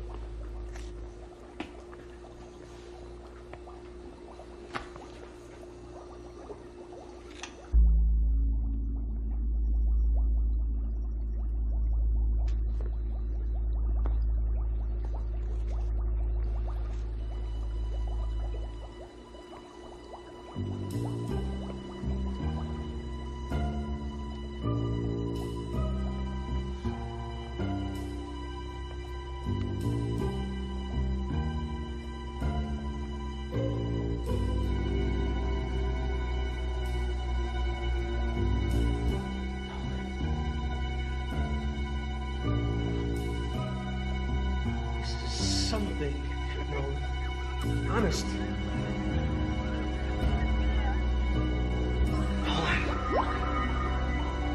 No. Nolan! Shut up! What is it? Both of you, shut up. That's the way it is down here, okay? Get used to it. It isn't nice down here. What you've seen so far is nothing. If you can't even take that, you're no good to us at all. Do you two understand what I'm trying to tell you? If you can't cut it down here, we can't use you. That thing in there. Is it? Did it really, is that alive? Well, can you handle that? It's alive. It's a woman's head, and it's alive. That glass case has been covered with soot for years, Francine. It's probably been a long, long time since you've even seen a guy. You can't blame him for wanting to kiss you. You up to this, Parkhurst? Yes, sir. Yeah. Yeah, we'll see. Are you decent?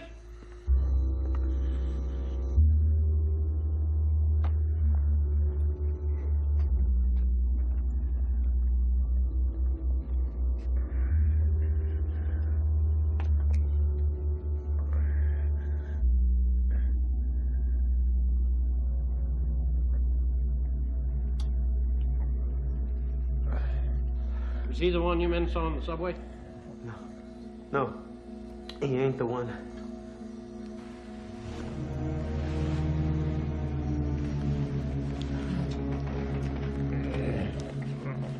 Well, the reason I asked, we got a lot of them out there. You know, it's a funny thing, people don't seem to notice them. I guess that's because of the way the city's going downhill these days.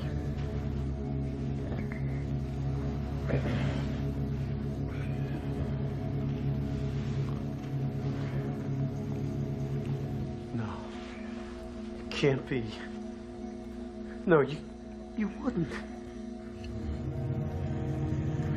Wouldn't do what, Mancini? You made him into a cop.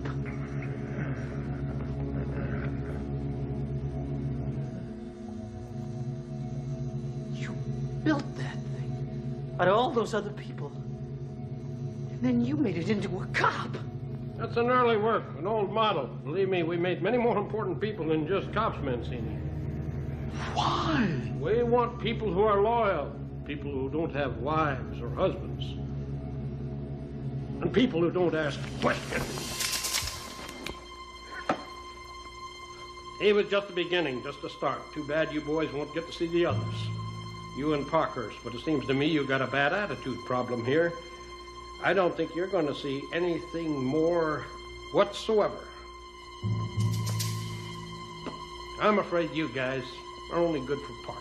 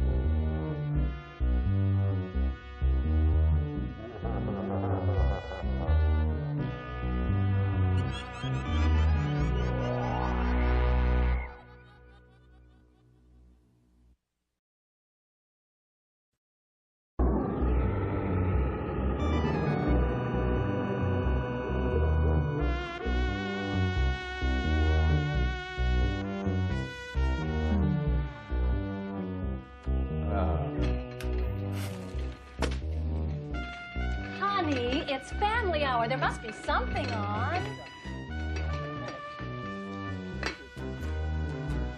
Oh, wow! Candy critters! Oh! Oh, great. It's Monsters, our favorite show. It's starting.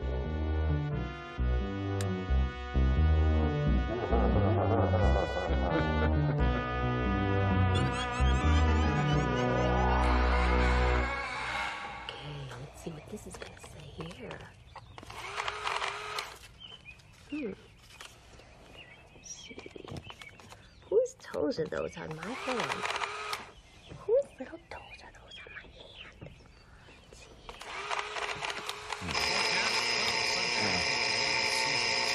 We should reach our normal high of about 82 degrees. Oh, God. I know. I amaze even me. Increasing cloudiness tomorrow. Day one. You sure you can handle it? What? Oh, the house. Well, gee, I don't know, Brad. I mean, I have been managing my own business for 5 years, but, housework? Phew. That's like rocket science. Beware the superwoman syndrome. Why? Say hi to the D train for me. Oh, and the teeming, sweaty masses. Har, har.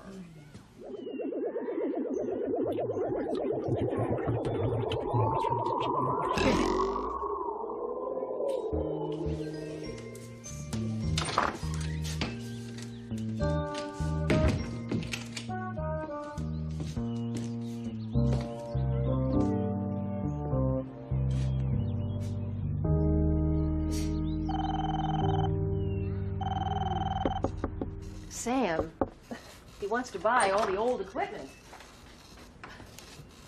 So we sell only if he makes us a deal on the new tile. I'll just put this in the kitchen. He's, you know, he's counting on it. No, I'll handle it. I love a good fight, you know that. Yeah, you're welcome. Yeah, bye. Hi, I'm Deborah. You must be, Laura D'Angelo, 3D. Can I lend a helping hand to the new mom? Oh, that's very nice. Actually, we're doing well. Except I've got a lot of work to catch up on. Holy cow. Took me all morning. It has to rise 3 times. Well, thanks. I'll make some coffee. Instant, all right? There's a coffee maker around here somewhere, but I'll never find it. Domesticity is not my strong suit. You'll pick it up. Well, I doubt it. Always hated it. See what I mean? You have to wash them before you put them in. That'll be the day. See, I'm a contractor, Laura. I just brought the business home to be with Sarah. Also to get the tax breaks. You'd be surprised what you can write off.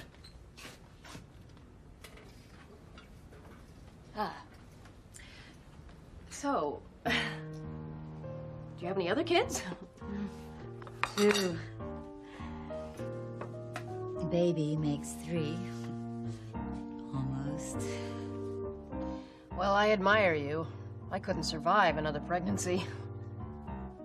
Deborah, did you do your floor today? What? Oh, that. It's my husband's idea of a little joke. And is this the little Ugum Boogums? That's Sarah. Marie. Levitt. Precious. Deserve the best. Roeums get it. Momum's all busy with work.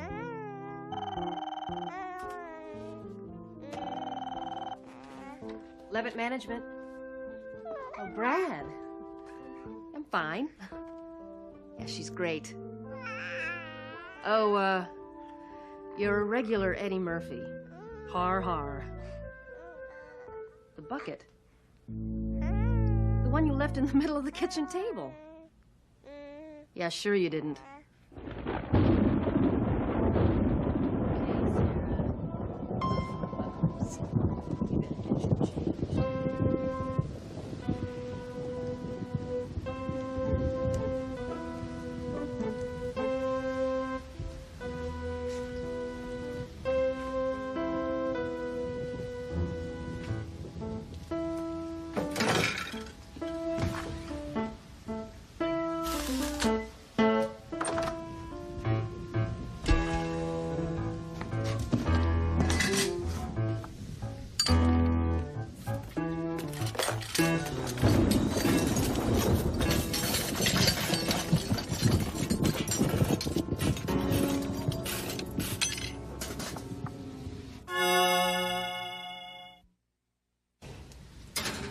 Who says I can't take care of my family and work, too?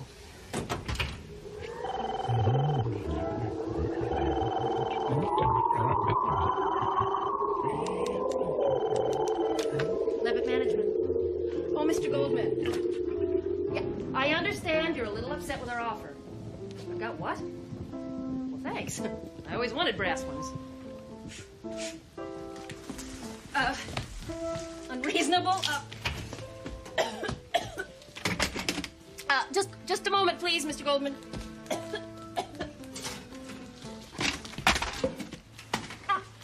Now, where were we? Just a minute, please, Mr. Goldman. Yes, you were saying you could see your way to 5,000. I beg your pardon? No, Mr. Goldman, 5 is very close to 3.5. I'm sure that we could meet. I said I'm sure that we can meet. Mr. Goldman, I'm gonna have to call you back.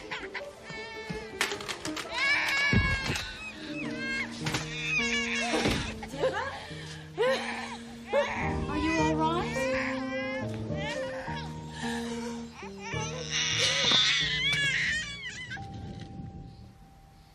Deborah, I just don't think you can mix raising a family with a career. Well, I had horrible days when it was just me at the office.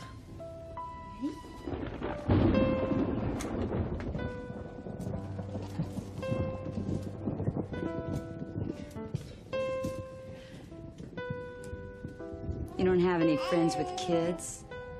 No. Oh, boy.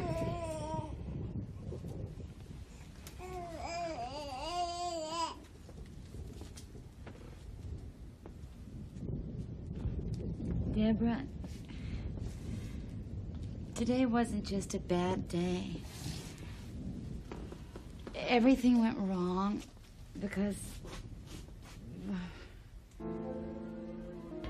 this is going to be hard to take.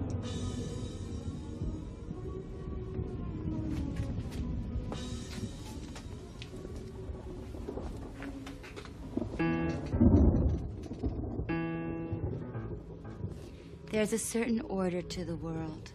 If you try to do a man's duties, you'll offend the gods. That's a good one. Offend the gods. I like that. The household gods. I know it sounds crazy, but every family's got one. First kid qualifies you. They require your utmost devotion. I really gotta get back to work. The mind rebels, but eventually you submit. Tell yourself you're doing this for Brad and little baby Sarah. Deb.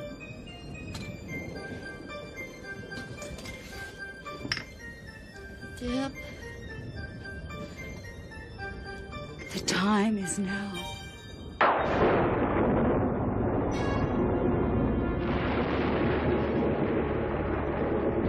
He is waiting. Go to the altar. It's what you were born to do. It was you. No, Deb. Not me. Him.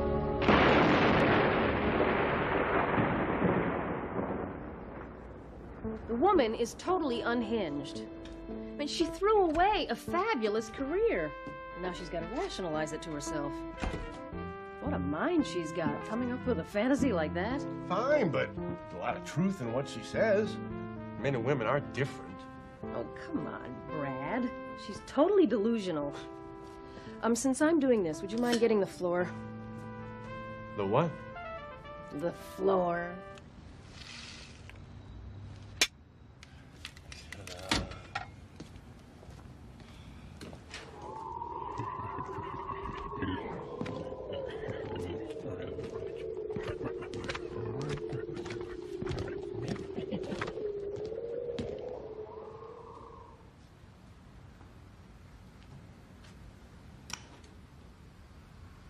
Brad? What? I thought you mopped this floor. Check your shoes. That floor was clean. They're not my foot. Oh, God, Brad! Yeah. Jeez. You think maybe the disposal's on the fritz? I wonder what's... Look I have to take it apart. Relax, would you, Deborah? You're not exactly finessing this career motherhood thing. Yes, I am. No, you're not.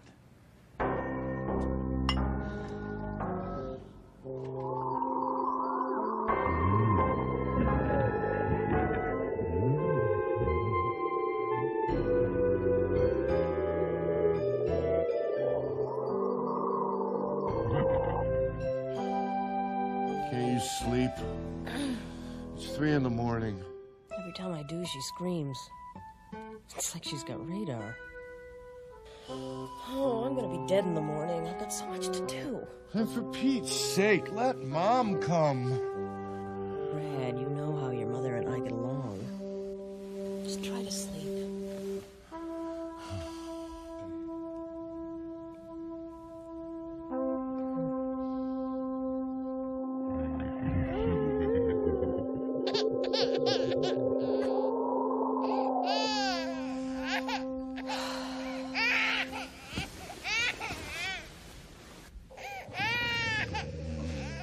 There, sweetie.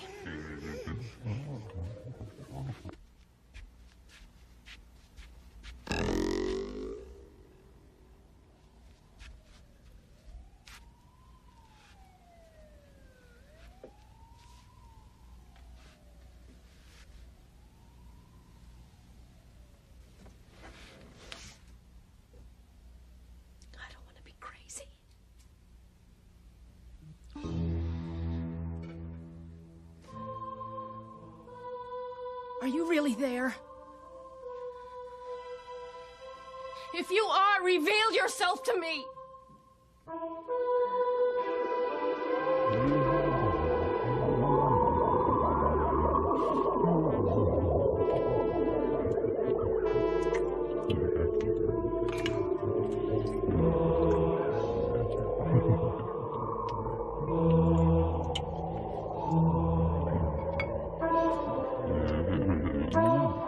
Get out of my house!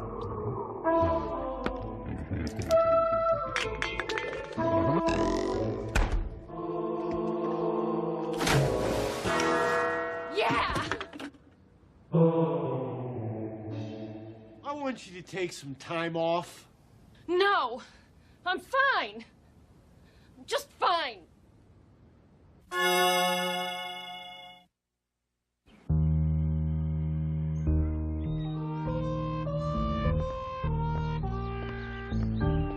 Deborah, do I have any clean shirts? Check your closet!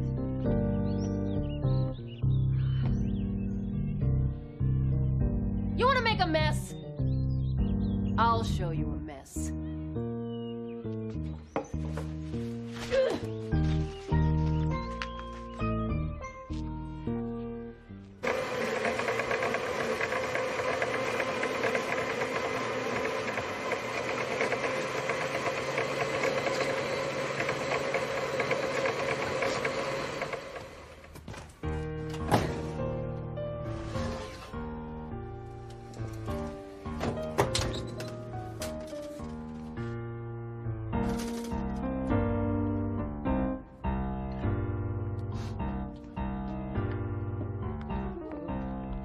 You're early again. Don't eat that! Bake sale.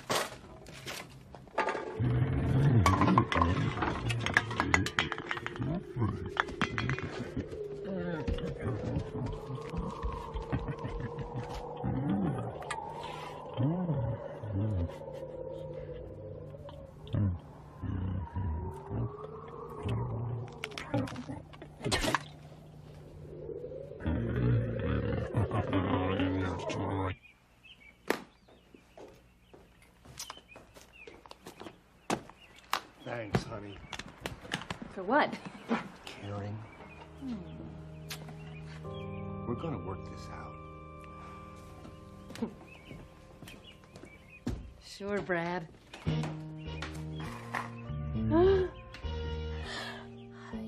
Got you. Oh, yes, I did. Chalk up one for the Superwoman. I'll write an article. Ladies' Journal. Yeah. How I killed. No. lose your household god in just 3 weeks.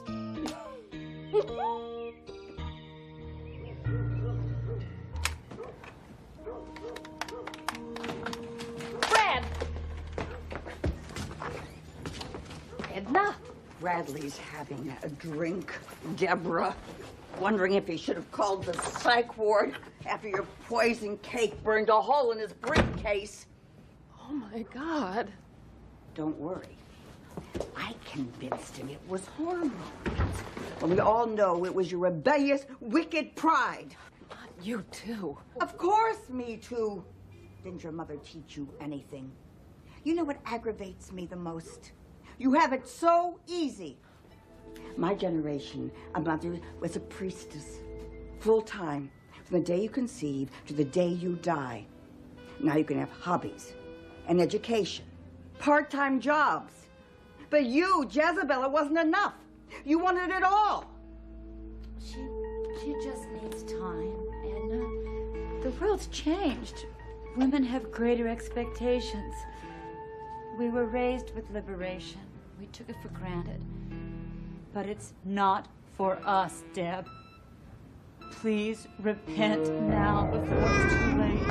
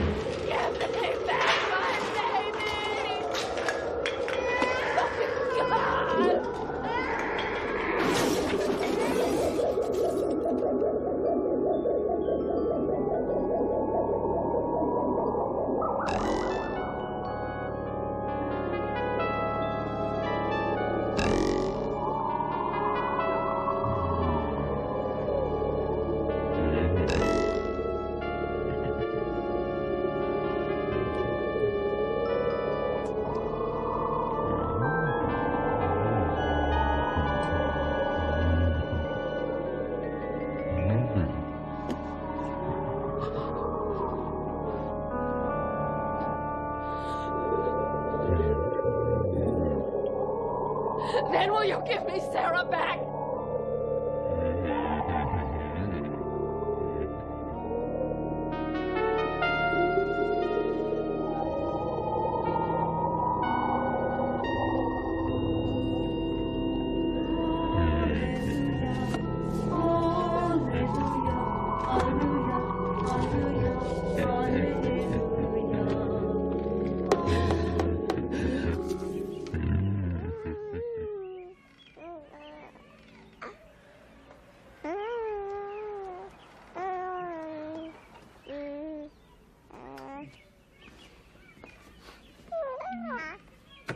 Must be nice.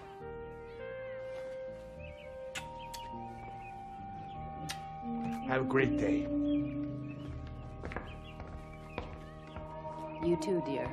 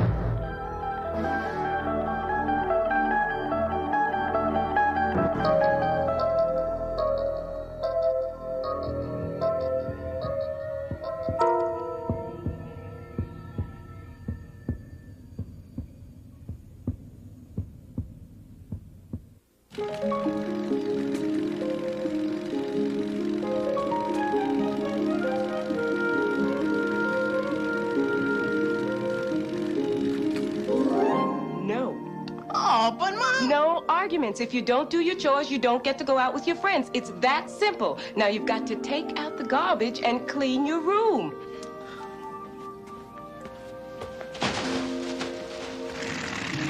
Man, parents. Yeah, if they couldn't drive, they'd be useless.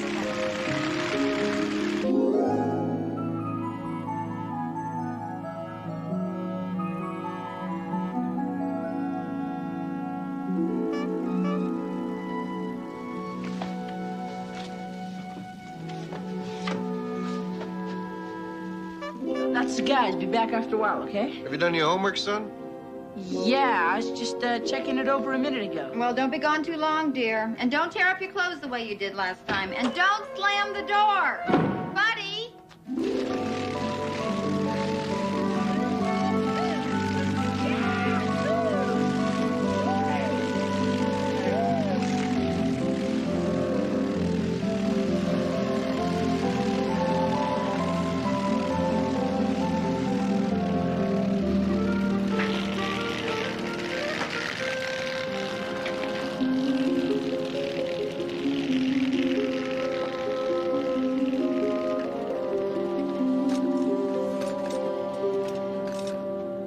Consider for a moment, if you were a leprechaun, making your home under the roots of trees or in hollows between rocks, wouldn't you want to get away from it all now and then? A winter in Pismo Beach, a summer trip to Disneyland, where no one would even notice you. But if you really were a leprechaun, where else would you vacation but in the Twilight Zone?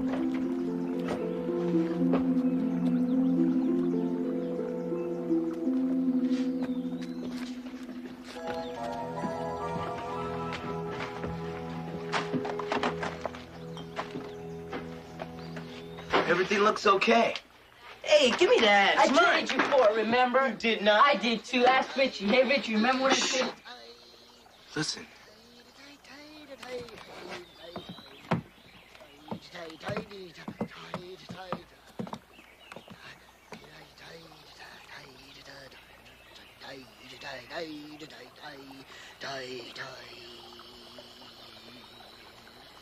What is it?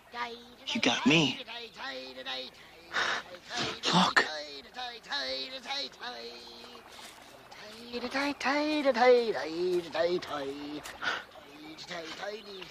What is that? It's a little man, stupid. But he's like 2 feet tall. That's impossible.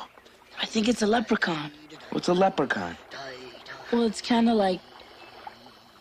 Well, it's magic. Shh.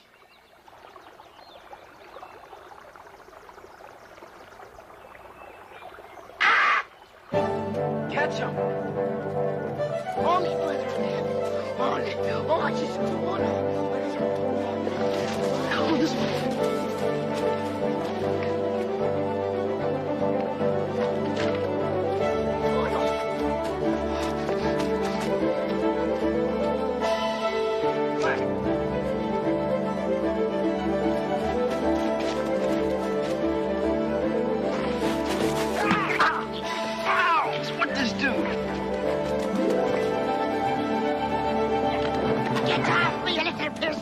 You think you're gonna have to tell? Help me, you guys. Unhand me, you little heathens! Or as sure as a bone in me body, I'll make you pay the price for it. I got it. No, you're listen. Pick him up. You're not going to get me that. I got the price. I got it.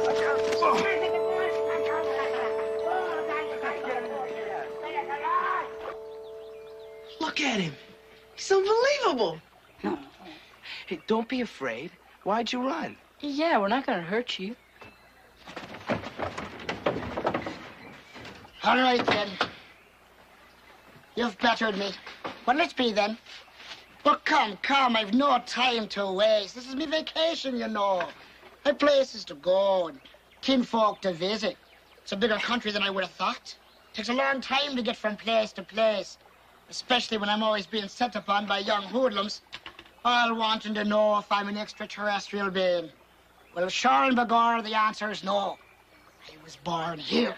Been here longer than the sum of your ages times 7. 35, carry the 3. That's 340. And 7 times that, sonny. So let's have it and I'll be on my way. Well, have what? Why, the wishes, of course. What else? Wishes. We get wishes. What do you mean, wishes? You are a primitive country, aren't you? My brother was right. I am a leprechaun. Told you. You spotted me. You may have 3 wishes if you so desire. You may, of course, give your wishes to the local charity of your choice, though few ever do. 3 wishes? Anything? In this case, 1 wish apiece would be most fair. Who's first? Flip. Heads. Heads. Tails.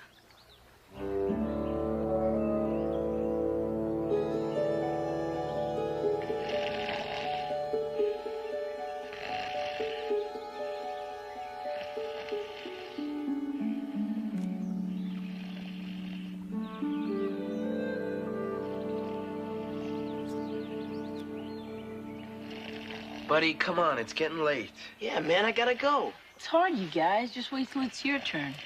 I mean, I could wish to cure cancer or have world peace or like that. I don't think you could bring our stuff that big. Anything. Buddy. Well, what I want most is really dumb, but... It's your wish, man. Yeah, go for it. Well, if one of you wish for something bigger, I'd like to have X-ray vision. What? Done. You'll have it tomorrow. What'd you wish that for? Well, you know, like to see girls and... It takes a lot for including us. He didn't give me a chance to. Gentlemen, please, your wishes. I want to sleep on mine. What are we gonna do with him? Take him home? Go home with you. It's true I'm obliged to stay until after your wishes are granted. But that doesn't mean I have to go to your miserable hovels and hear all about your domestic problems and look at your awful television programs. Oh, you little cretins. Well, how do we know you won't run away? 'Cause it's against the rules, Sonny. I can't run away. Well, all right, I guess. Let's go.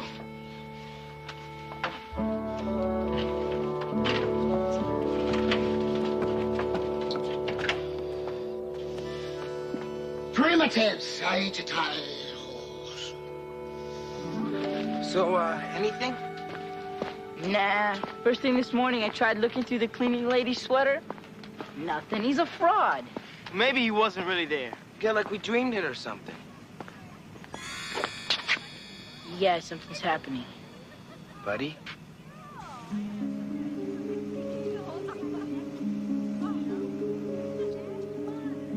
It's working, guys.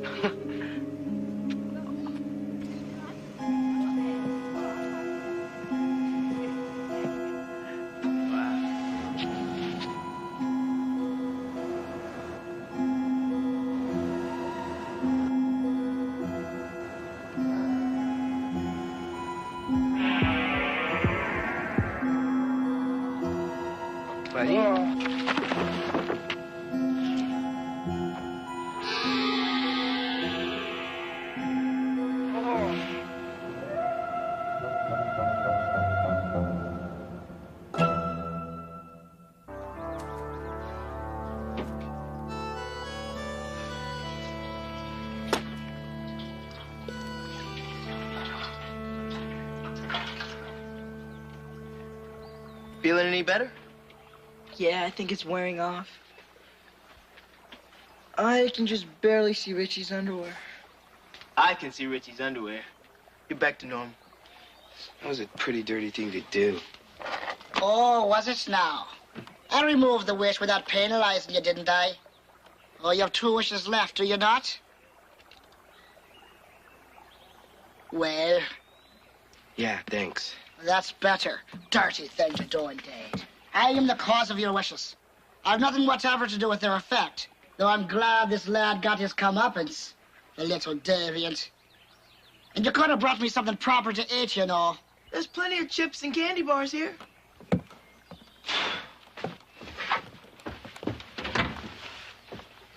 Here. I brought you a blanket. I'll bring you some food tomorrow. I don't want a blanket. I want you to make your blithering wishes. JP, you go next. Well, I've been thinking about it. And I think it should include all three of us. And it should lead to other things. Not just a one-shot deal. I wish that all three of us could make our parents do exactly what we tell them to do. That's cool. All right. Done. You'll have it tonight. And you?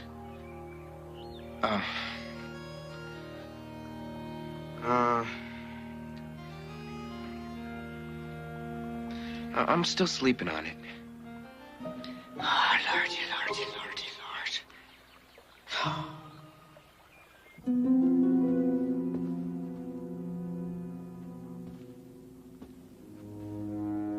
Mom?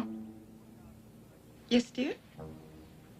Give me $20 for some records. Yes, dear.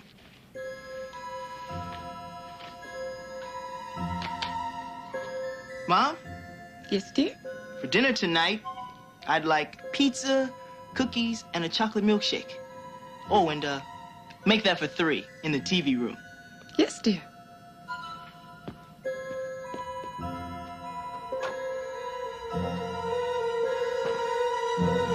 Oh, hit me! Yeah! Woo! Isn't it great? I don't know. They're not home yet. Hey, what are you talking about? They're in the car.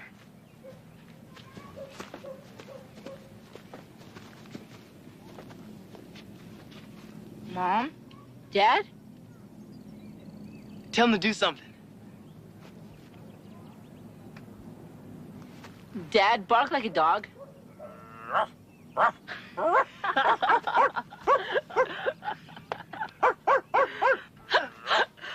Mom, sing the Star-Spangled Banner. Oh, say, can you see by the dawn's early light what so proudly we hailed at the twilight's last gleam? Broad stripes and bright stars. Need a lift? Yeah, to my house. We're gonna have a party. All right.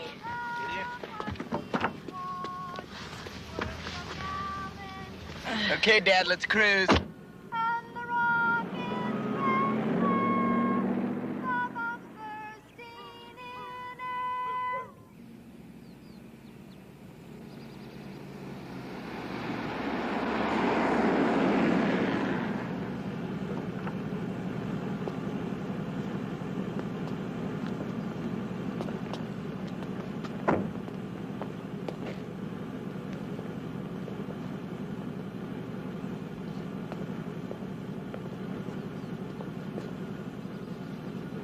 Dad?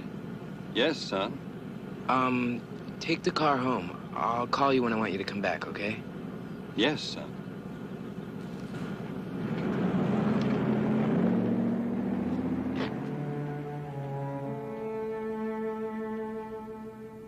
Mom, you're supposed to be fixing dinner. What's the matter? Nothing, dear. Tell her. What? You have to tell her. They'll do exactly what we tell them to. Oh, man. Mom, make us dinner. Yes, dear.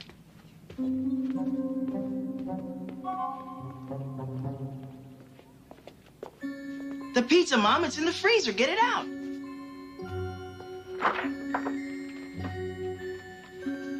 Okay, put it in the oven. No! You gotta take it out of the box.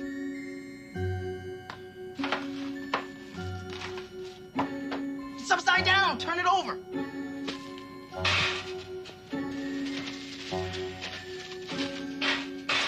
Okay, now turn on the oven. Not all the way. All right, close the oven door. Oh, man.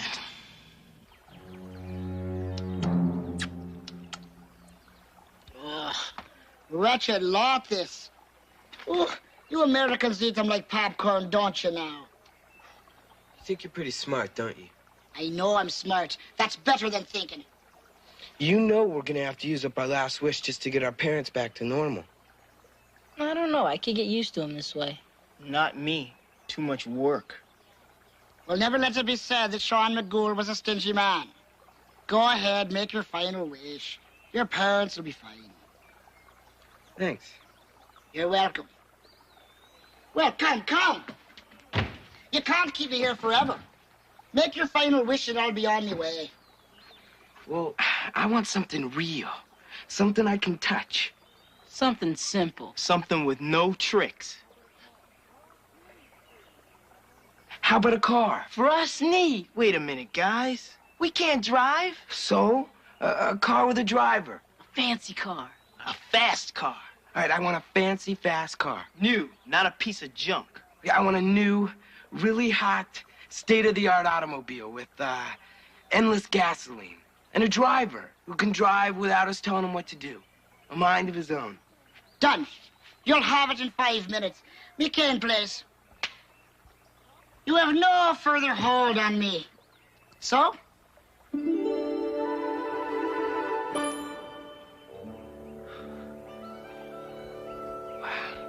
There it is, man. Yeah! Look at that thing. Oh, it's great, man. Oh, the car. Yeah. All right. Let's go.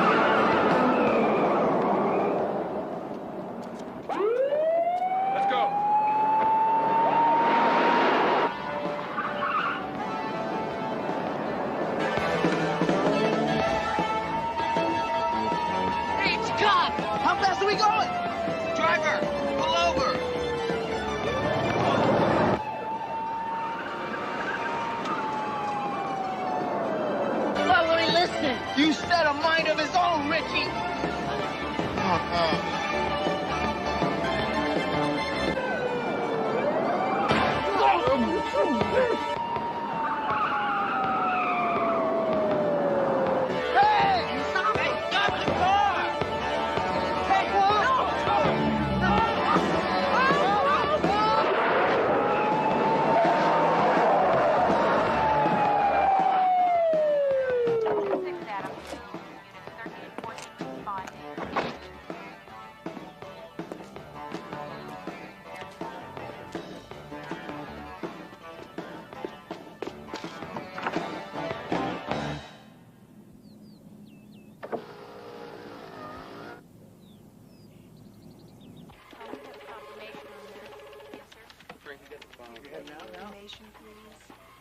All right, boys. You want to talk about how you come to be in the back seat of a stolen car? A hot car. Little turkey tricked us again. We should have cured cancer. Officer, if we told you, you just wouldn't believe us. All right, then. Let's get their parents down here. Wish I'd let them go. Hey, look.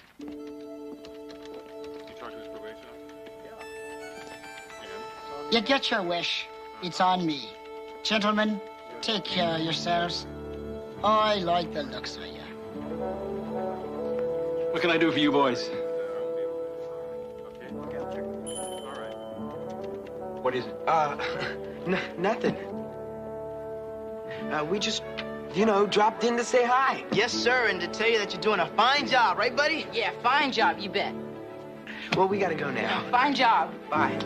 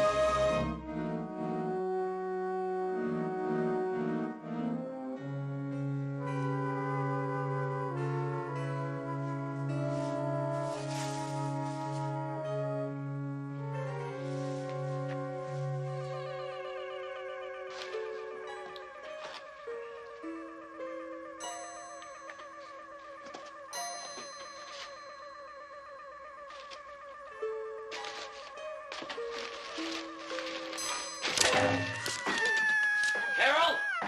Carol! Carol! Carol, stop it!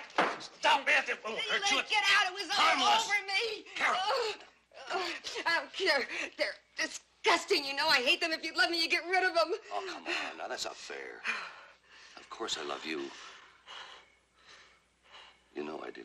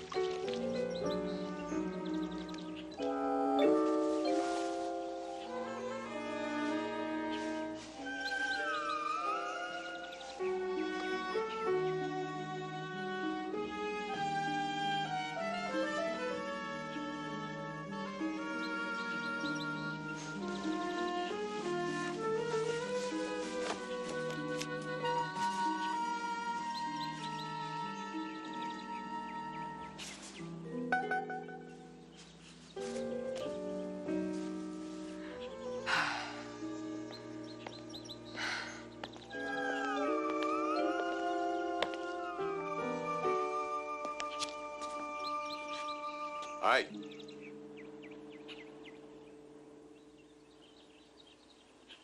How yourself? Yeah, Steve inside? We had some new bugs. I don't think you're going to get much work done today, so you might as well stay out here and keep me company. Oh, I'd love to, but I'll have to take a rain check. Steve in the den? Where else? Yeah, where else?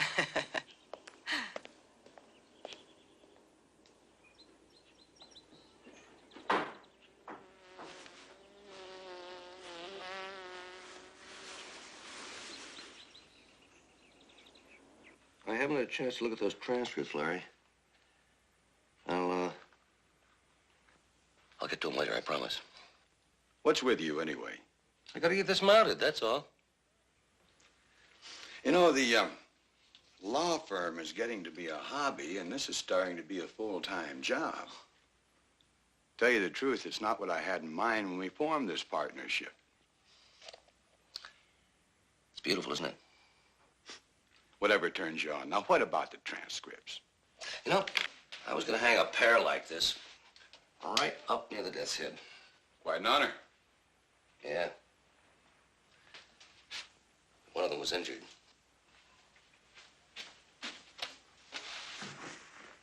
It's remarkable. The imprint of the skull is so real, so defined. Yeah. Took me months to find that little beauty. Now I can't find it to mate. I wish you could find me one. What kind of a place do you think I run here? Go away! Get out of here! It's a wasp. I can't even stay out here by the pool anymore. It's that nest up there. If you just leave them alone. He's starting in again. I don't believe it. I'm gonna get the spray, and I'm gonna kill every last one. Carol! There's no sense in killing them. Man, there's nothing wrong with killing insects. I mean, that's what you do, isn't it? No, it isn't. There's a big difference. I don't just sap them out of existence. I preserve them, beautify them.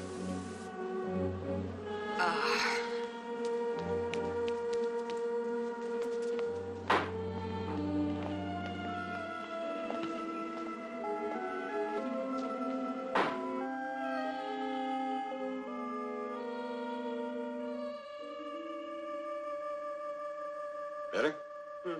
Much, thanks. Hey, why don't we all go for a drive someplace? I was gonna go out to the marina this afternoon. Let's all go together. I've got some work to finish up. But why don't you take Carol? It'll be good for her to get out. It'll be unique for me to get out. That's the best idea you've had all week. I'll only be a minute. You sure you don't want to go? Yep. Hey, look. We've been friends for a long time. Is there something up between you two? No, not really. We've just developed different interests, that's all.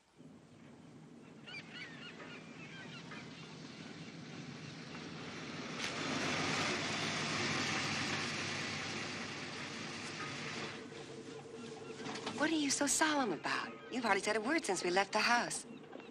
I was just thinking. Hasn't it hit you that we're alone again?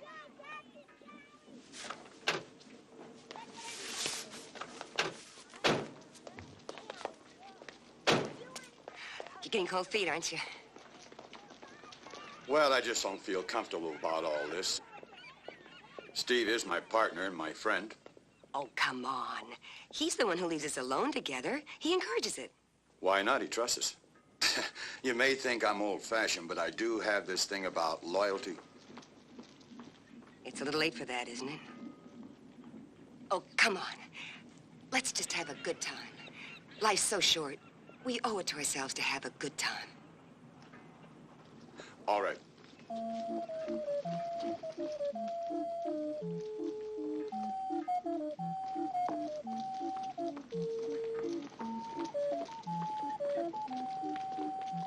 That old girl's been just about everywhere, I'll bet. I wish we could get on her and sail to all those places. Just the two of us. Just the two of us? Mm-hmm. Oh, I don't think I could handle her by myself. Yes, you could. I know you could. Oh, that was good. Yeah. Oh, Larry, look at this. They look like little witch dolls. Just look at those faces. Aren't they cute? Yeah. This one looks like my old maid aunt. Oh.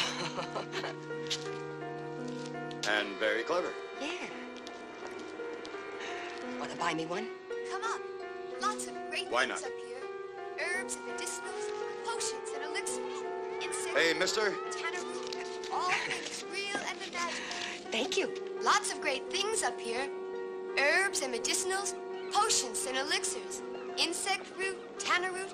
Come up. Lots of great things up here. All things real and imagined. How's that? Get away.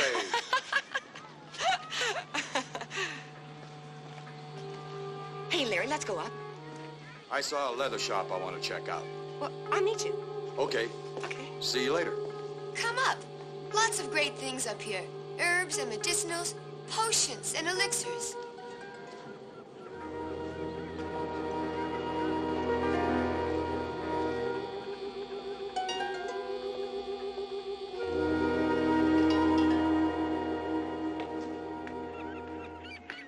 Insect root, tanner root, all things real and imagined.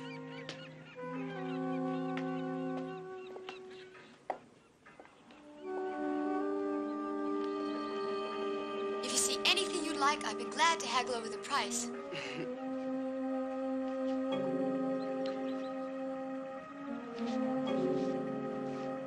Oh, these are pretty. I don't think I've ever seen anything quite like this. And likely you never will again. They're made especially to contain the unusual. Herbs and medicinals, potions and elixirs, insect root, tanner root, all things real and imagined. What's that insect root? My husband's a nut about bugs. Oh, then the handsome gentleman knows all about the power of nature's world. Who? Oh, that's not my husband. He's just a friend. May I? A dear friend. Yes, very dear. Let me show you something I think you might like to take home.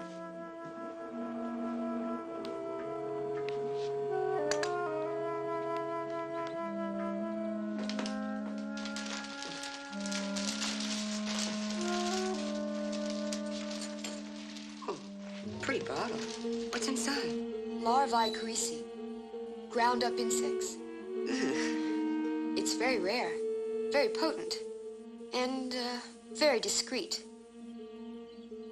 You use it with boiling water. Works quick as a buzz.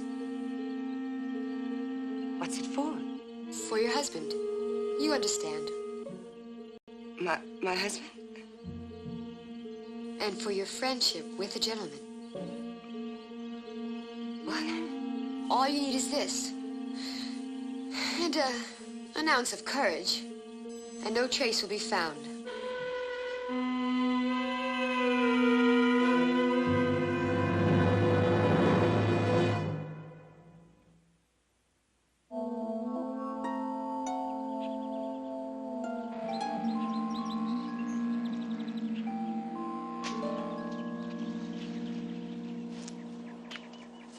I'm glad you two had a good time. Oh, I wish you'd have come along. You know, it's a shame you don't get a chance to do things together very often. And probably she gets a little bored around the house. Maybe you ought to spend a little more time with her. I mean, you know, put your collection away for a while. Larry, I appreciate what you're trying to do. I can't say I'm happy about it, but you know what Carol and I suffer from? What? Inertia. We just don't like each other very much anymore. But we're all we've got. And it's tough to disrupt a convenient status quo without having an alternative. Steve, you have your law practice and your collection to occupy your time. But she is an attractive woman. And, well, she could feel neglected. Hey, fellas.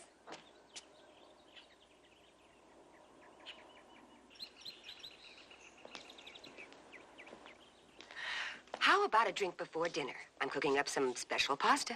Oh, I'm afraid I can't stay that long. Oh, well, of course you can. Right? Right. I have a date. All right, one drink. Well, if you've got a date, old buddy, maybe you ought to skip the drinks altogether. I mean, it'll knock you out of commission. You're not getting any younger, you know. Ha ha. You speak for yourself.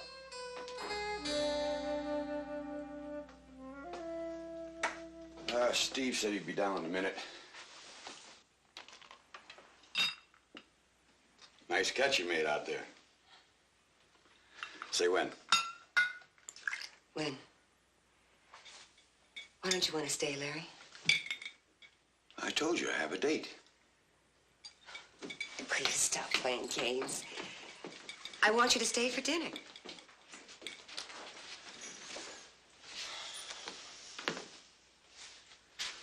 I can't. Well, don't give me that date routine. Because as soon as dinner is over, Steve is going to go off to his collection or up to bed, and we'll be alone.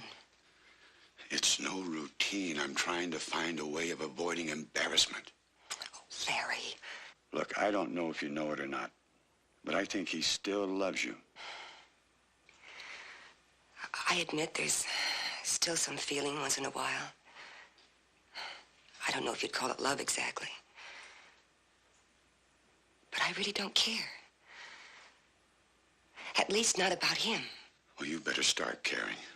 We can't make it this way anymore. At least I can't.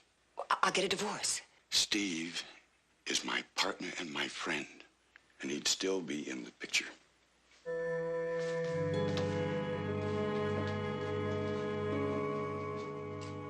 All you need is this, an ounce of courage, and no trace will be found. Hey, where's my drink? Right here. Ah.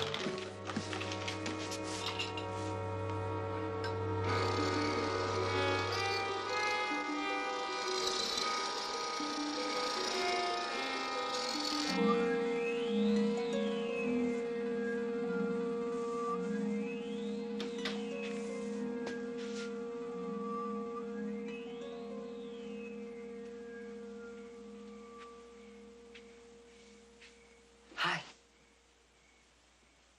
Hi. I couldn't sleep. So you came down here? Mm-hmm.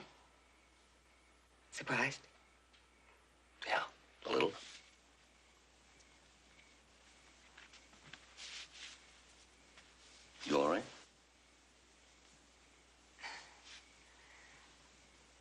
been thinking, Steve. I've been doing a lot of thinking. It hasn't been very good with us lately.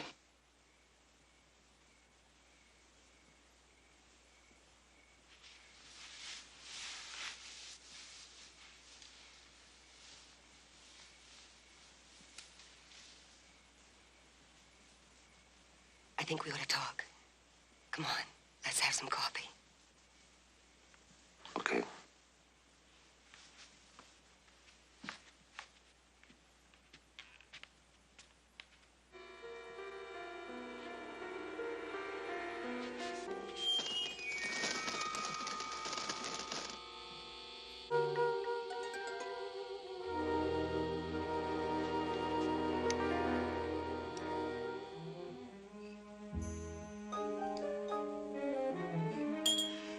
Maybe we ought to take a vacation. It would help us get back in touch again. You must have spoken to Larry. I had a talk this afternoon, too. Yes, we spoke before he left.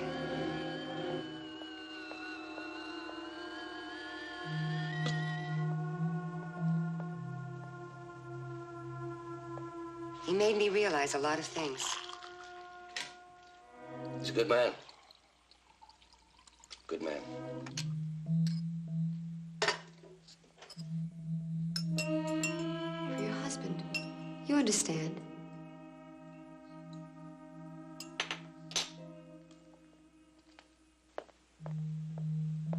We should have talked it out ourselves. And we will. Here's a peace offering.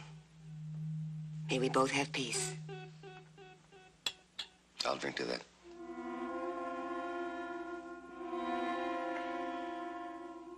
Odd taste.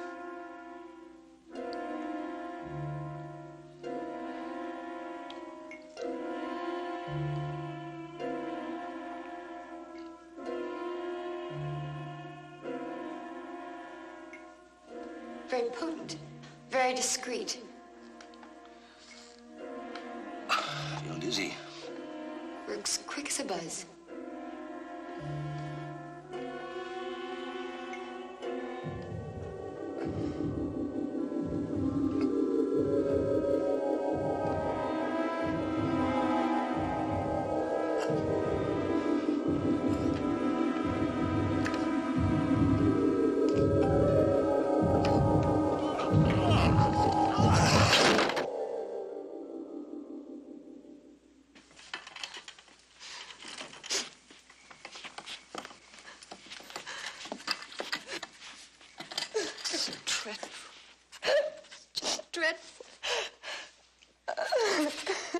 When my husband passed away, I thought I'd never see the light of day again, and he wasn't nearly as young as your man. Oh, what a terrible thing. Yes, it is. Oh, yes, it is. Thank you for coming over, Mrs. Norman. Now that's what neighbors are for. Your man was so calm, easygoing, so sweet. Everything's been taken care of, Mrs. Madden. I think you should try and get some sleep. Would you see that she takes 2 of these now and 1 in the morning? They're just a mild sedative. Of course. Good night. Good night.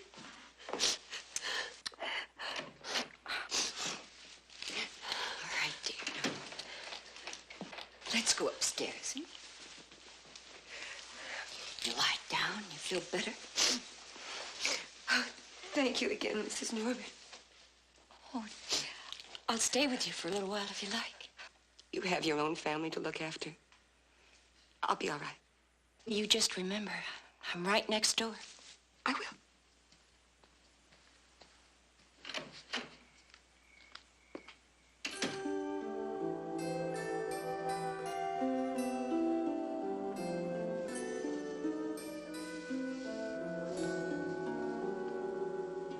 All you need is this. And an ounce of courage.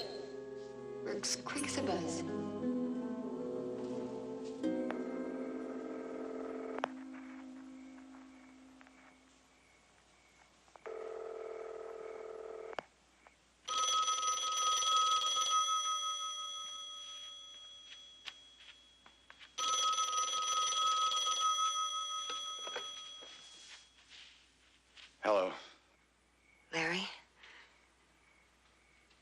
He's gone.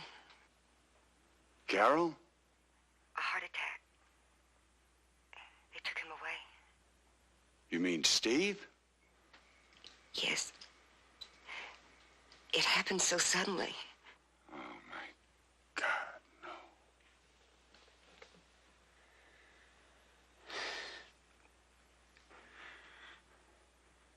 When?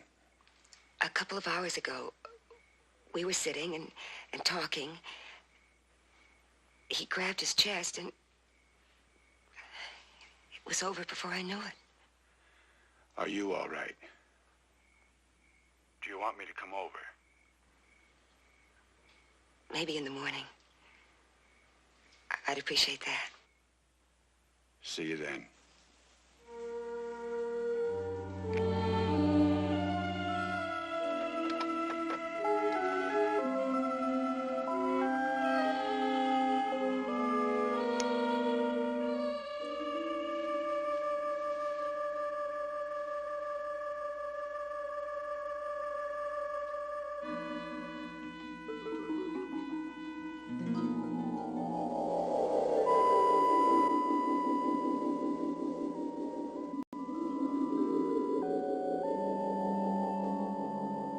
Herbs and medicinals, potions and elixirs. Come on up. Come on.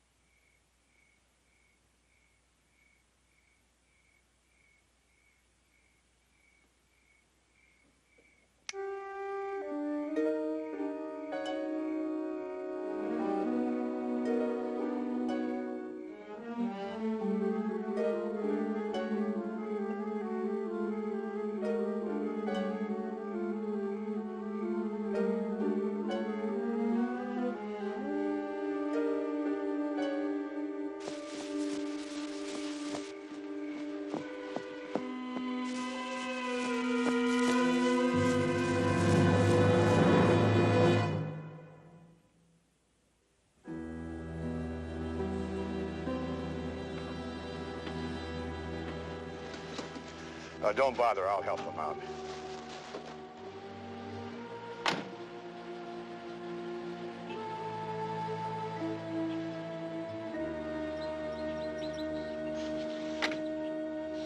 You're bearing it beautifully.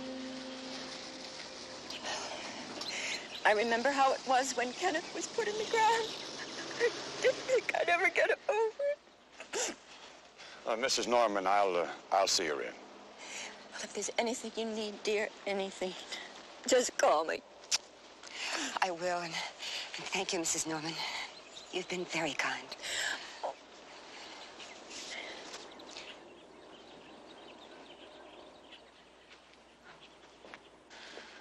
I still can't believe it. It happened so suddenly. Just no warning at all. There never is a rhyme or reason, is there? Well, everything went smoothly. You can say that for a funeral.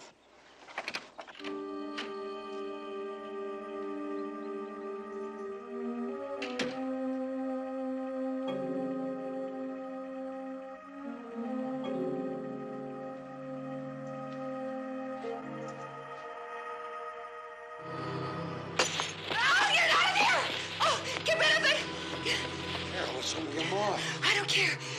I don't want it near me.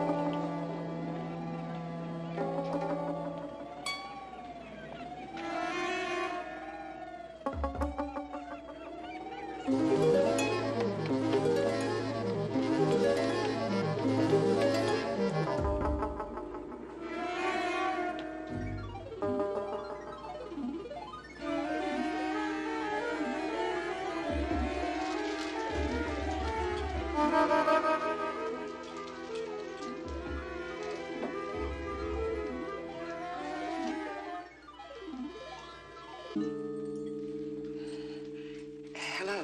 Hi. I was in here the other day with a friend of mine, and you sold me something for my husband. I remember. I used the granules in the bottle. I see. How is your husband? And your friend? They said my husband died of a heart attack. Oh, well, I'm glad there were no complications. But there is a complication. I don't know who you are or what you are, but you're the only one who can help me understand this. The death's head moth. Does that mean anything to you? It is said to be an eternal cage for disembodied spirits, for those who find no peace in death. The captured spirit can burst free only when it finds the proper mate and destroys it in an exchange of souls. The black moth will stop at nothing to free itself. Nothing.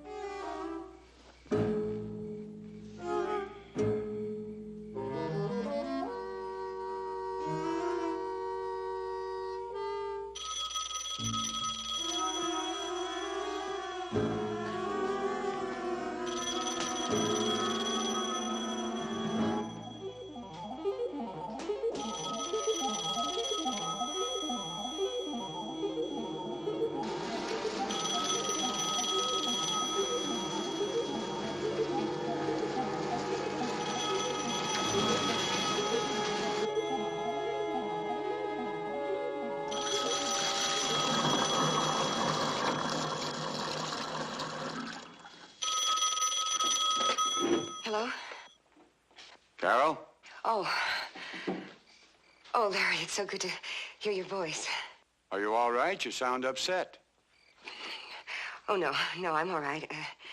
It's just the readjustment. Trying to keep busy. Is there anything you need? Why don't you come over? We could go for a swim. I could use the company. I'd like to, but I have an appointment. Oh, well, why don't you just drop by then for a little while? I haven't seen you for a couple of days. I'm kind of pressed for time. Larry, please come over. If you've ever loved me, I need to see you. All right. Maybe I better stop by.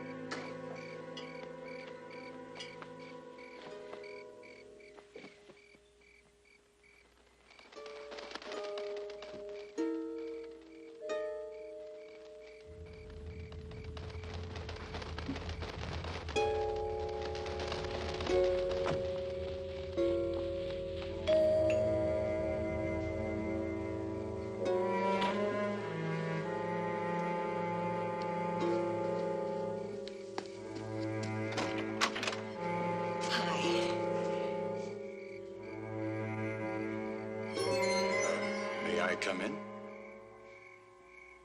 Oh, of course. Come in.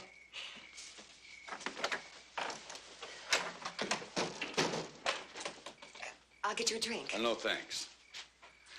I think we ought to get right down to it. Down to what? Well, you told me I had to come over if I ever loved you. So I came over. Thought we ought to talk about it once and for all. I mean, we went through all this when Steve was alive.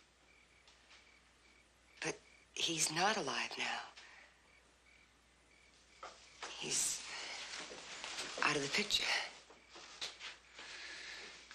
Carol, you're a very attractive woman. You were lonesome, and, well, one thing just led to another. All of a sudden, you're Mr. Innocent.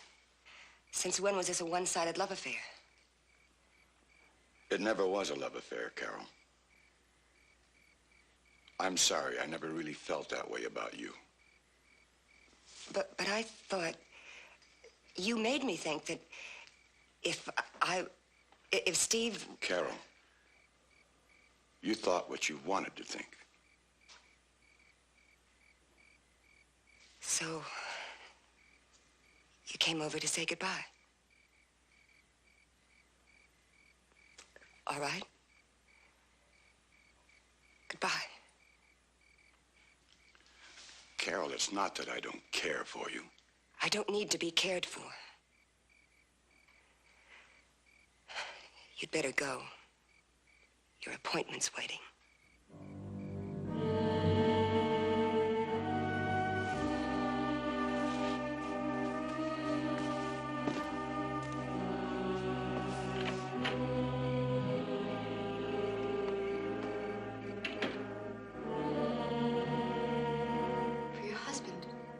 For your friendship with the gentleman. Works quick as a buzz.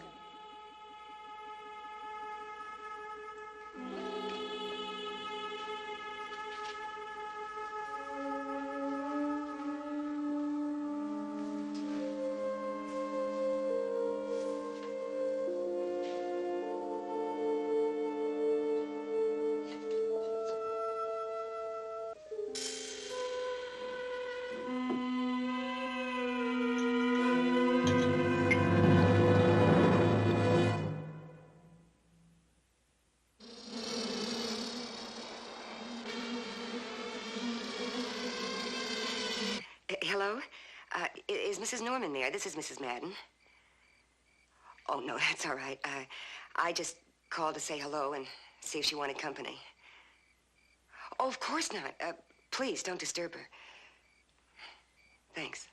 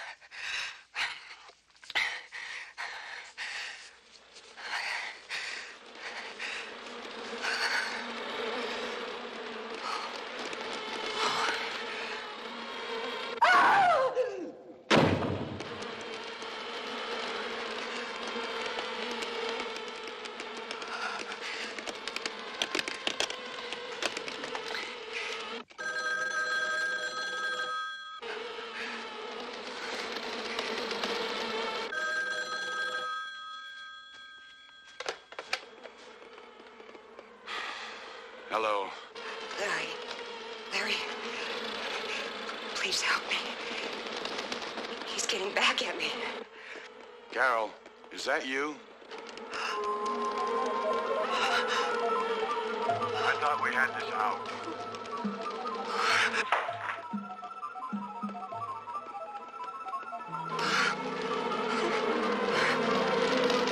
Carol, what is it? What's happening? Carol, answer me.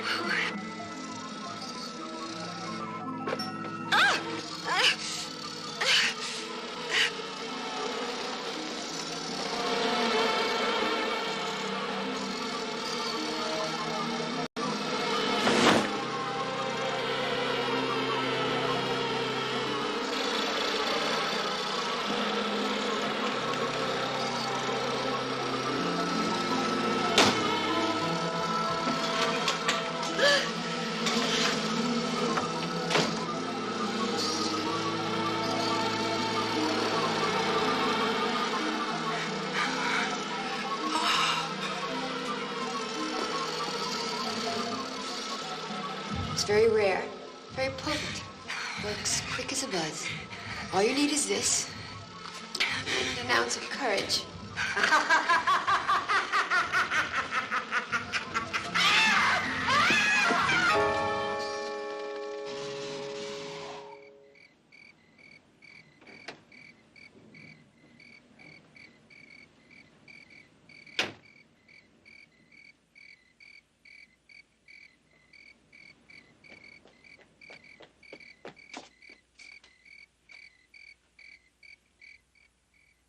Carol? Carol, are you all right?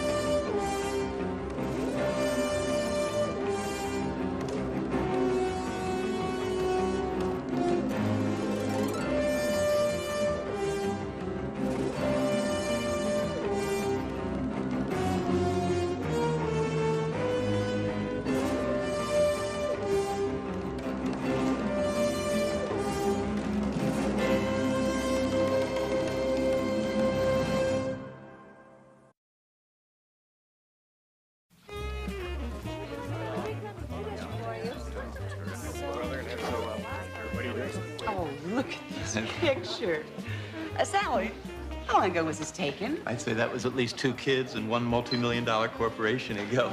You know, Carl started the business in 1970. Speaking of kids, are you still planning to take Carrie and CJ with you to Mykonos? I didn't tell you. I'm not going. You're not going? No. Wrong time of year for Mykonos. Spring. Spring is best for Mykonos. 3rd or 4th week in May. I didn't know when I made the reservation. That's all right. Carl, I hate to bring up business here, but there's something I just got to talk to you about. All right, then. All right. Go ahead, I'll make another drink. Honey, would you put some orange juice in that this time, please? Excuse me. Yes, sir? Carl, this Jacoby Electronics group, I just can't deal with these guys. I mean, they're so inconsistent. Rather than stupid, they're smart.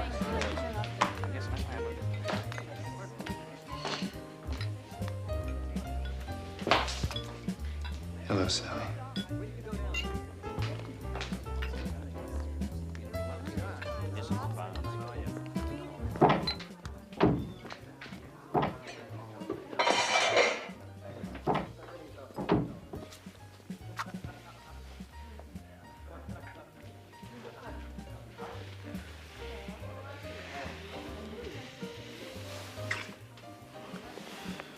Somebody could walk in. I know.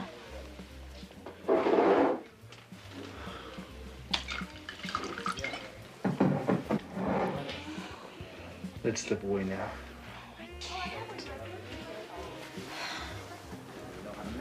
Come on. Maybe you'll keep old Carl busy for at least a half an hour.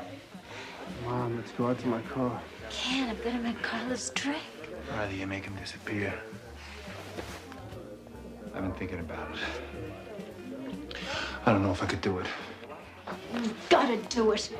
We'll never get a better chance. It's gotta be tomorrow, Joe. Opening day, you know what that means. It could open a whole world for us. We wouldn't have to hide anymore. Joe, I want you. Look, I've known Carl for years. I gave my first golf lesson at the club to him. I don't know if I can do it. Kill another human being. Carl isn't a human being. He's a machine. No heart, no passion, no nerves. All that went a long time ago. You always come easy to him. He said the best of everything, especially you. And after tomorrow, we can all be yours, especially me. Well, what are you two plotting out here together, huh?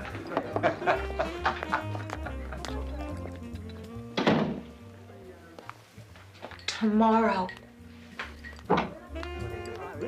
I gave Gordy a start, you know. I could put a little pressure on it. Oh, that'd be Honey, great. look who I found. Hey, Joe. Oh, he just got here. Just got here. Some friend you are. Where's your drink? Nothing for me, Carl. You know that. Oh, right. You don't need it. Not like the rest of these poor slobs. No pressures, just a good game of golf.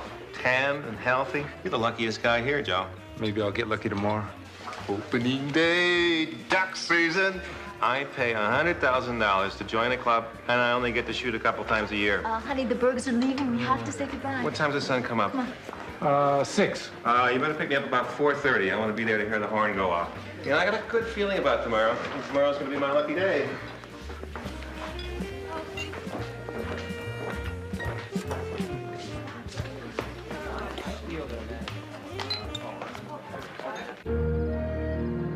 The perfect crime is the one nobody realizes has been committed.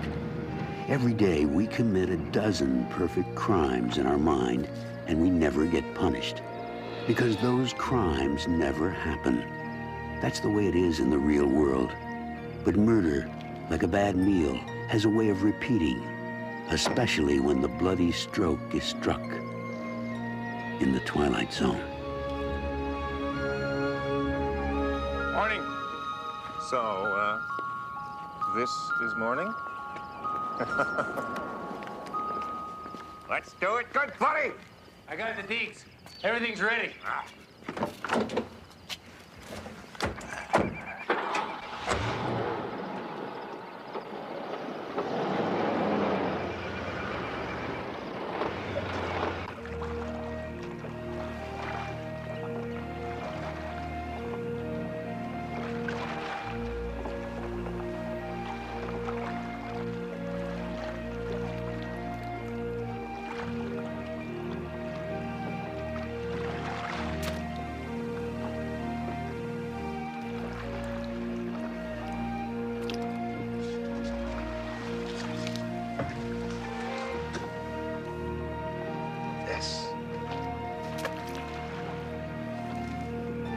This is a terrific spot.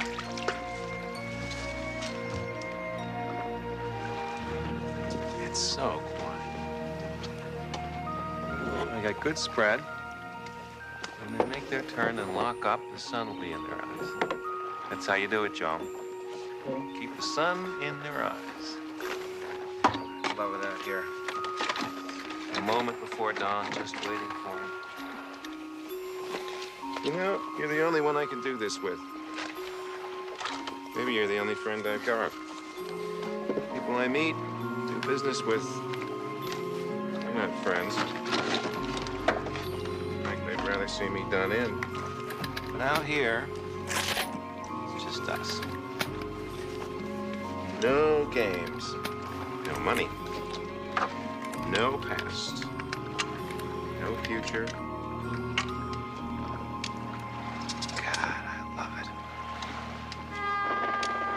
There's the horn, and there's the ducks.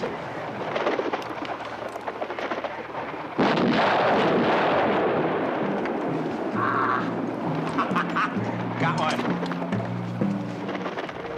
There's two more. Way off there. Oh, Joe, you get him.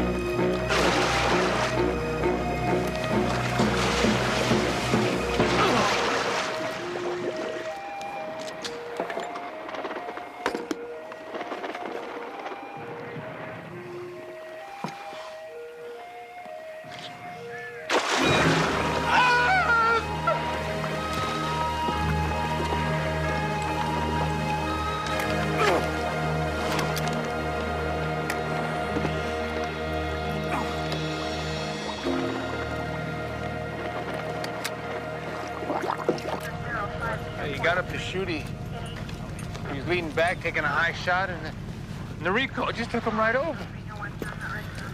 I don't know if he hit his head or not. I stuck my gun right in the water for him to grab, and he pulled me right in two. Like I did everything I could to get myself up. He had so much stuff on him. He always had so much stuff. It took him right under. Is this your gun? No, it's... Where's yours? It's out there somewhere. Well, we'll see if we can get it back for you. Don't bother. I don't think I'm gonna go duck hunting for a long time.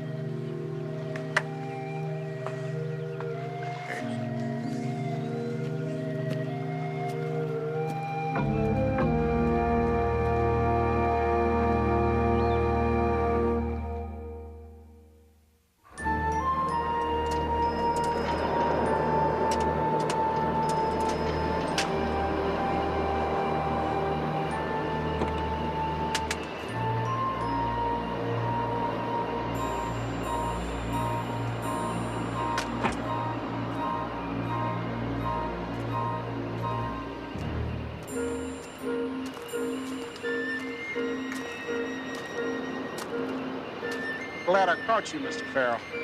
You recovered your gun.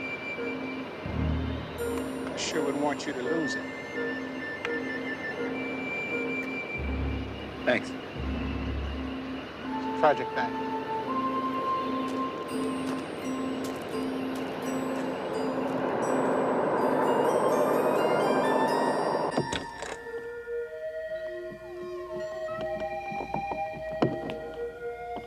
Yeah?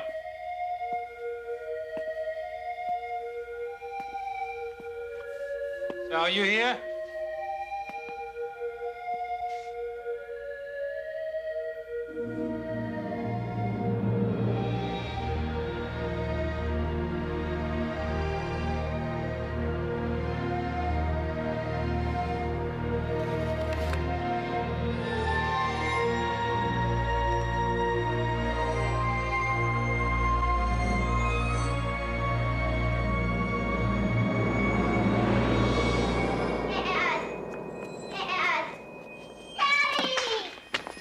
Dad, Mom says I still can't go to the destruction derby with the guys. Even after you said I could. Tell her you said I could go. Ew, Daddy, you didn't shave this morning. Stupid cleaners. I told them not to put a crease in my pants, so of course they put a crease in my pants. I swear, I'm so mad I'm gonna sue. Hey, Mom. Mom.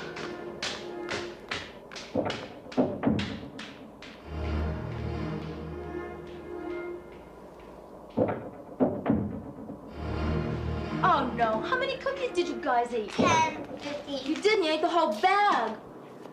What are you doing in those clothes? Gonna do ducks in the pool? Has the Lakewood sheriff called? Have you heard? Heard what? Dad, what about the demolition derby tonight? I gotta tell the guys. Leave your father alone. I already told you. You can go to the movies, you can go to the video arcade. You cannot go to the demolition derby. That's final. But, Mom. No buts, no buts. Now go upstairs, get cleaned up. You too, Carrie. Mrs. Diamond's gonna pick you up 6:30. Come on. Mrs. Diamond always smells like an attic. Oh, great. Go on, hurry. Sally, something terrible's happened. No excuses from you. I want you upstairs taking a shower in 2 minutes. We've got to greet our guests by 7 o'clock. It's late.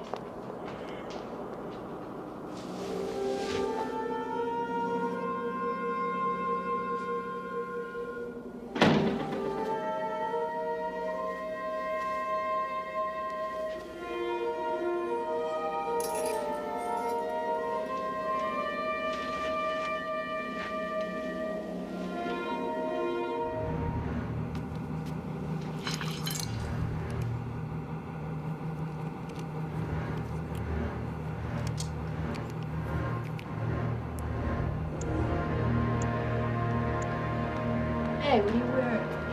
How about your gray shirt and your silk jacket? Sally, I don't know what's happening here.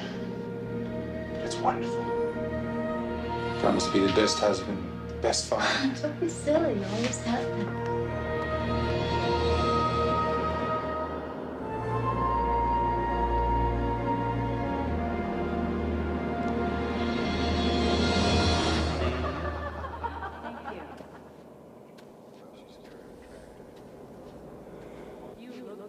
I'm not sure I agree with you, Arthur.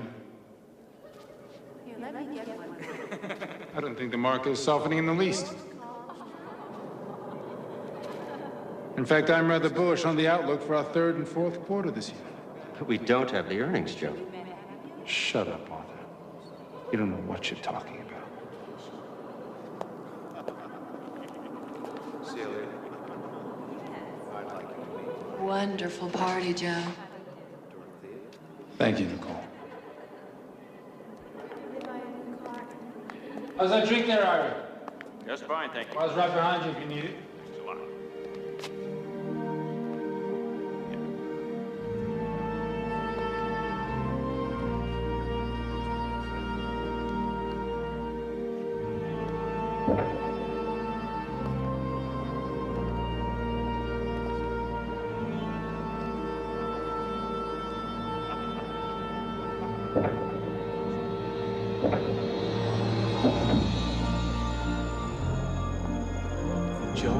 Joe, I'm on my wit's end. We're talking about $250,000 in sales each year, and I can't even get him to return my calls. I mean, this is your area of expertise. Could you give me a move, Coach? Forget it. I was hoping you'd talk to Gordy Lazalier. I mean, I know you know him really well. Later. Joe, look who I found. Carl, how you doing, Sir Shot? Oh, Carl was late. He just got here. Just got here. Can I get you a drink? Not for me, Joe. You know that. Carl doesn't have to drink. He doesn't have pressures like the rest of us.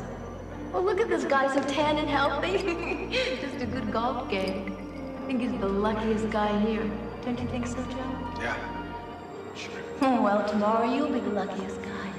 I hope so. So, I thought I'd pick you up about 5:30.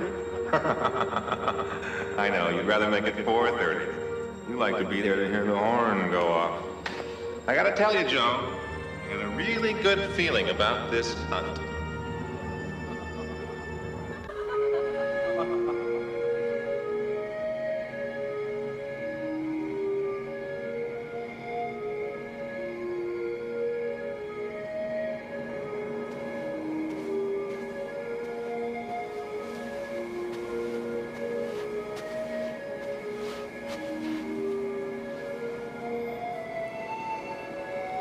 Don't think I don't know what's going on.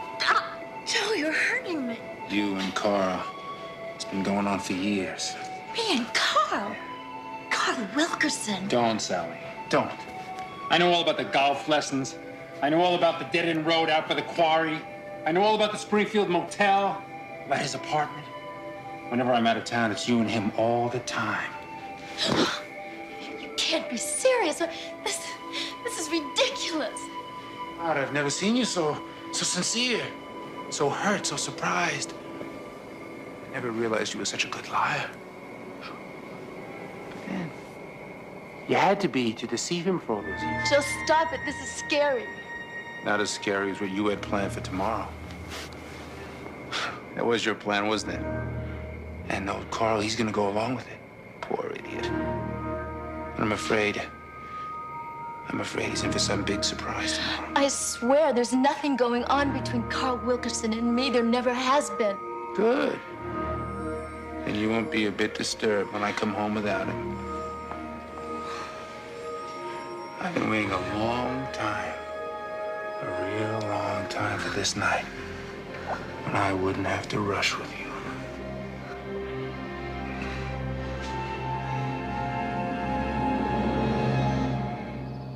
Joe, I don't know where you got this crazy idea about Carl and me. But it's not true.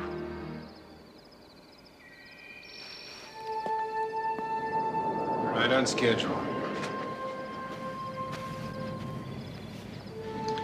There was a kiss, as I recall.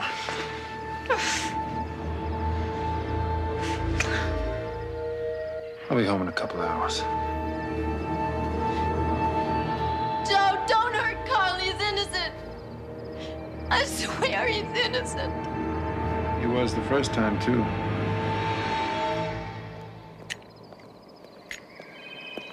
Morning. So this is morning. I paid $100,000 to join this club, didn't I? Yeah. Well, let's get to it, old buddy.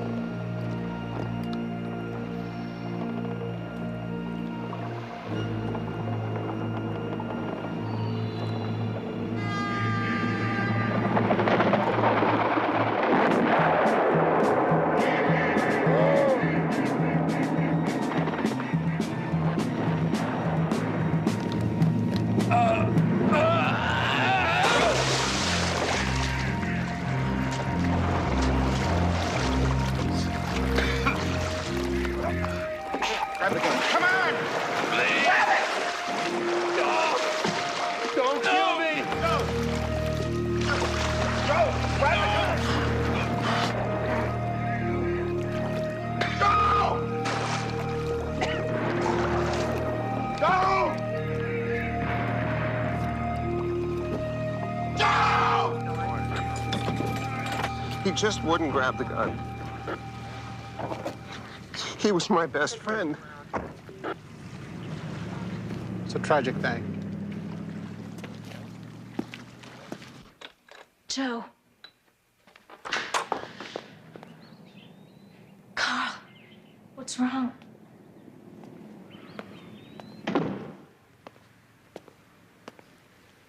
Sally, sit down, please. I'm afraid it's really bad. It's Joe. He's dead. He drowned. He fell overboard, and then his waders filled up, and then I reached out the gun to try and save him, but he wouldn't grab onto it, and then there's nothing I could do. He's gone. I'm glad it wasn't you.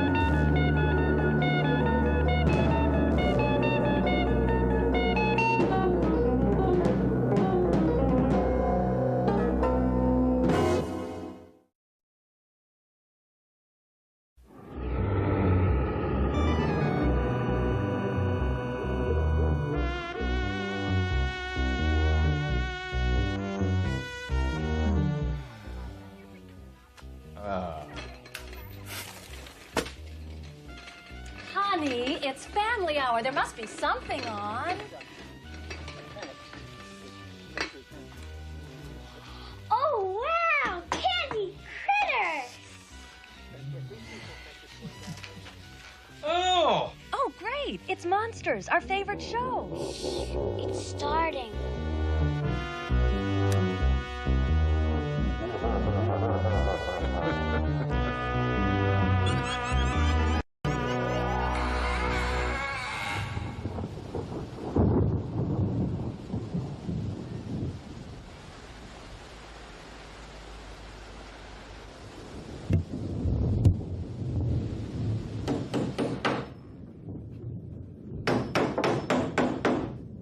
All done. Wonderful, dear. I'll be just a moment. Brad, you had some appetite tonight. You must really like my meatloaf. Barfola, but I don't want to starve to death. Oh, honey. I hope I don't bother you with this hammering. Oh, I'm sorry, Brad. Did you say something? I can't believe I have such a dorky bookworm for a sister. Bradley Lamesh, watch your tongue. Come on, Marge. We're late. Yeah, it'd be a real shame if someone else killed all the zombies this year.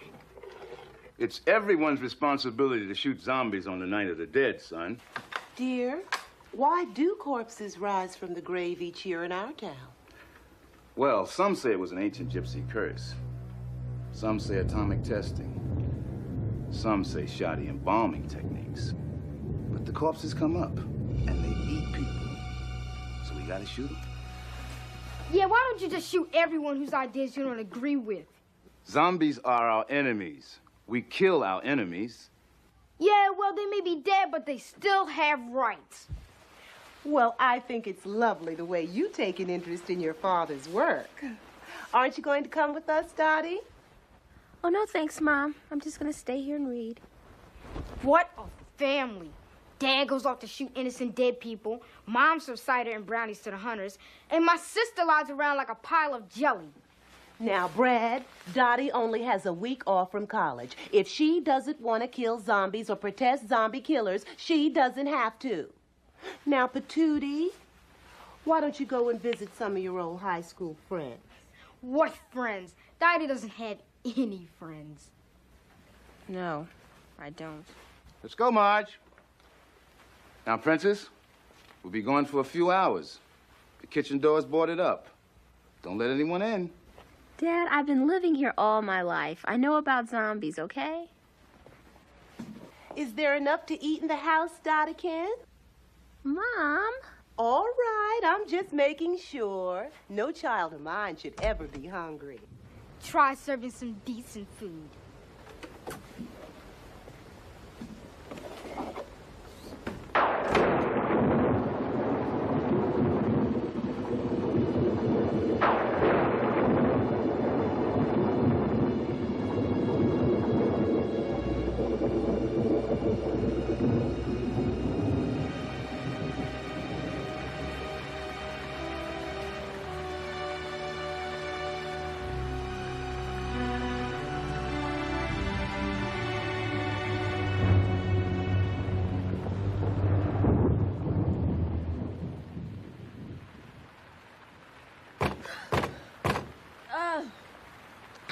Who is it? Paul. Paul? Paul Nichols. From Bay North High. French class.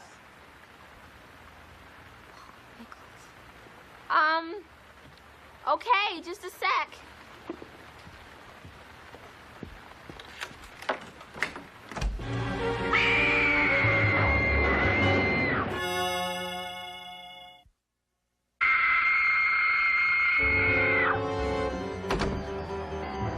Dottie?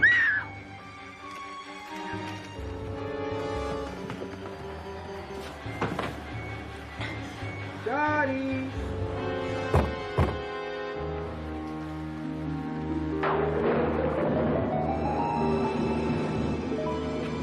Dottie?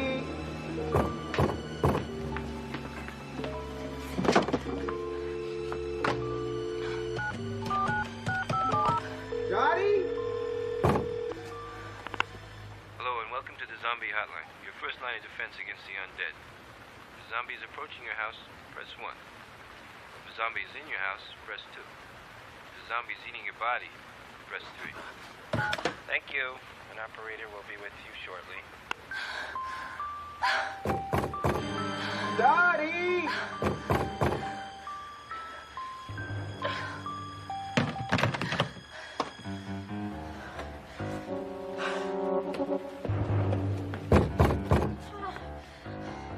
Yes? Could you open the door? Oh, you want me to open the door? Okay, here I go. I'll just, open it.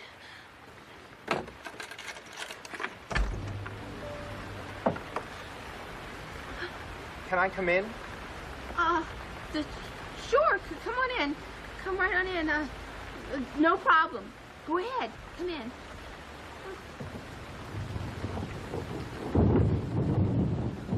Aren't you going to shut the door?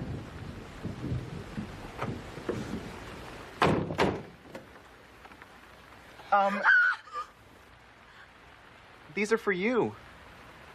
Oh, thank you. How lovely. Flowers. Thanks so much. Nice seeing you. Would you mind if I sit down? Sure. Absolutely. Have a seat. Would you like something to drink? Oh, gosh. Oh, golly. You know, there is nothing in the house. Say, I've got a great idea. Why don't I go out and get something? Yeah, I'll go out. I'll get some drinks, and you stay here. Okay? Okay.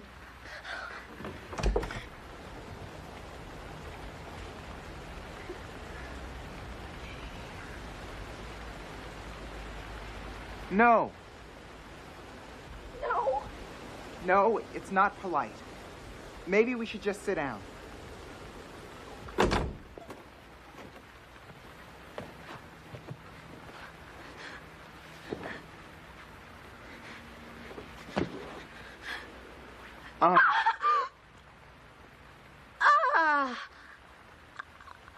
I'm sorry. You're beautiful when you scream. Dope.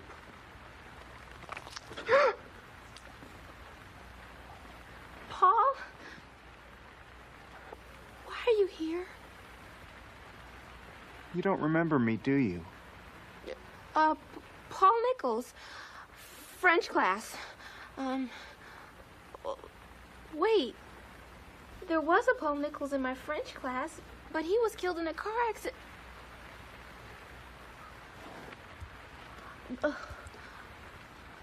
I remember you. The funny guy. Yeah. I said a few things. Madame Capozzi always used to yell at me. She sure did. She picked on you like crazy. But you were funny. Oh. Oh, you were. You did that imitation of her. Oh, that wasn't any good. Oh, it was. Beth Meyer and I were in hysterics. Oh, could you do it? Oh. Oh, come on. Please?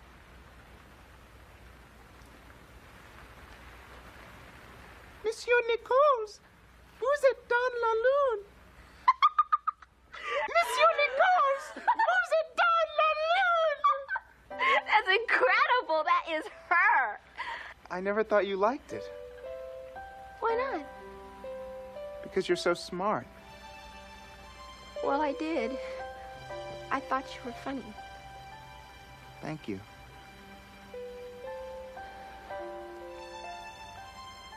I came because I wanted to meet you. Well, Paul, that's very nice. But why didn't you say anything before?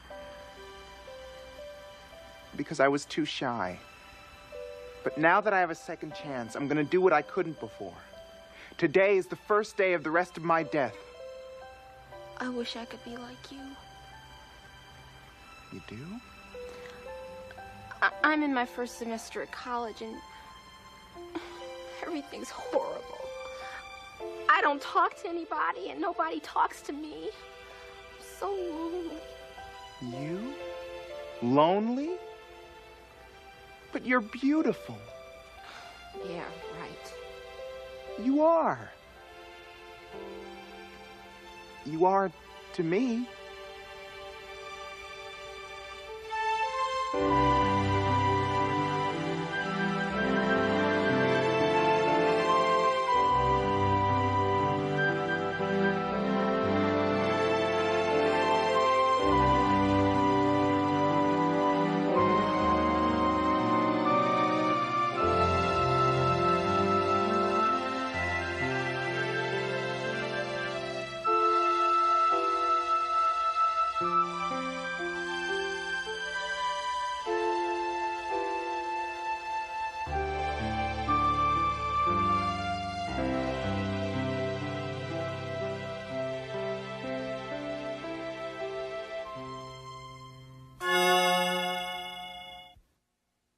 Oh, I hated high school, too. I didn't mind the classes, but doing any of the activities scared me out of my mind. Tell me about it. Every time you try to get a good attitude going. This year, I'm not going to be a dork. So you come back from vacation and you're feeling great because you're really different and soon everyone's going to see it. And you walk into class and some guy says, "Hi, dork." Oh, Paul. Oh, sweetie. Paul.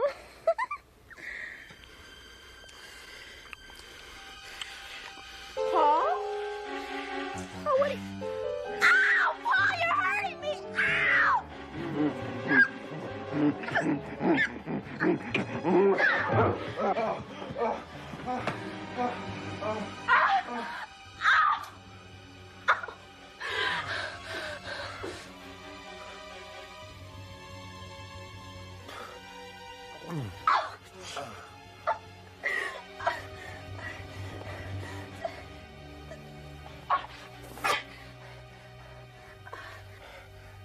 Sorry. Sorry? You tried to eat me! I'm sorry. It's just, I'm really hungry. Oh, it's disgusting. Sweetie, you gotta understand. I've been dead since July, and this is the one night of the year I get to eat. I didn't mean to. You of all people. I love you, Dottie. Oh, right. You really love me. How could I have been so stupid? What was I thinking? We could never have a relationship. To you, I'd always be part girlfriend, part dinner. I know you zombies. You only have one thing on your minds. That's not true. I'm not like the others. Oh, Dottie, how can I make it up to you? How can I prove I won't eat you?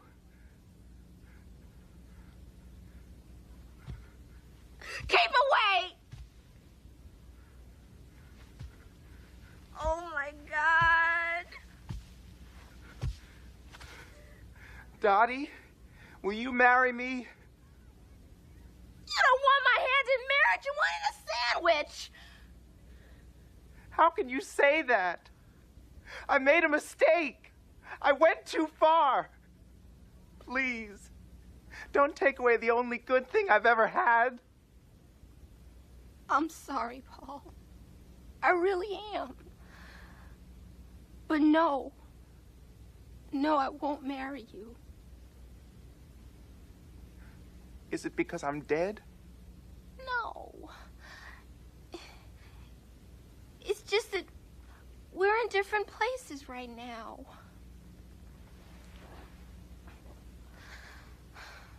I like you. I like you a lot. But what you want can never be. We're just too different.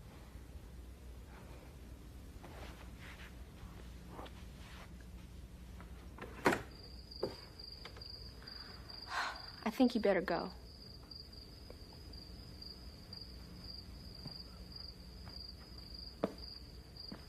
Dottie, could you do me a favor? That depends. I'd like to remember that you and I were friends. It would mean a lot to me.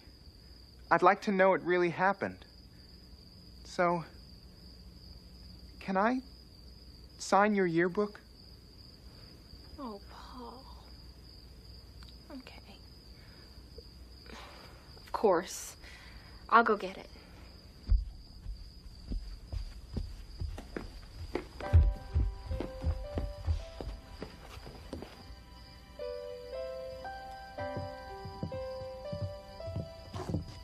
This!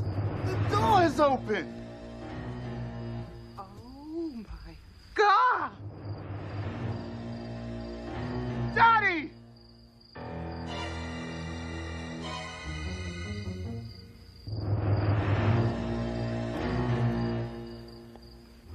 You zombie bastard! Dad! Princess! She's alive! Stay back! I've got him! No! No! No!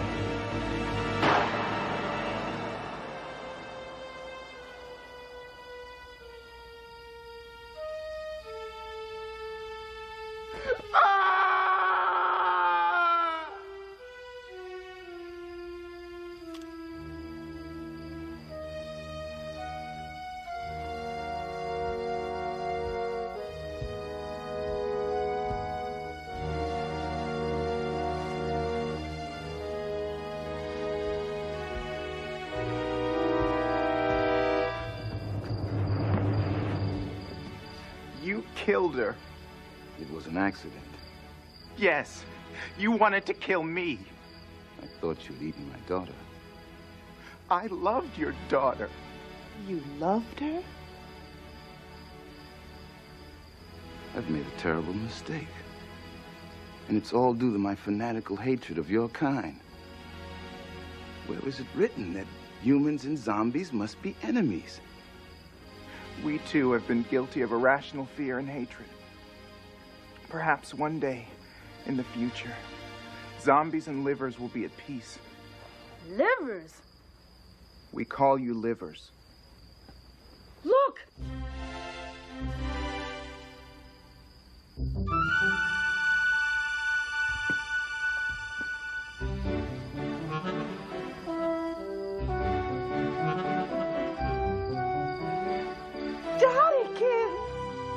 It's not morning yet. It's still the night of the dead. Sweetie! Paul! Darling!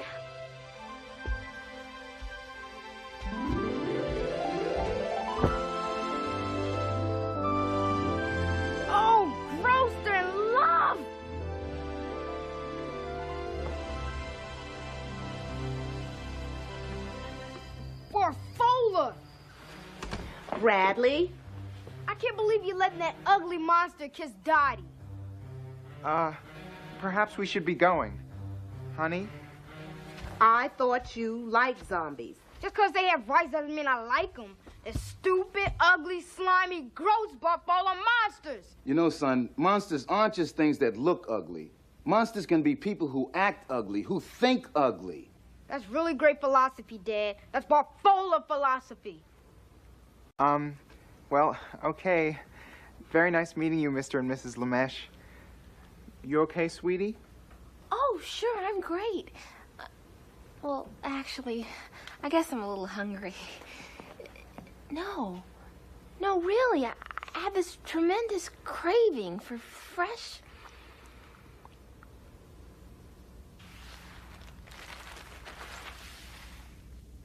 meat. Come on, sweetie. We don't want to wear out our welcome. Paul, don't be silly. Yeah, get out. I never want to see your ugly faces again. Bradley, that's your sister.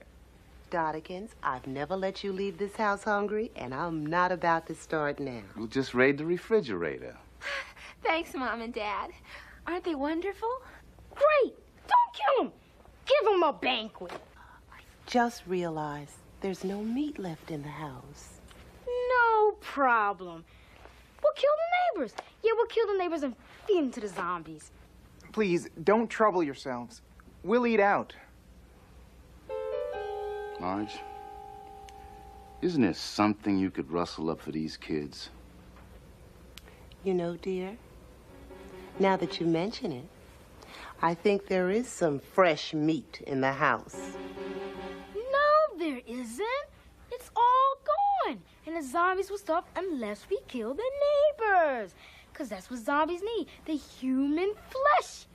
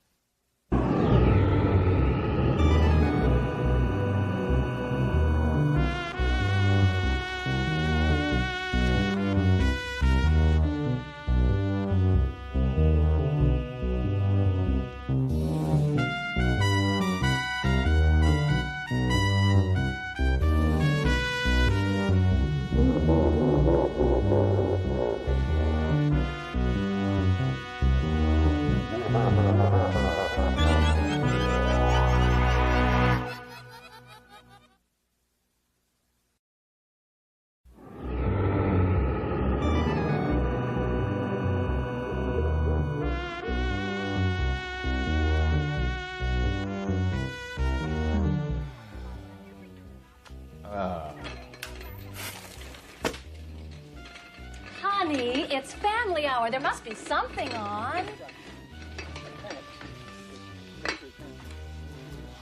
Oh, wow! Candy critters! Oh! Oh, great. It's Monsters, our favorite show. It's starting.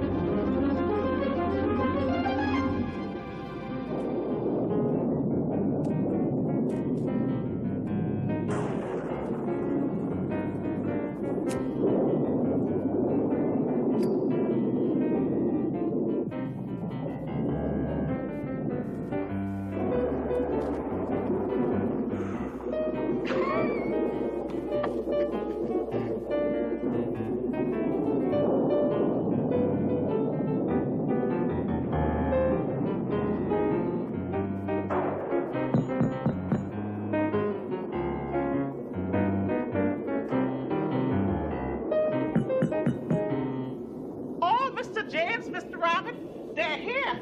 Oh, Lord, have to find their way tonight. I'm coming, hold your ponies.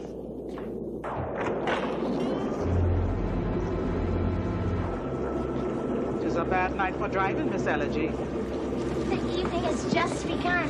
Velma, this is Dr. Black where we both drove up at the same time. I was wondering if you'd come, Doctor. I know it's a bit out of your way. Well, I don't normally make house calls, but I'm such a big fan of theirs. Oh, that's nice. Mr. James, Mr. Robert, Miss Elegy is here with the doctor. They're moping again. But not to worry. You know, Mr. Robert was not too pleased about your coming. But Mr. James will bring him around in a bit. Now, can I get a cup of tea for the two of you? Yeah, sure. Well, I can see where your relationship with the Selfs must be just a little bit out of the ordinary. Well, I was with them before they were in show business, and I really want you to understand that. I know that. I'm not just some groupie. God knows, when you get to be as famous as they are, everybody wants a piece of you. And yet, they gave it all up. Why? Well, Robert was never really happy on the road. He couldn't adjust to it as well as James, and after a while, he just couldn't take it. They couldn't work together. God knows they couldn't work separately, so they came home. Doctor, I swear to you, I love both of them dearly, but I'm on my last legs. I have rights and feelings, too. I may be just some lady who works behind a desk somewhere, but I'm not going to be anybody's emotional punching bag. They're sulking. To be more precise, Robert is. Oh, sure. Robert this, Robert that. Why don't the both of you go back out and soak your heads? Despite appearances to the contrary, there is at least one person in this room with a proper sense of comportment. Comportment? What does that mean? Why do you always use words I don't understand? I hate it when you do that. If I tried to communicate using words that you understood, the only thing I could talk to would be Coco the chimp. Just stop it, can't you? Tell him to stop it! Mr. Self, I'm here to help you. Let me into your lives. Let's work together on this thing. Let's work through this thing. What do you say, guys? Drop dead and rot. You hear that, Doctor? You know, you probably think we're a sophisticated act, a supper club act. Well, you know what my brother's idea of funny is? Vulgar noises. You know what I have to say about that? Open war.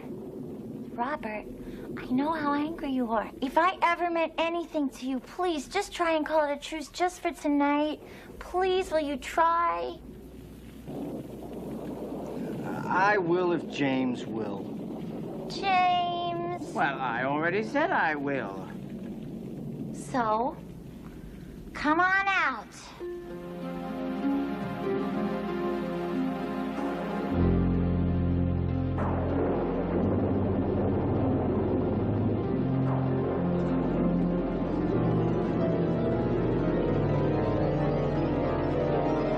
Well, at last we meet, face to face.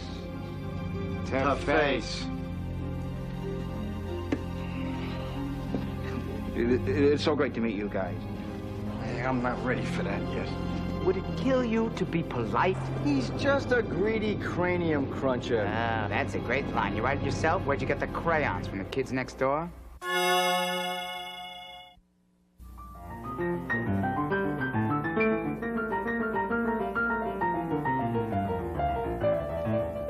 That's great.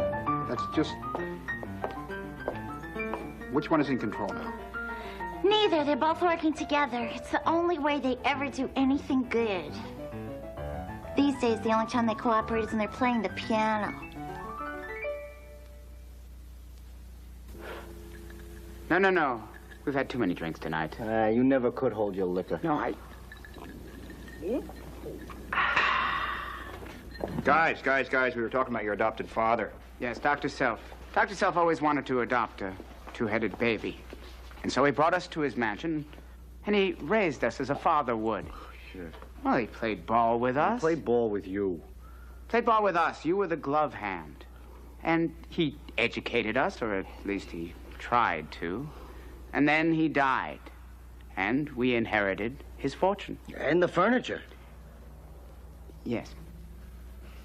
And nobody else knew you existed? Just Velma. She really raised us. Well, now, here we are. Oh, Mr. James, Mr. Robert decided to rejoin the living, I see. Tea, Miss Elegy? Did you hear what Velma just said? Mr. James first, then Mr. Robert. James first, me second. Heavens, that old song again. The only reason I do it is because the old cradle I kept them in was up against the wall. Mr. James was on the outside, so I got in the habit of feeding and talking them to that way. Just habit, nothing else.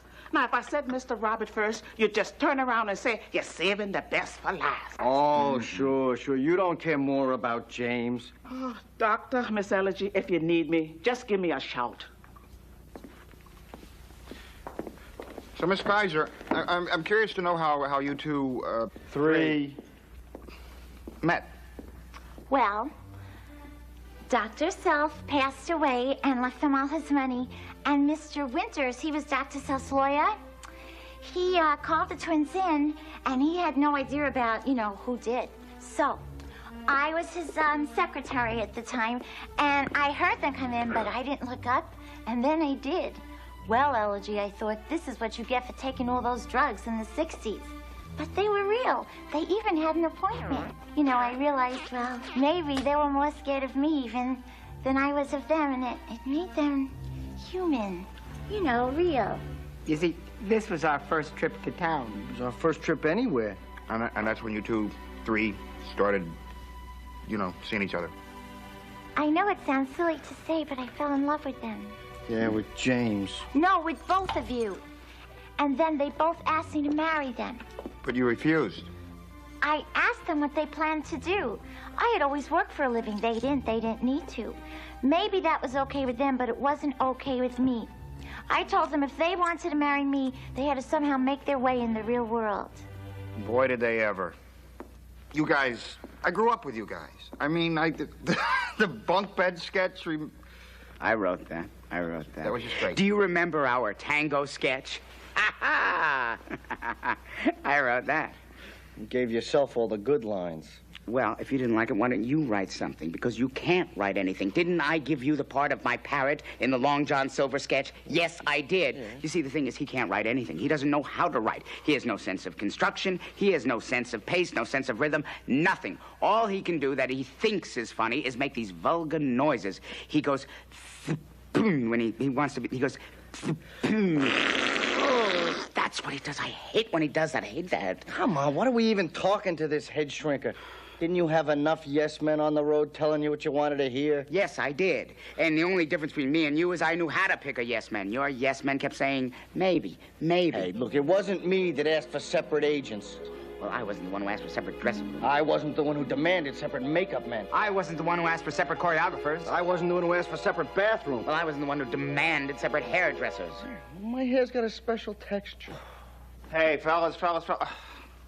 Okay, obviously there are some strong feelings on both sides. Miss Kaiser, maybe you can tell me what happened then. I mean, you wanted the guys out in the real world on their own, which they did very successfully. Then what happened? Well, it was at the end of their 20-city tour, about 8 months ago. I've been keeping in touch as much as I could and going to see them, and then one night, in the hotel room, they proposed again. My left foot. What happened exactly? You want to know what happened that night? Yeah, what happened? Elegy came in, and James said, marry me. Not us, him. You know what she said? She said yes. To him. I meant yes to both of you. That's funny. Did I ask you that night? Did you discuss it with me? Why bother? It's just old go-along Robert. Oh, yeah, and that's the great problem, isn't it? It's not, does he love her or does she love him? Oh, no. This man who eats fried rice with his fingers is worried about etiquette. Well, I know what we should have done, Robert. I should have just walked right over to you and said, oh, Robert, old man, what say we call up Elegy and ask her to marry us? How about that? What say, huh? Drop that lousy accent. It's an affectation. James, Robert, I mean, it's obvious that there's some very deep-seated negative feelings here. And they're seated right over here. James, I think a large part of your brother's frustration comes from the fact that he's unable to express himself verbally. So do something for me, Robert. I want you to express your feelings toward your brother non-verbally. Let's be puppets. Let's be like non-aggressive love puppets. This is stupid. It's okay to feel the way you feel. It's okay to show your feelings toward your brother non-verbally. So do it. Act them out. Oh, non-verbally. Oh, okay, you ignorant. This is for elementary school.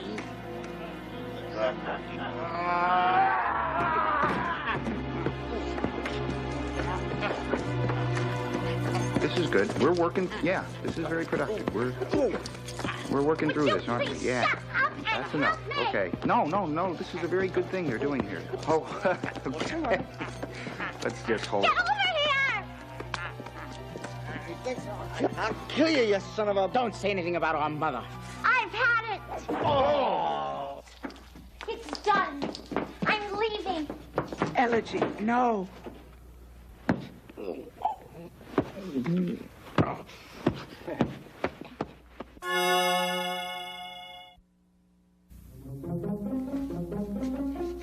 Elegy, please don't leave. We can work it out. You know we can. The three of us, like the old days, we can work it out. This is between the two of you. Until you settle for your own selves, there's no place here for me. Robert, tell Elegy to stay. Well, you're the one who talks so good. What do you need me for? Please, Elegy. Please stay. Yeah, that was good. Ah, shut up. Robert and James, I will always love you. Goodbye. Elegy, please don't go. Not you are. You're a spoiler, that's what you are. You see someone else's life working and you have to wreck it because you can't make your own life work. Well, I want you to know that I am fed up with you. I am not going to let you turn my life into a shambles. Yeah, well, what are you going to do about it, big shot? Want to play rough, huh? Guys, what's the point of this, huh? Are you trying to kill yourselves? Is that it? No, just one of us.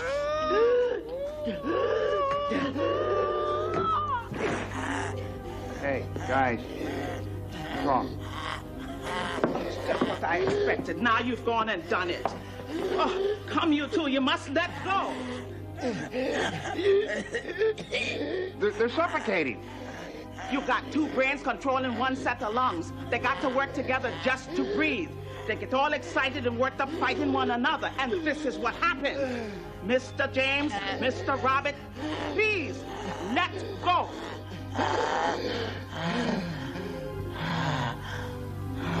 Come along, Doctor. Help me get them up to bed.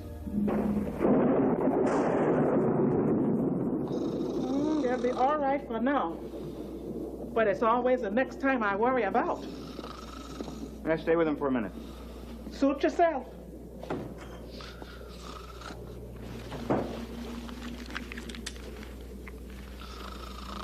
Possible book title. He's not much, but he's all I have. Baby.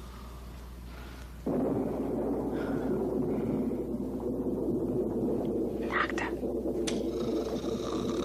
I've got a metaphysical question for you. What would happen if one of us should suddenly die?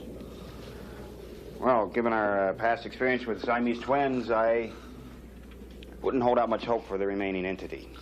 Is that what you were thinking? Ah, who am I kidding? We're both thinking about it all the time.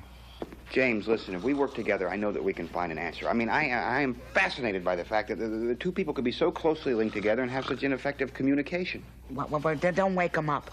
You're not going to start playing those games with him again, are you? I mean, that love puppet thing was a disaster. James, listen. You're going to have to face the fact that no matter what your brother thinks, no matter what he feels, you're going to have to live with it, okay? Yes, I know, but... Oh, are you talking behind my back? No, we're talking, well, really behind your side. Oh, is this the answer to our problem, huh? Another paid stooge? Another gargoyle groupie who just wants a piece of us? You have to believe that I'm somebody who sincerely wants to help you, but in order to do that, you have to trust me completely, okay? When you're like us, the world is full of people who want to use you, who want a piece of you. Yeah, but don't you think I'm sick of it, too? That's why Elegy was so special to me. You see, even he doesn't understand. You don't know what it's like to be second best in your own body. That's what it all boils down to, does it? It's always the same thing. I can't help it if I was the smartest, if I was the cleverest, if I was the cutest. The cutest? Well, okay. Well, you were the cutest. But I mean, you act as if it was all my fault. Look, I don't like this situation either. Sometimes I wish we'd never been born. You want to end it? End it. You've killed off everything else that's near and dear to me, so you end it, because if you don't, I will. Because I cannot endure it anymore.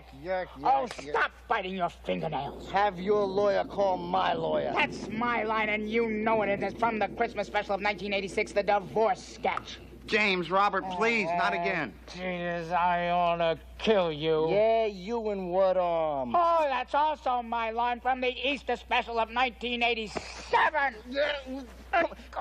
Gentlemen, I think you need more help than I can give you here tonight. Come back to Boston with me, okay? We'll work together, daily basis. Free of charge. Free of charge? Let's work through these destructive neuroses together, okay? It'll be good for you. It'll be good for me. Good for you? Well, yeah, the publicity. I am convinced that there's a book in this. Probably a bestseller. Paperback? Hardback? He's more two-faced than we are. Now, that is a good line. Thanks. You're welcome.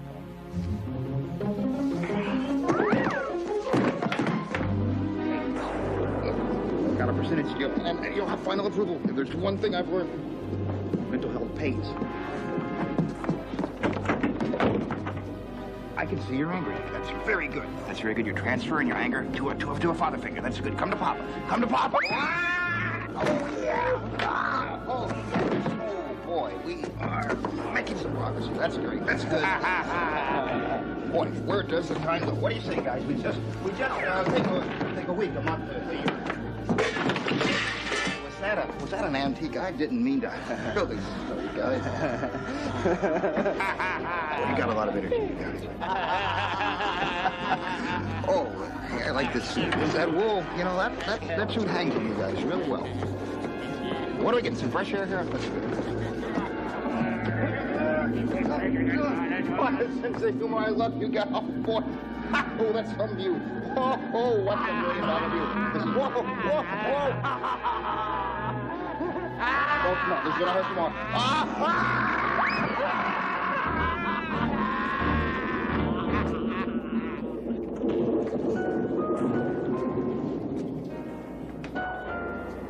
I swear, I suppose you boys are happy now.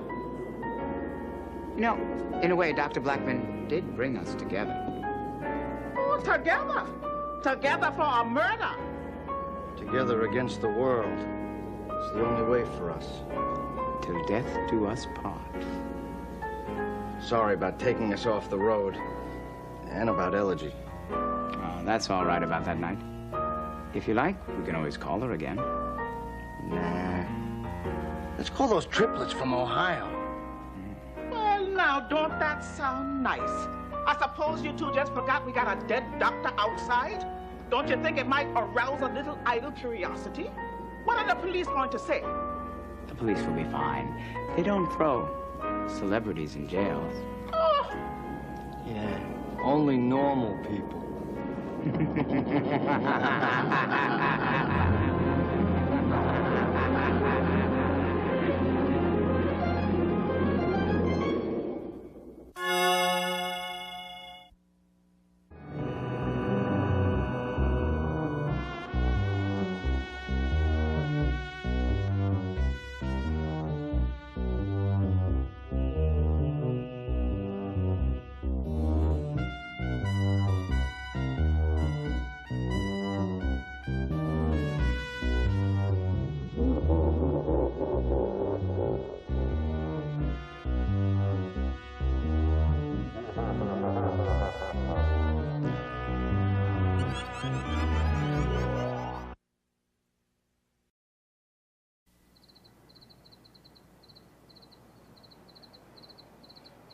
Some guys get all the luck.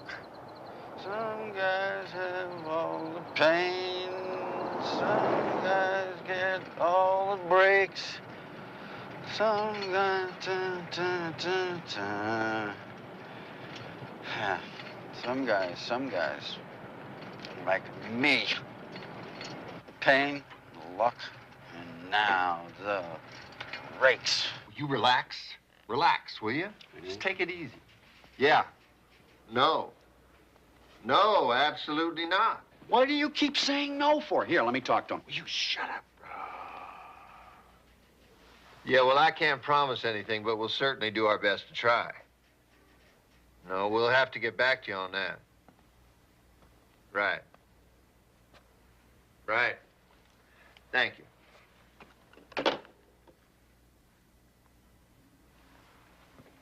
Well, what the hell happened? It's a go. It's a go? It's a go-go. I did it. I did it! I did it! I rolled a big one!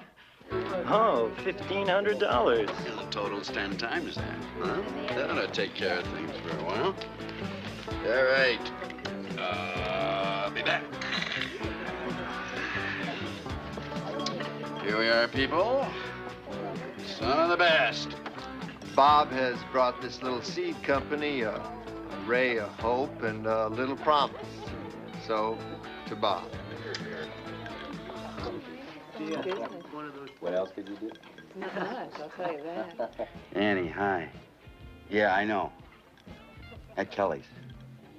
Yeah. But this is different, honey. I really cashed in today. You won't believe it.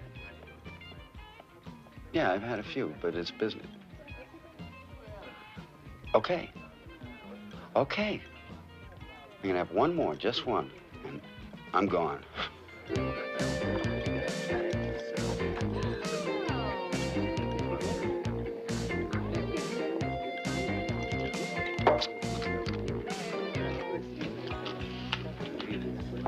Irving, I am buying, remember? I got Let's get another round for my friend. I got it, Bob. It's my party, and I say we're staying. Bob, I got it. Nice work, Bob. See you tomorrow, killer. Bob, why don't you let one of us give you a ride home? I've given 15 years of my life to this company. You can't even stay and have another drink with me? Listen, Tony. Go on. Your keys, Bob. Don't worry about it, Irving. You two are so worried, I'll take a cab. Some guys have luck all the time.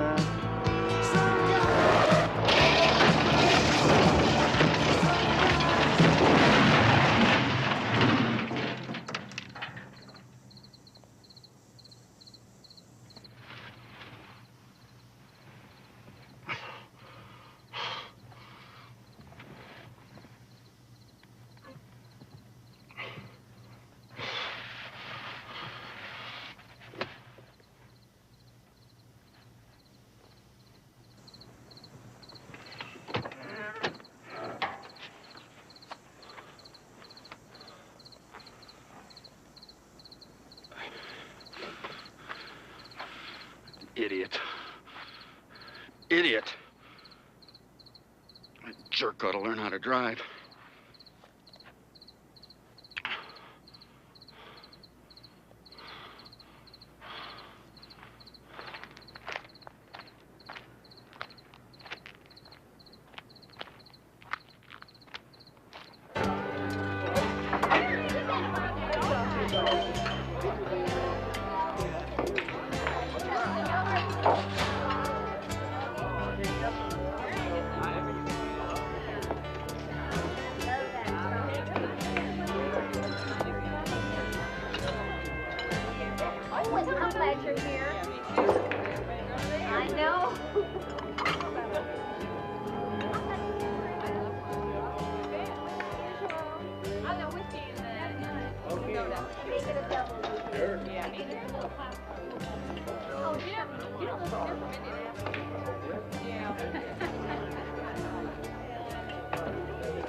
A whiskey straight up? Whiskey straight up. What's wrong with your head, guy? Huh? Oh, it's just a cut that won't stop bleeding. Yeah, looks fine to me.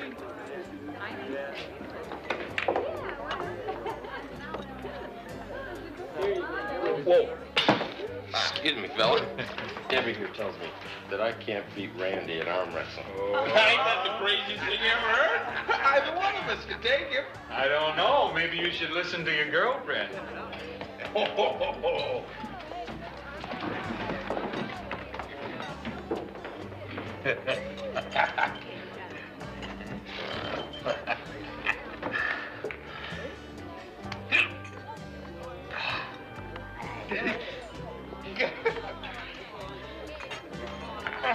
You ready to give up yet? Come on, you can do it.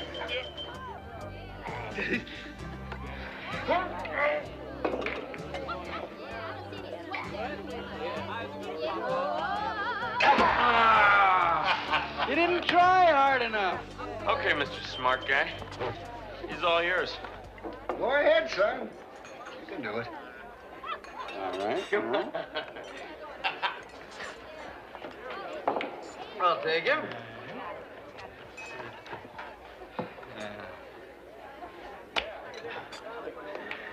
You realize this is hopeless. I ain't been beaten years. Well, I guess you're due for a disappointment then, huh? Oh.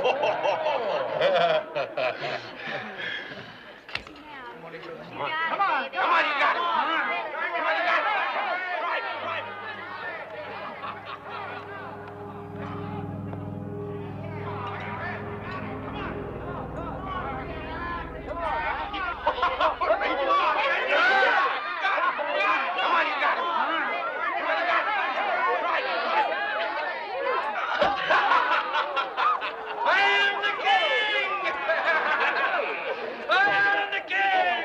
This one's on me. Oh, great. Thanks.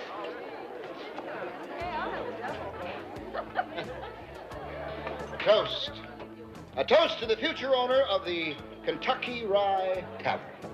Oh, yeah, sure, dream on. This place has to be a gold mine. It's for sale. Well, I couldn't buy it. My wife would kill me. Sure you can, Bob. This place was made for you. Let me buy you one, champ. Sure. Oh, wait a minute. Let me buy you one.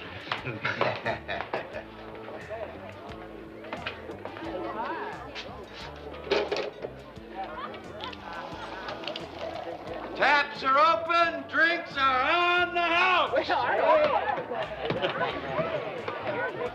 I like this. Feels pretty good back here. What's the occasion? Looks like we got ourselves a new owner.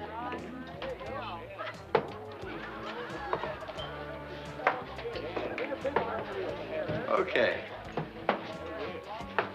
Let's say there's a little bit of interest here. What are you asking? $1,600. $1,600?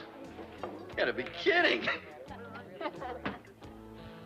Why do you want to sell anyway? What's wrong with this place? Nothing. Just time to move on. You gotta be crazy to give this up. Opportunity's yours. I'll talk to Annie tomorrow. Sorry. Offer's only good tonight. Hey, I can't get that. Wait a minute. Yes, I do. All right. I'll give you $1,000. $1,600. Look, I like you. All right? I'll make it $1,200. 16. This is a joke, right? Look, I don't even have $1,600. $1,500. Now, that's my top offer. You can take it or leave it. 1,600 or no deal. You really want to buy this place? Yeah, what's it to you? Well, I just hate to see you pass up an offer like this. Hey, I can't take your money. You got the money now. Want the dealer, don't you?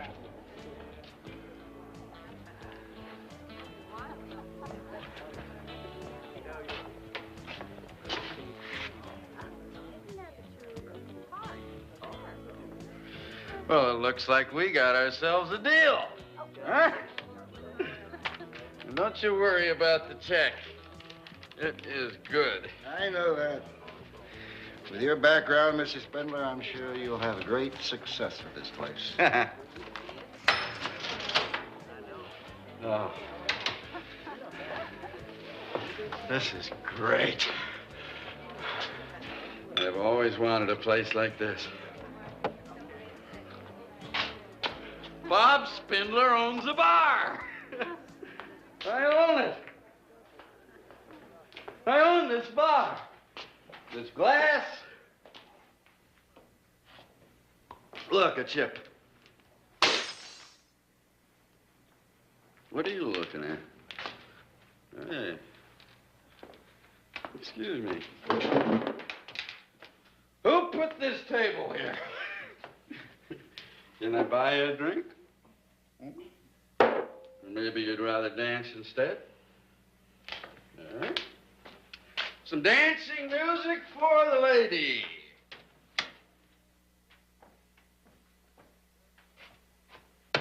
What's the matter with this place? Nothing works anymore.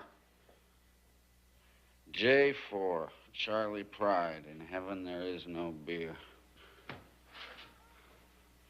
What's the matter with you people? I own this bar.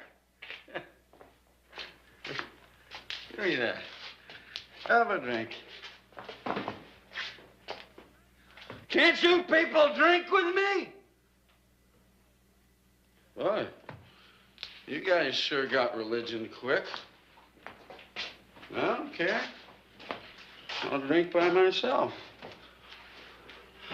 I'm having a wonderful time.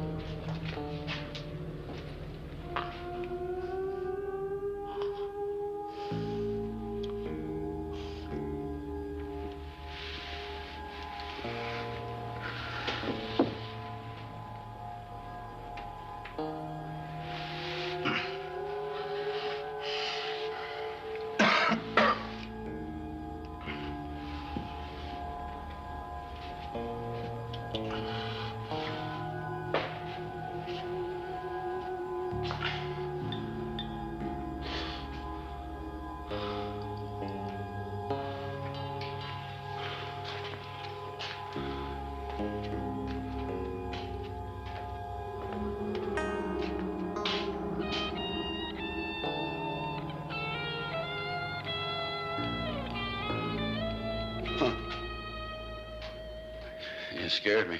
Meant to. It's quite a night, huh?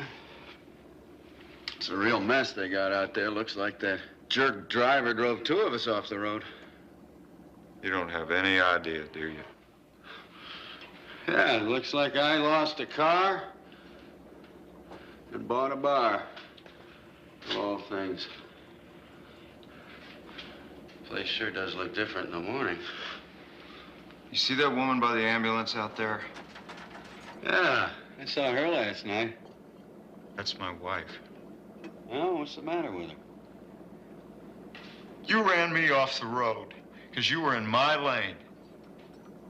When I swerved to miss you, I lost control and rammed my car around a tree. You're crazy. I don't have to listen to this. Who do you think you are? The guy you killed? Oh, I know. It's that $100 you gave me last night, right? What, do you think you own me now? I'll pay you back when I'm ready. You can never pay me back.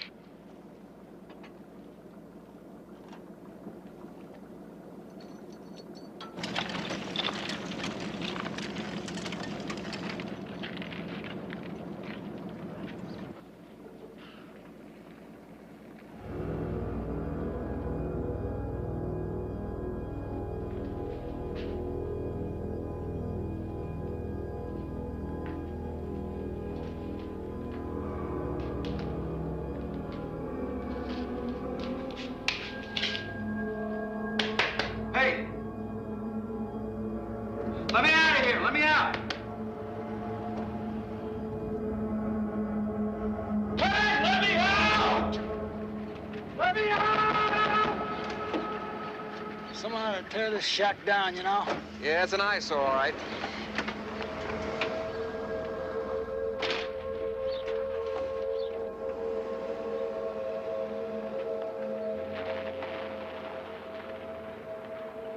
Bob Spindler, new owner and sole customer of the Kentucky Rye.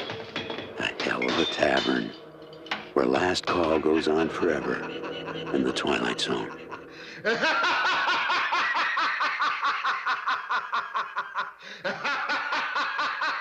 It's yours! It's all yours!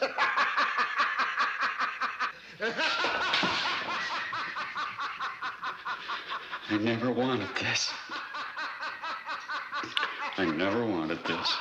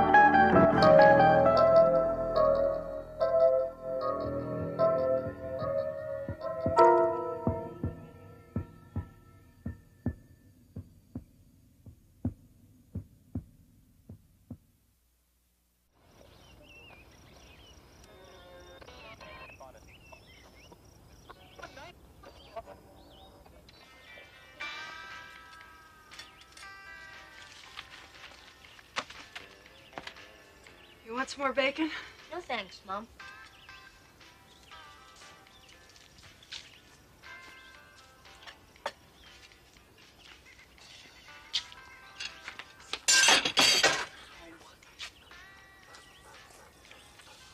I saw that.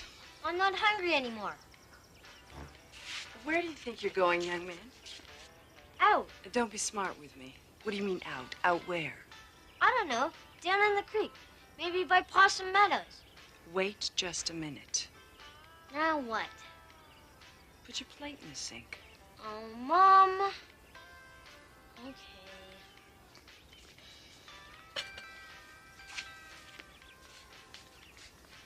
Thank you. Can I go out and play now? Is your room clean? Mama. Go on. But be careful.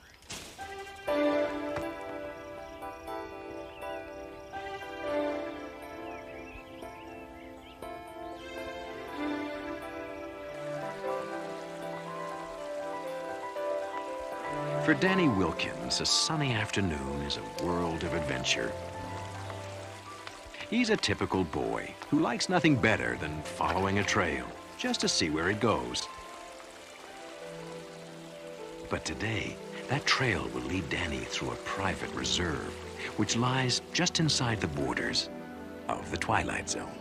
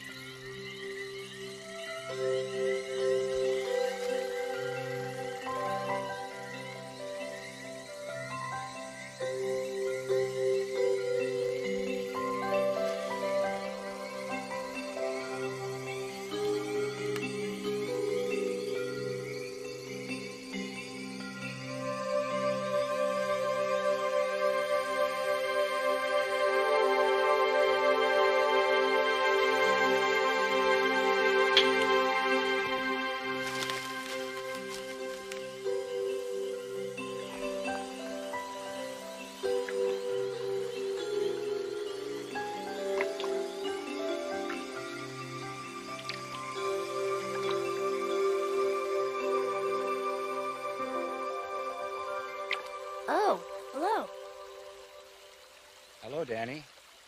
How'd you know my name? It's written on your shirt. Oh, yeah, I forgot. Who are you? Scout. What is this for? It's just a toy. Of course. Just a toy.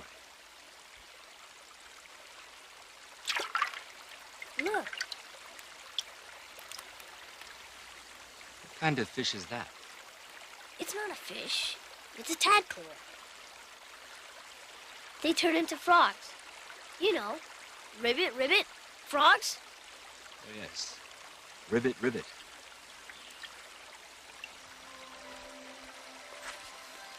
Is the weather usually like this? What do you need? Does it ever get cold? Sure, in the winter.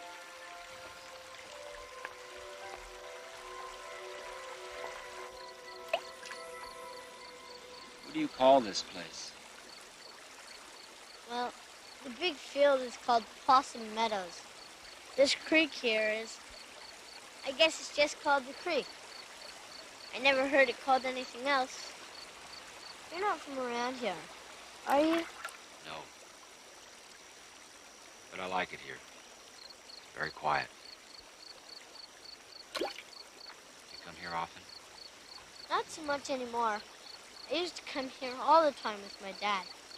Well, he wasn't really my dad. What do you mean? I never knew my real dad. There was this guy who lived with us for a couple of years. Mom made me call him Dad. Do you miss him? Nah. Mom does, though. She thinks it's my fault he left. What do you think? I don't know. I guess. Well, I better get going. My mom will be worried. Worried? About what? Who knows? Stuff that moms worry about. You know. Thanks for showing me the tadpole. Sure like to see one when it turns into a rubbit. That's ribbit, ribbit. Oh, yes, of course. I won't forget. Goodbye, Danny. Hey, I've got an idea.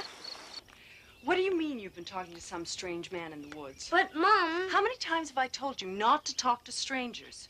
Scout isn't a stranger. He's my friend. Don't give me that. You just met him. Where does he come from? He didn't say exactly. Then who is he? And what kind of name is Scout anyway? What kind of name is Danny? Don't you smart-mouth me, young man. I'm sorry, Mom. But he's a really nice guy. You'd like him. Well, we'll never know, will we? What do you mean? I want you to stay away from him, Danny, and any other strangers you come across. Mom, it's kind of too late. What do you mean? I invited him to dinner.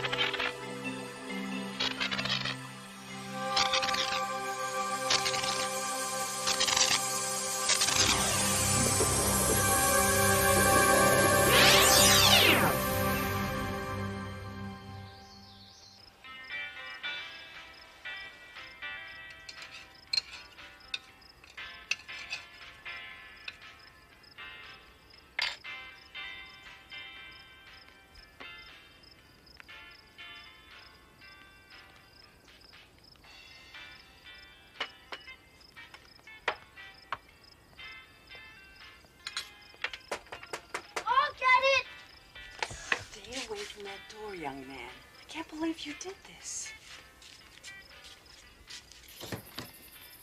Hello, Mr. Scout. There seems to have been a misunderstanding.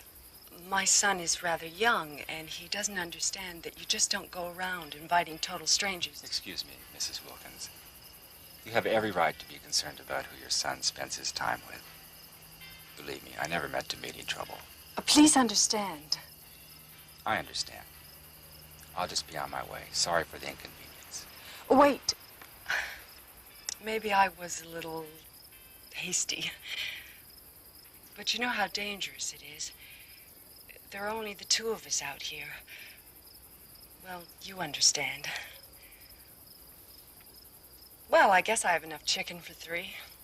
Come on in. Yay!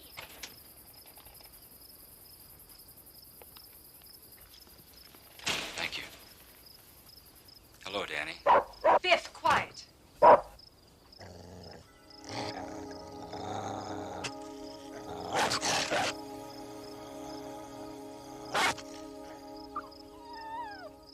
Boy, you sure are good with dogs.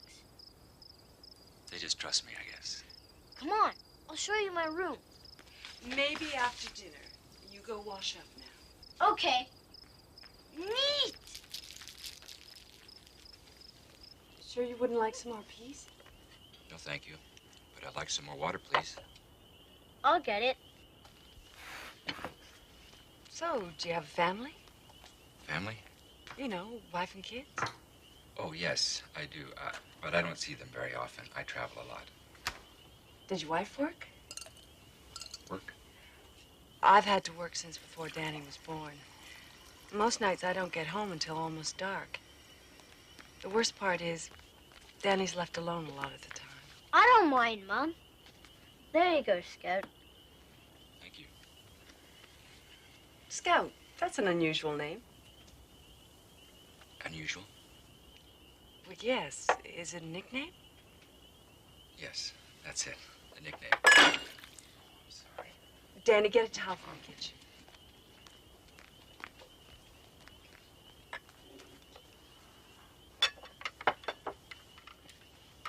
This is a very interesting area. Yes, it is. What brings you here? Business. What sort of business? I work for a large industrial firm looking for a place to locate. Oh, really? Which one? It's confidential. I'm really not at liberty to say. It raises people's expectations. You understand? I bet it's a really big company, right, Scout? Right. Are you staying in town? No, I have a motor home out near Possum Meadows. Oh, yes, I know the place. Hey, I've been everywhere around here. I bet I can help you a lot. Mom, can I go with Scout tomorrow and help him find places for his business? We'll talk later, honey. But, Mom... You should listen to your mom, Danny.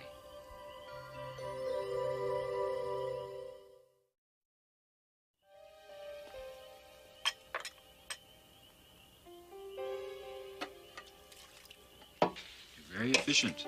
It's just the dishes. You don't seem to know too much about housework, do you? No, I guess I don't.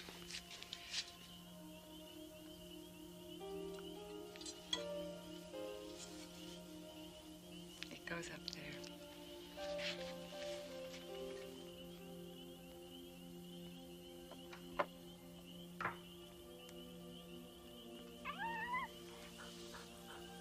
Danny's a fine specimen of a boy. You must be very proud of him. Yeah, I guess. It isn't easy bringing up a kid on your own.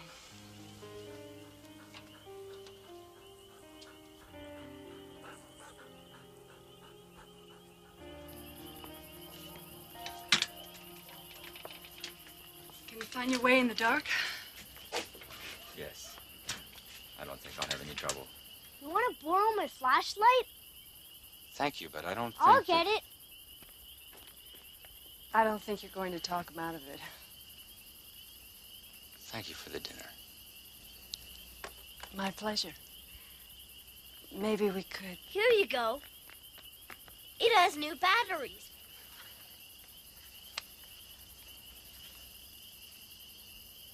Thank you. Good night.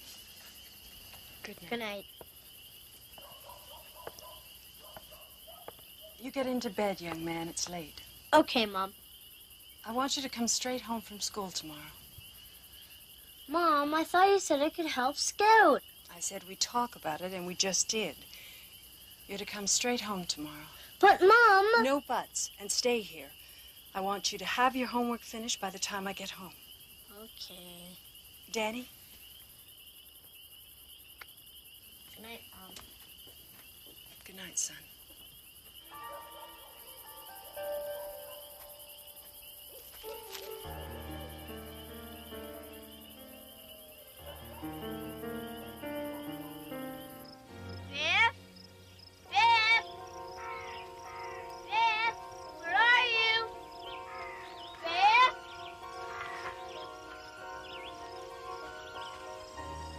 Hello, Danny. How was school? Hi, Scout. Okay, I brought your flashlight back. thanks. Are you ready to show me around? I don't know. My mom said I should stay home after school. Oh. I talked to your mom, and she said it would be all right. You did? Yes. She's over at my house right now. With Biff. What's she doing there? We're all going to have dinner together tonight. We are? Yes. Now, come on. She doesn't want us to be late. Sounds pretty weird to me. I thought we were friends, Danny. Don't you trust me? Well... okay.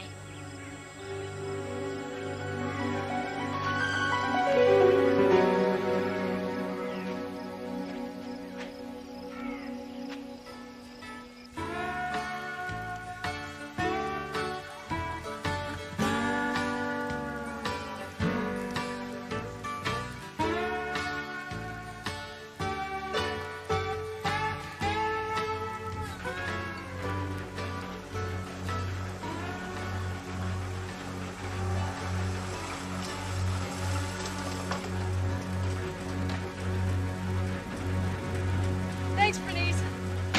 Daddy, I'm home. Daddy? Biff? Come on, boy.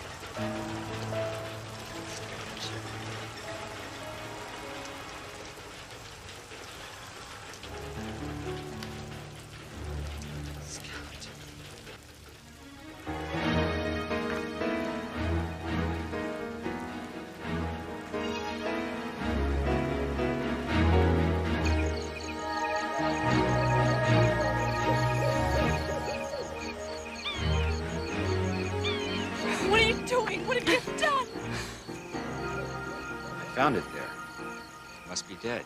With Danny! What have you done with Danny? What's wrong? You know what's wrong. What have you done with him? I haven't seen Danny since last night. He wasn't home when I returned the flashlight. He's probably just playing somewhere. With Biff. I just don't know what I'd do without him. I'm scared, Scout. I'm so scared. It's not easy raising a kid alone. Is it, Laura? I'll help you find him. You look down the stream bed. I'll look in the woods.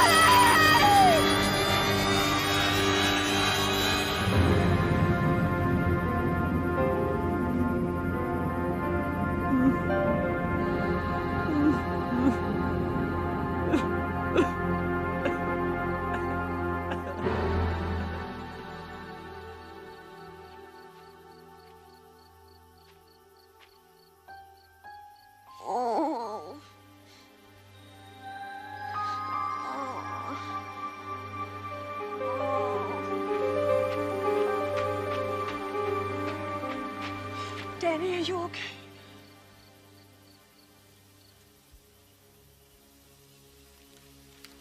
Just cold, Mom. Oh, God, I thought I'd lost you.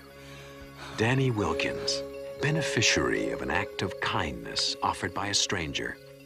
A stranger who's been reminded of a truth, the power of which cuts across races, cultures, and even species.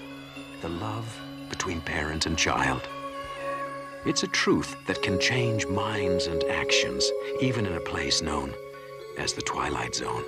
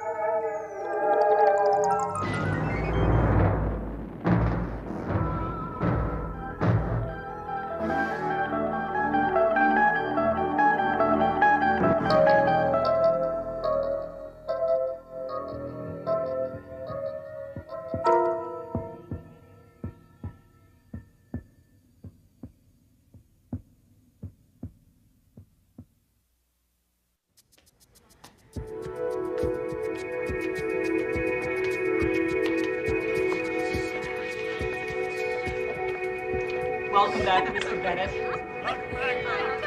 For he's a jolly good fellow, for he's a jolly good fellow, for he's a jolly good fellow. Heart transplant right here in our own office. One man, one heart. An obsolete fact of life. Witness Tom Bennett, a man who accepts his new organ as just one more item that money can buy. Okay.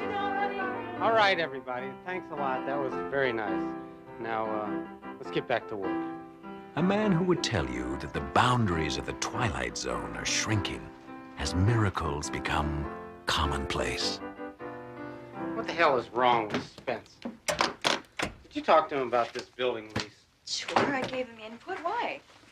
Look, they want 3 floors, 3 high floors. And always asking Tom, for... Tom, I know I said exactly the same thing. I told him he's practically giving the store away. Now, about last night. Yeah? My compliments to your surgeon.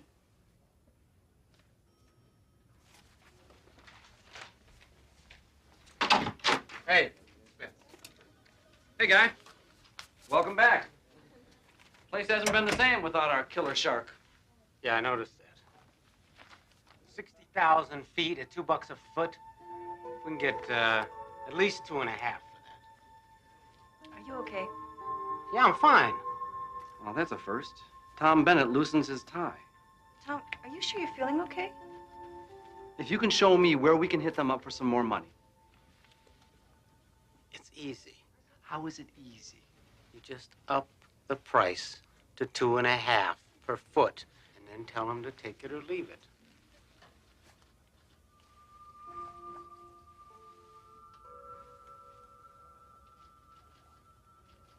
Did you ever own a pair of really good boots? Excuse me? Yeah, the kind of boot that fits around your foot like it's always belonged there. Don't look at me. If it doesn't have 3-inch heels, I'm not interested. Where are you going? Be right back. I'm gonna go buy a pair. You're gonna buy some boots. Tom, we're in the middle of something here now. Yeah. You wanna come along? Tom.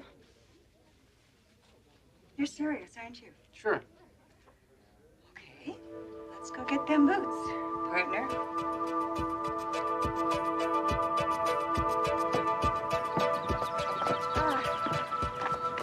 Gourmet lunch? You shouldn't have. Come on, let's go for a walk. Okay, what's that? Hot dogs for lunch, strolls on the beach. Tom, this is not like you. But it's great, isn't it? Wait a minute, Tom. I can't go down there in my heels. Take them off. Sure. Designer hose, $30 a pair. Why not?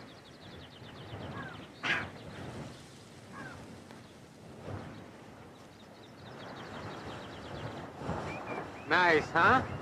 Yeah, Tom, I really have to get back.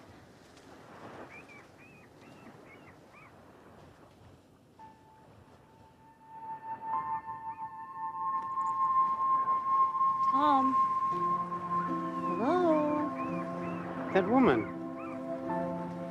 What about her? I've seen her before. Where? You mean here before? No. Yeah.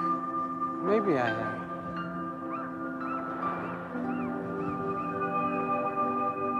While I can appreciate your firm's situation, I'm certain that you can also appreciate ours. If you wish to continue as a tenant... Excuse me. How about something to eat? Sure. Jill, you want to go? Thanks. I think I'll pass this time. The terms I have outlined are the best we can offer in the current rental market. Unfortunately, there's no room for negotiation. That's good.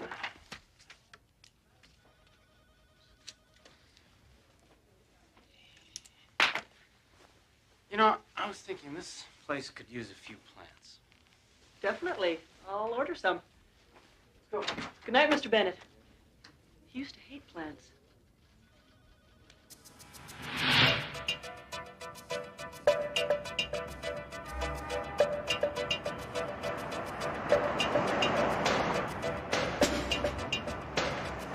Where are we headed? This car, who cares? Just relax. We'll wander around till we stumble across something.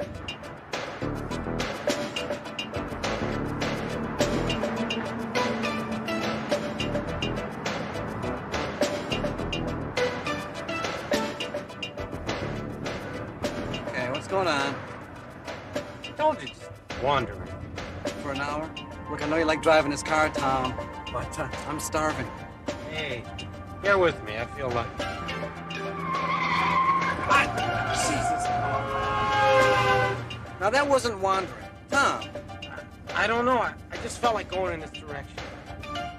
Tom, when you have a heart transplant, it's got to be a shock to your whole system, you know? Did they warn you about anything like, temporary craziness?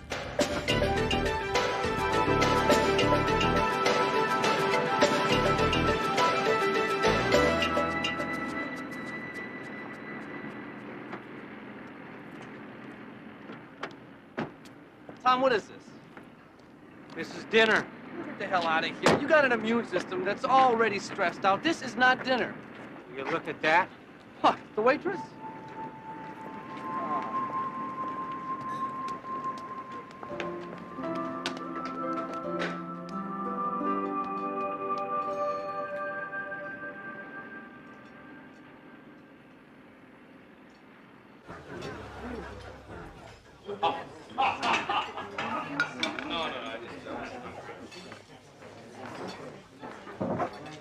What are we doing here? Come on, it's a nice place. I want to get to know that waitress.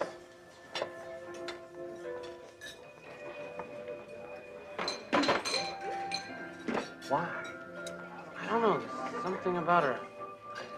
It's like she's somebody I want to talk to. Mister, is there some reason you've been staring at me since you walked in here? I didn't mean to make you uncomfortable. Look, this is going to come from nowhere, but will you have dinner with me? No. Just dinner. Honest. Sorry, I'm booked up till Christmas. I'm serious. I think we have something in common. Take a chance. Tomorrow night. Or the next night. I know some great, great restaurants. Thanks, but no thanks.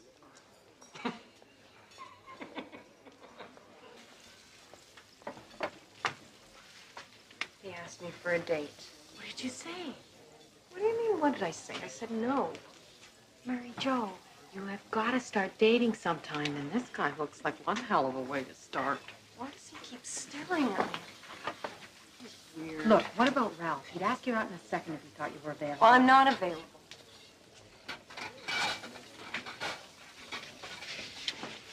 Honey, Jamie's dead.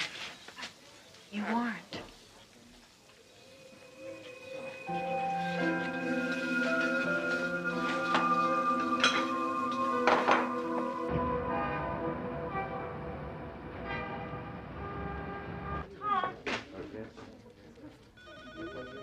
Tom, I want to talk to you.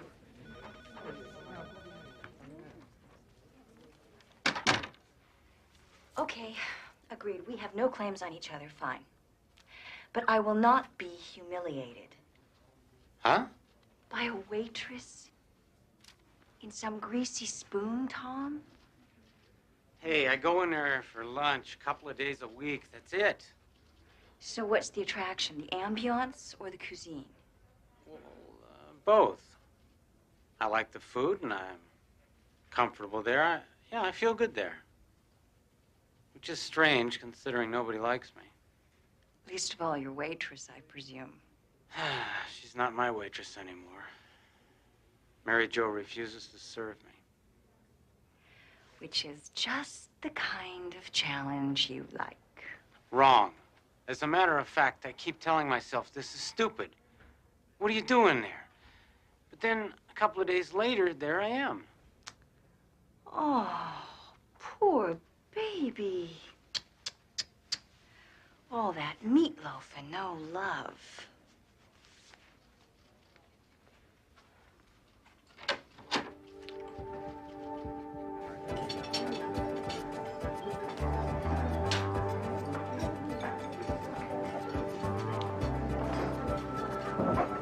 Hi.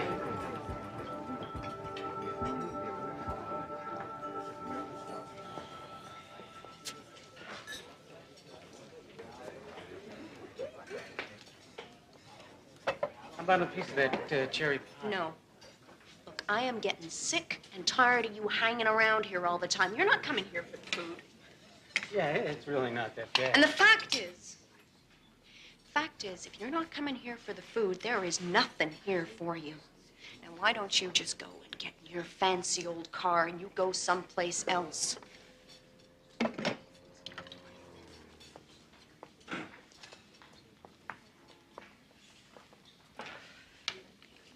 Don't you get the message? You're not wanted around here.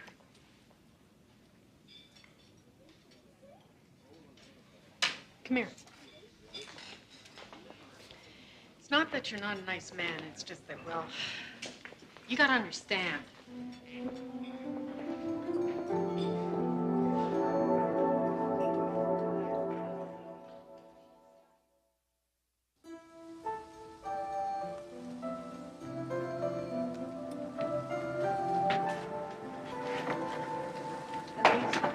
He's here.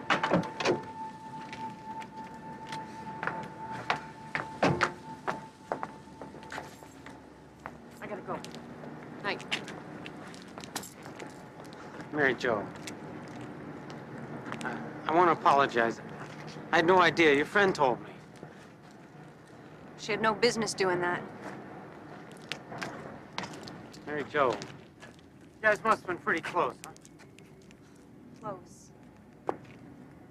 We lived next door to each other since we were 5 years old. We always knew we were going to get married. Well, maybe that sounds kind of silly to you. Well, maybe it is silly. But it was the kind of love that makes you hurt. The kind of love that you feel right down into your toes. He promised me. He wanted to wait until he had a good job. And it didn't matter to me at all, but it was important to him. And he did it. I was so proud of him. And he called me up. We set a date.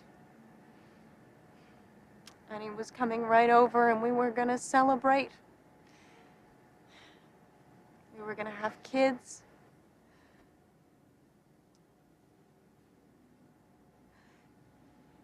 They said he drove off the road. And they took him to the hospital.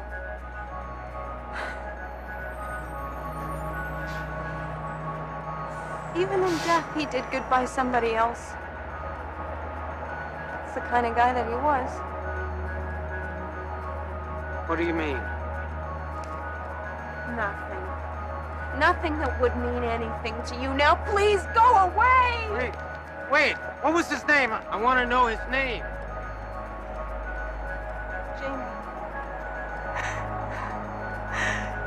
Jamie Adler.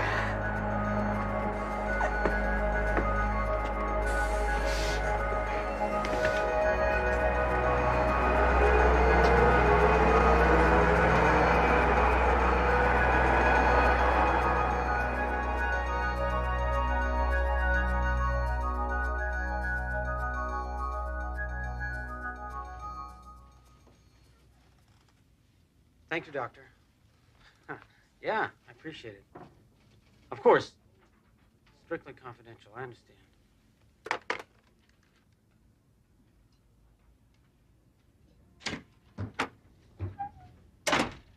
I've just been on the phone.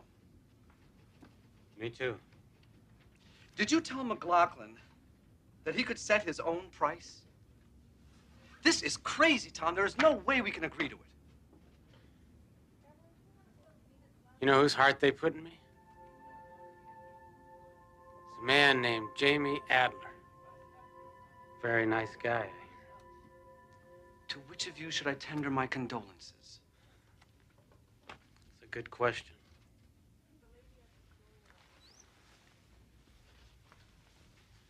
Where the hell are you going now? I don't know. I'm going for a walk. Look, Tom. If you don't shape up, you're gonna lose everything. The house, the job, the car. I got rid of that car.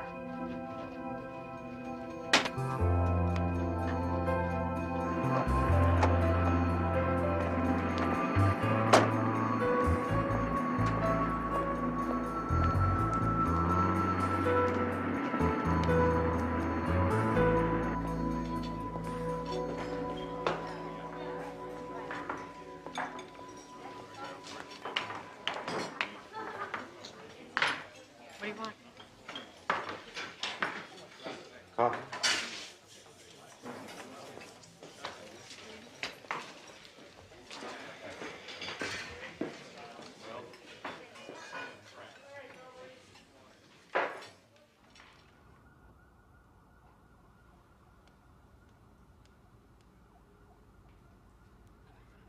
Still here. Yep, he is. What does he want? After 5 cups of coffee, donut? I think he wants to talk to you. Sure is patient. I think if we went away for the weekend now, he'd still be here Monday morning waiting. What should I follow your heart.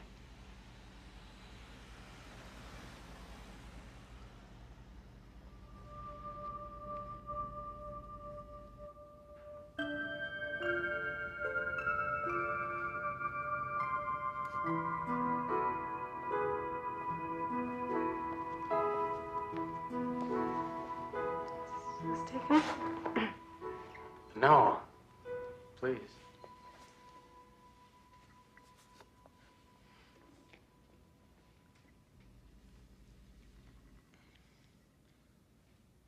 Am I really so terrible? It's nothing to do with you. You'd be surprised. I'm sure you're a very nice man. I'm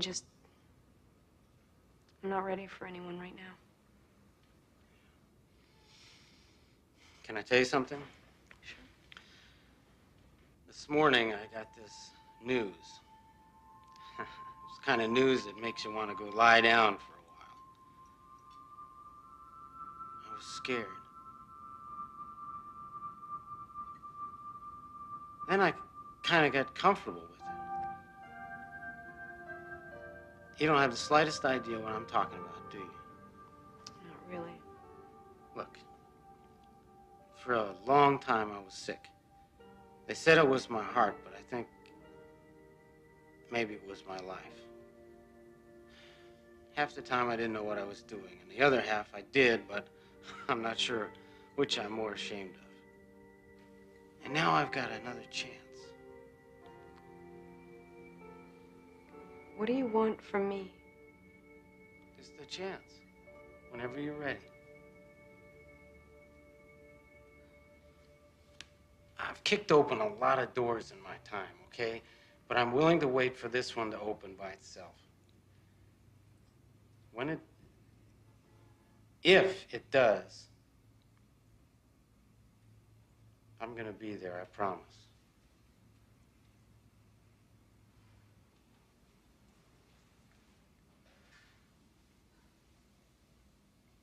Well, at least let me buy you a piece of pie.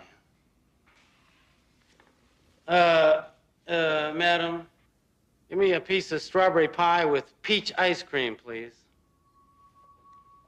That's my favorite. How did you know that? Lucky guess? You're a strange one. I warn you, I'm not an easy person at times. Oh, really? Jamie made me a promise, too. He said that he would always be with me. Yeah, I kind of suspected that. Well, he meant it, I'm sure. And, I'll keep my promise. Cross my heart. A philosopher once wrote, "The heart has its reasons that reason does not know." Perhaps he was born knowing that truth.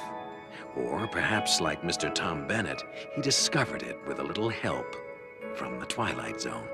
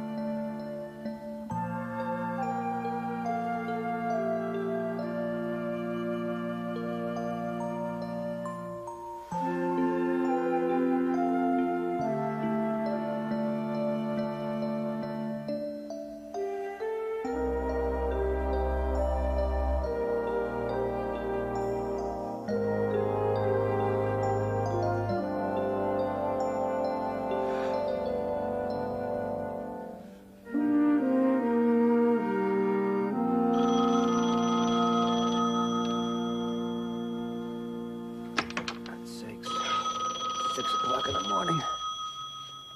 Yeah. Hold it. Wait a minute. Why do you people think that because it's 9 a.m. in New York, everyone west of the Hudson is also awake? Do you think Greenwich Mean Time was invented just to irritate you? Gus. I am listening! No. No, damn it. That's not the deal we made. Either we do the deal we agreed upon or forget it. Gus. Don't talk to me about ethical behavior. You don't even know what ethical behavior is. You can't even spell it. E-T-H... What is it, Gus? Fine. Okay? Fine. See you in court. You like my attorney? He eats human flesh! Oh, no! Gus. Are you okay? Yeah, fine, sure. Just I've had these soldiers a long time. Oh. They must be worth a lot of money. No, they cost about a dime a piece. I bought maybe 4 or 5 a month when I was a kid. Used to bury them in the backyard and dig them up later. It was like finding buried treasure. They're just a bunch of toy soldiers. You can always buy some new ones. But they don't make them anymore, right? Gus. Gus.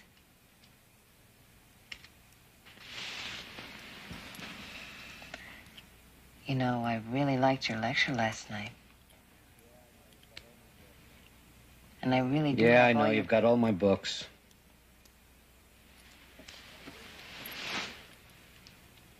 I do have all your books. I even have the first one, the one that's out of print. I found it in a used bookshop. I have to go. I have to go. Go where? Ohio. Ohio? What's in Ohio? He had to go back. It was that simple. Back to the place where his anger had first taken root. Back to find the turning point which had set him on the road to success and loneliness. Because here, in this small Ohio town, lived the shadows of the boy he used to be and the man he could have become. Gus Rosenthal is returning home to the Twilight Zone.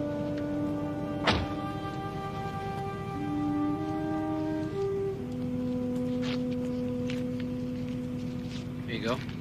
Thanks, pal. Welcome, pal.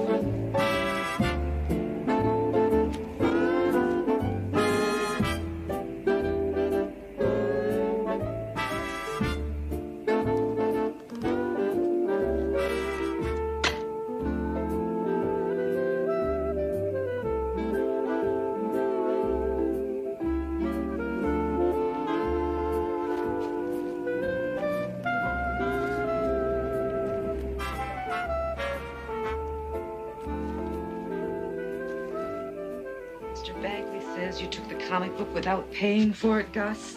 Why do you do this to us, Gus? People think we can't afford to buy you anything. They think we can't take care of you. How do you think that makes us feel? I'm sorry. And the fights you get into with Jack Wheel? The fights? We're talking about stealing. Why do you steal, Gus?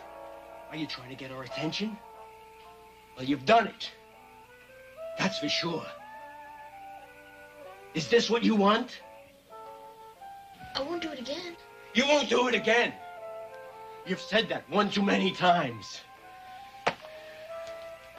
You know what I have to do.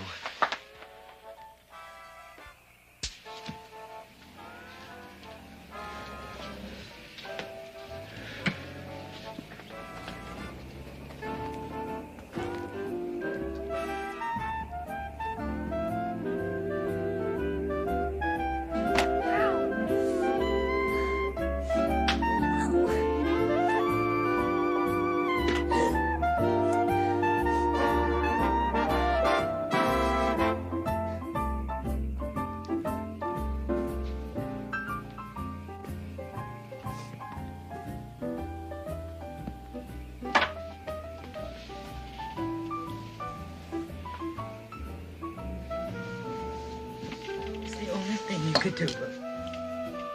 He's got to learn.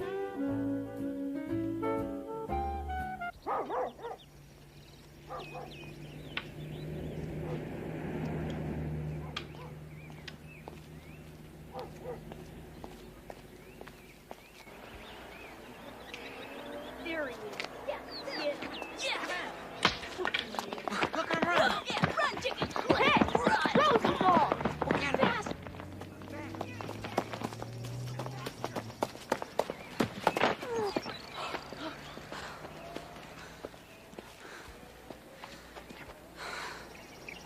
Go ahead. What is it? Looks like a G-Man.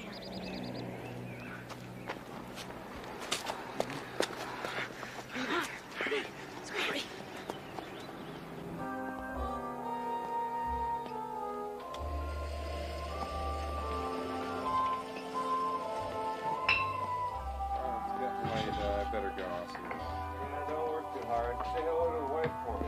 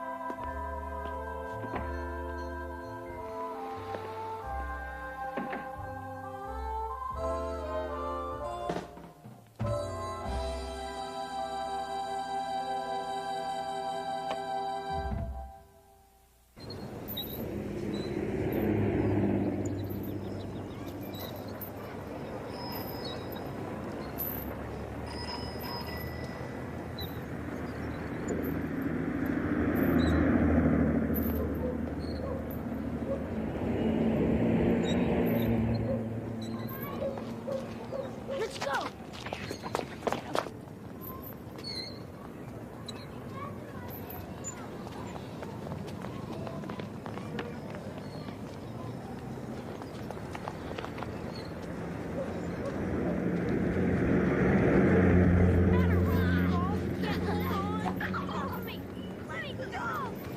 Hey!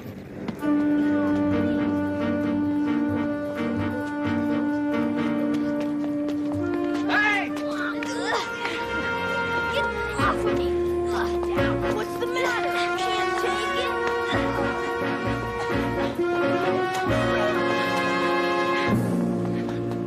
Never again. Let me go. I can beat him. Let me go. Oh, 5? Let me go. Come on, I'm on your side. Hold it. They're gone. Here. Thanks. Let's go see your parents and get those bruises cleaned up. That's okay. My dad's at the store. He's busy. It's all right. I'll go with you. Come on. By the way, my name is Mr. Rosenthal. Hey, that's my name too, Gus Rosenthal. Well, that is a coincidence. Nice to meet you, Gus.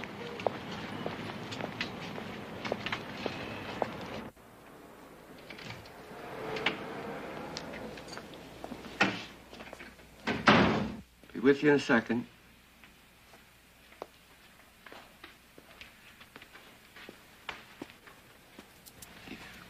Gus. Not again. Who was it this time? Jack Wielden again? I wasn't doing anything. You weren't doing anything for the last 5 It wasn't times. his fault. I was passing by the playground and I saw these kids just jump out and attack him. They pushed him off the swing he was on. I had to chase them away. He didn't do a thing. Gus was minding his own business. Go in the back of my shop, okay?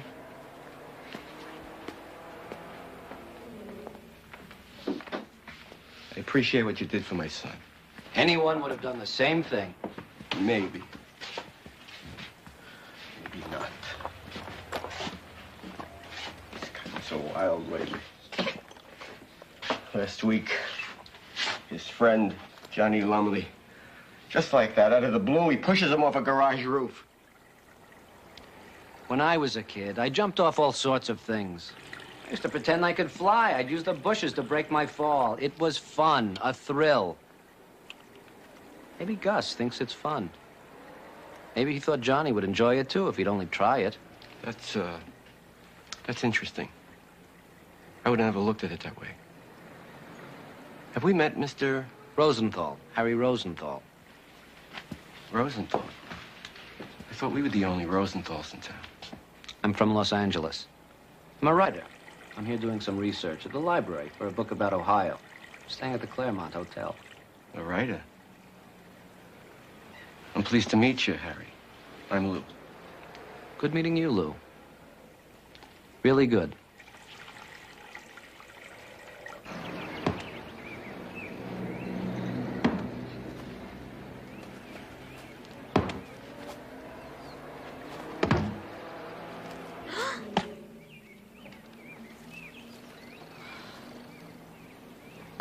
Gee, thanks, Mr. Rosenthal. If Dad had hit, my dad would have been real mad.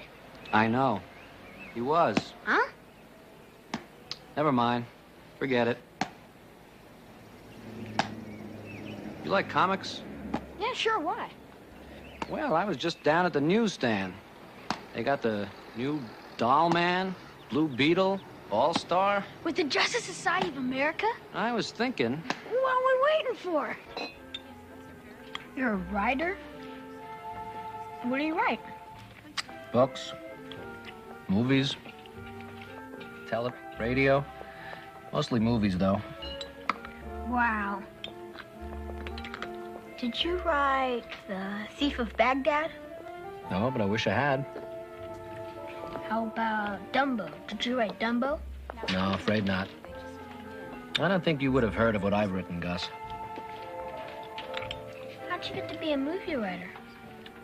Well, when I was growing up...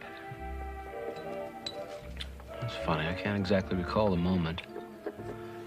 But about your age, I made a decision. I decided I was going to show all the kids who made fun of me, all the kids who beat me up, I was going to show them I was somebody. I was going to be a big person, make lots of money, be important.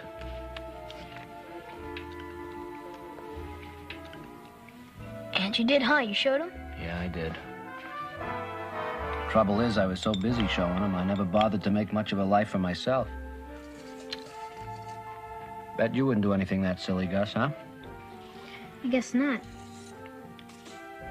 You really like those comics, don't you? Yeah. I thought maybe when I grew up, I could be a cartoonist. It's good thinking, Gus. There's a lot of money in it. It's fun, too, huh? Yeah. Yeah, it's fun, too. Come on, let's go. Oh, wait.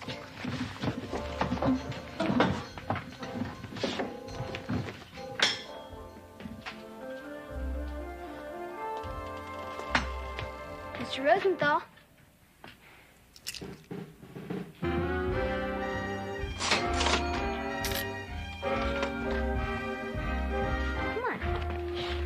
Okay, let's go. Oh. See, we'll bury it now, and maybe next week we'll dig it up. And it'll be like finding Long John Silver's lost treasure.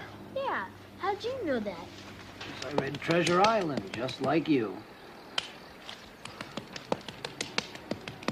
Will you read me another story, Mr. Rosenthal?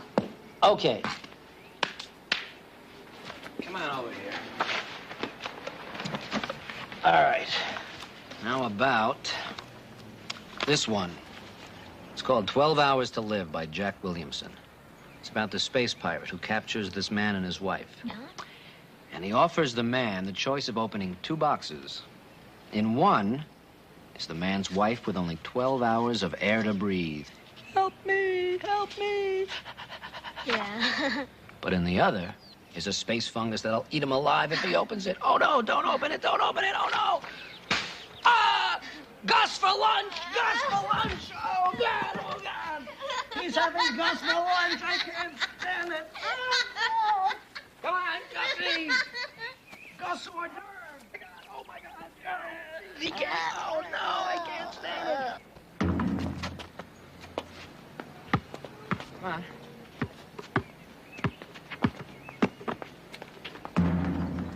Pretty good. You play a lot? Not much. The guys won't let me play with them. They say I'm a runt. Yeah, well, I'm a runt, too. It doesn't matter where it's spit.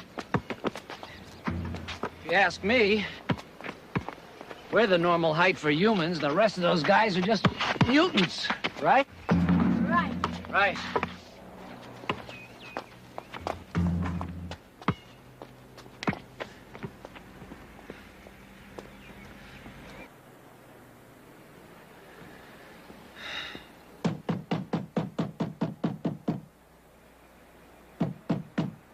Come in.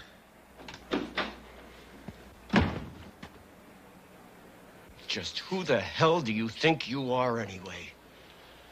The boy already has a father, or hadn't you noticed?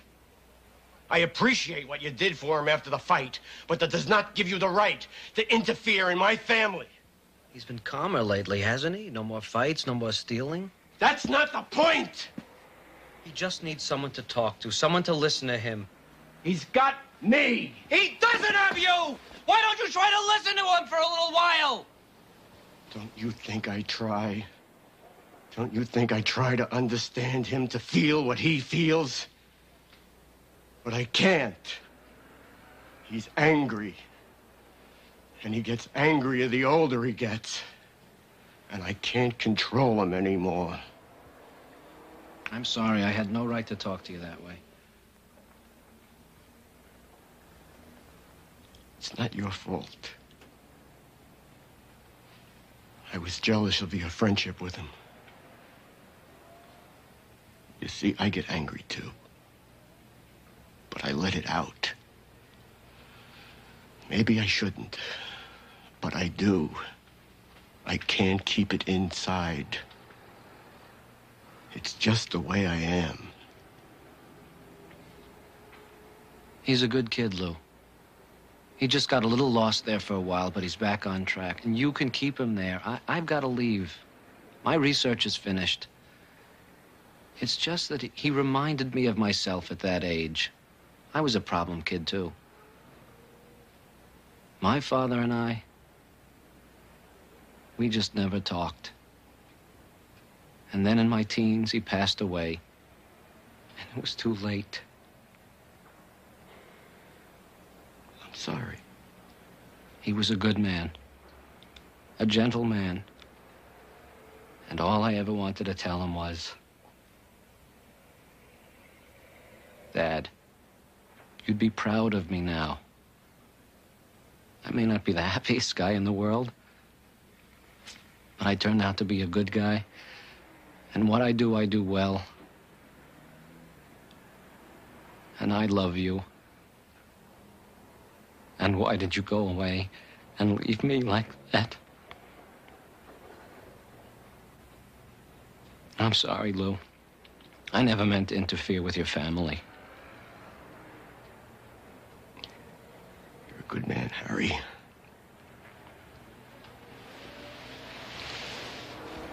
A fine man.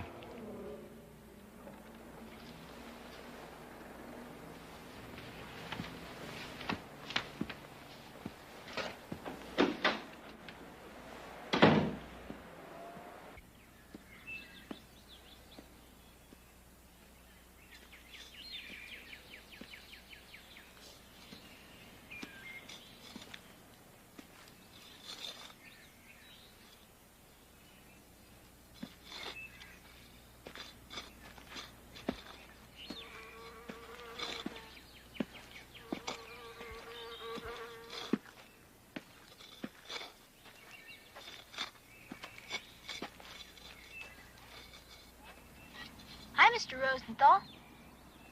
Hello, Gus.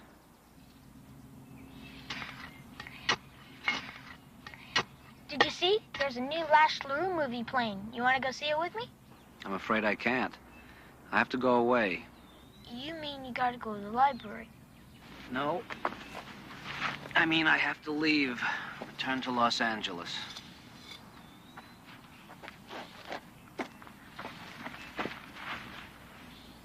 You'll be back, though. You won't be gone long. I can't promise that. I don't know when I'll be able to get back. This is difficult to explain. Look, I'm sick. I don't belong here. I've come someplace I shouldn't have. I've broken some kind of law. I'm very, very sick. I have to go back. You mean you got some kind of germ? Well, that's easy. I'll take you to my dad's doctor, and he'll fix you up. That won't help, Gus. Why not? It just won't. Well, then take me with you.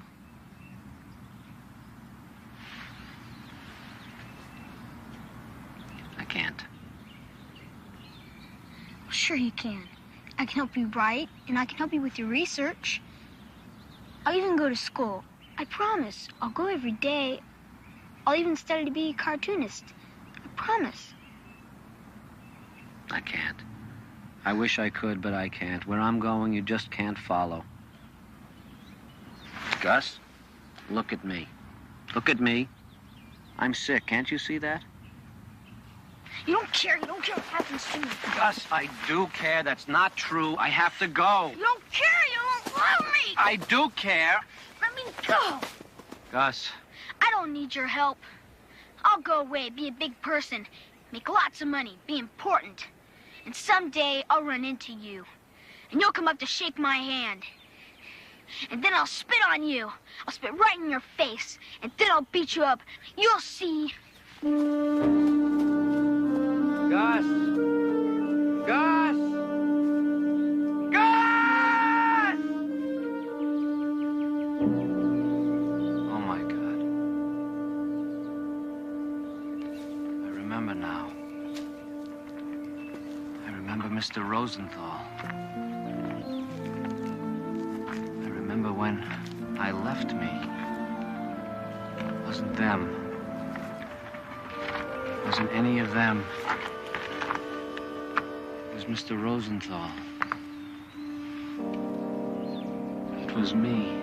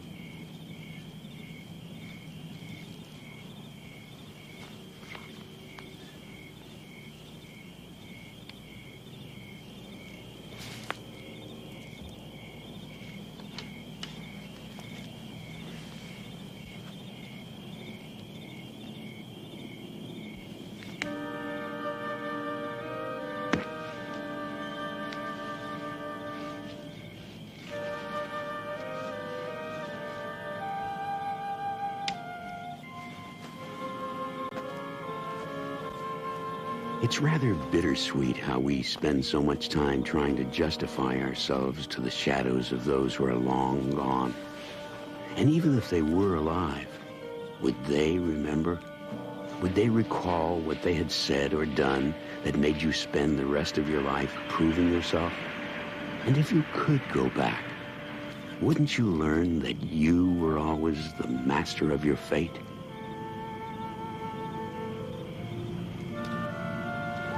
Where to, pal? To the airport. Jack? You're Jack Wielden. Yeah. You know me? No. Not anymore. And if you learned that great truth, wouldn't it free you of a useless burden? Dead cargo from the Twilight Zone?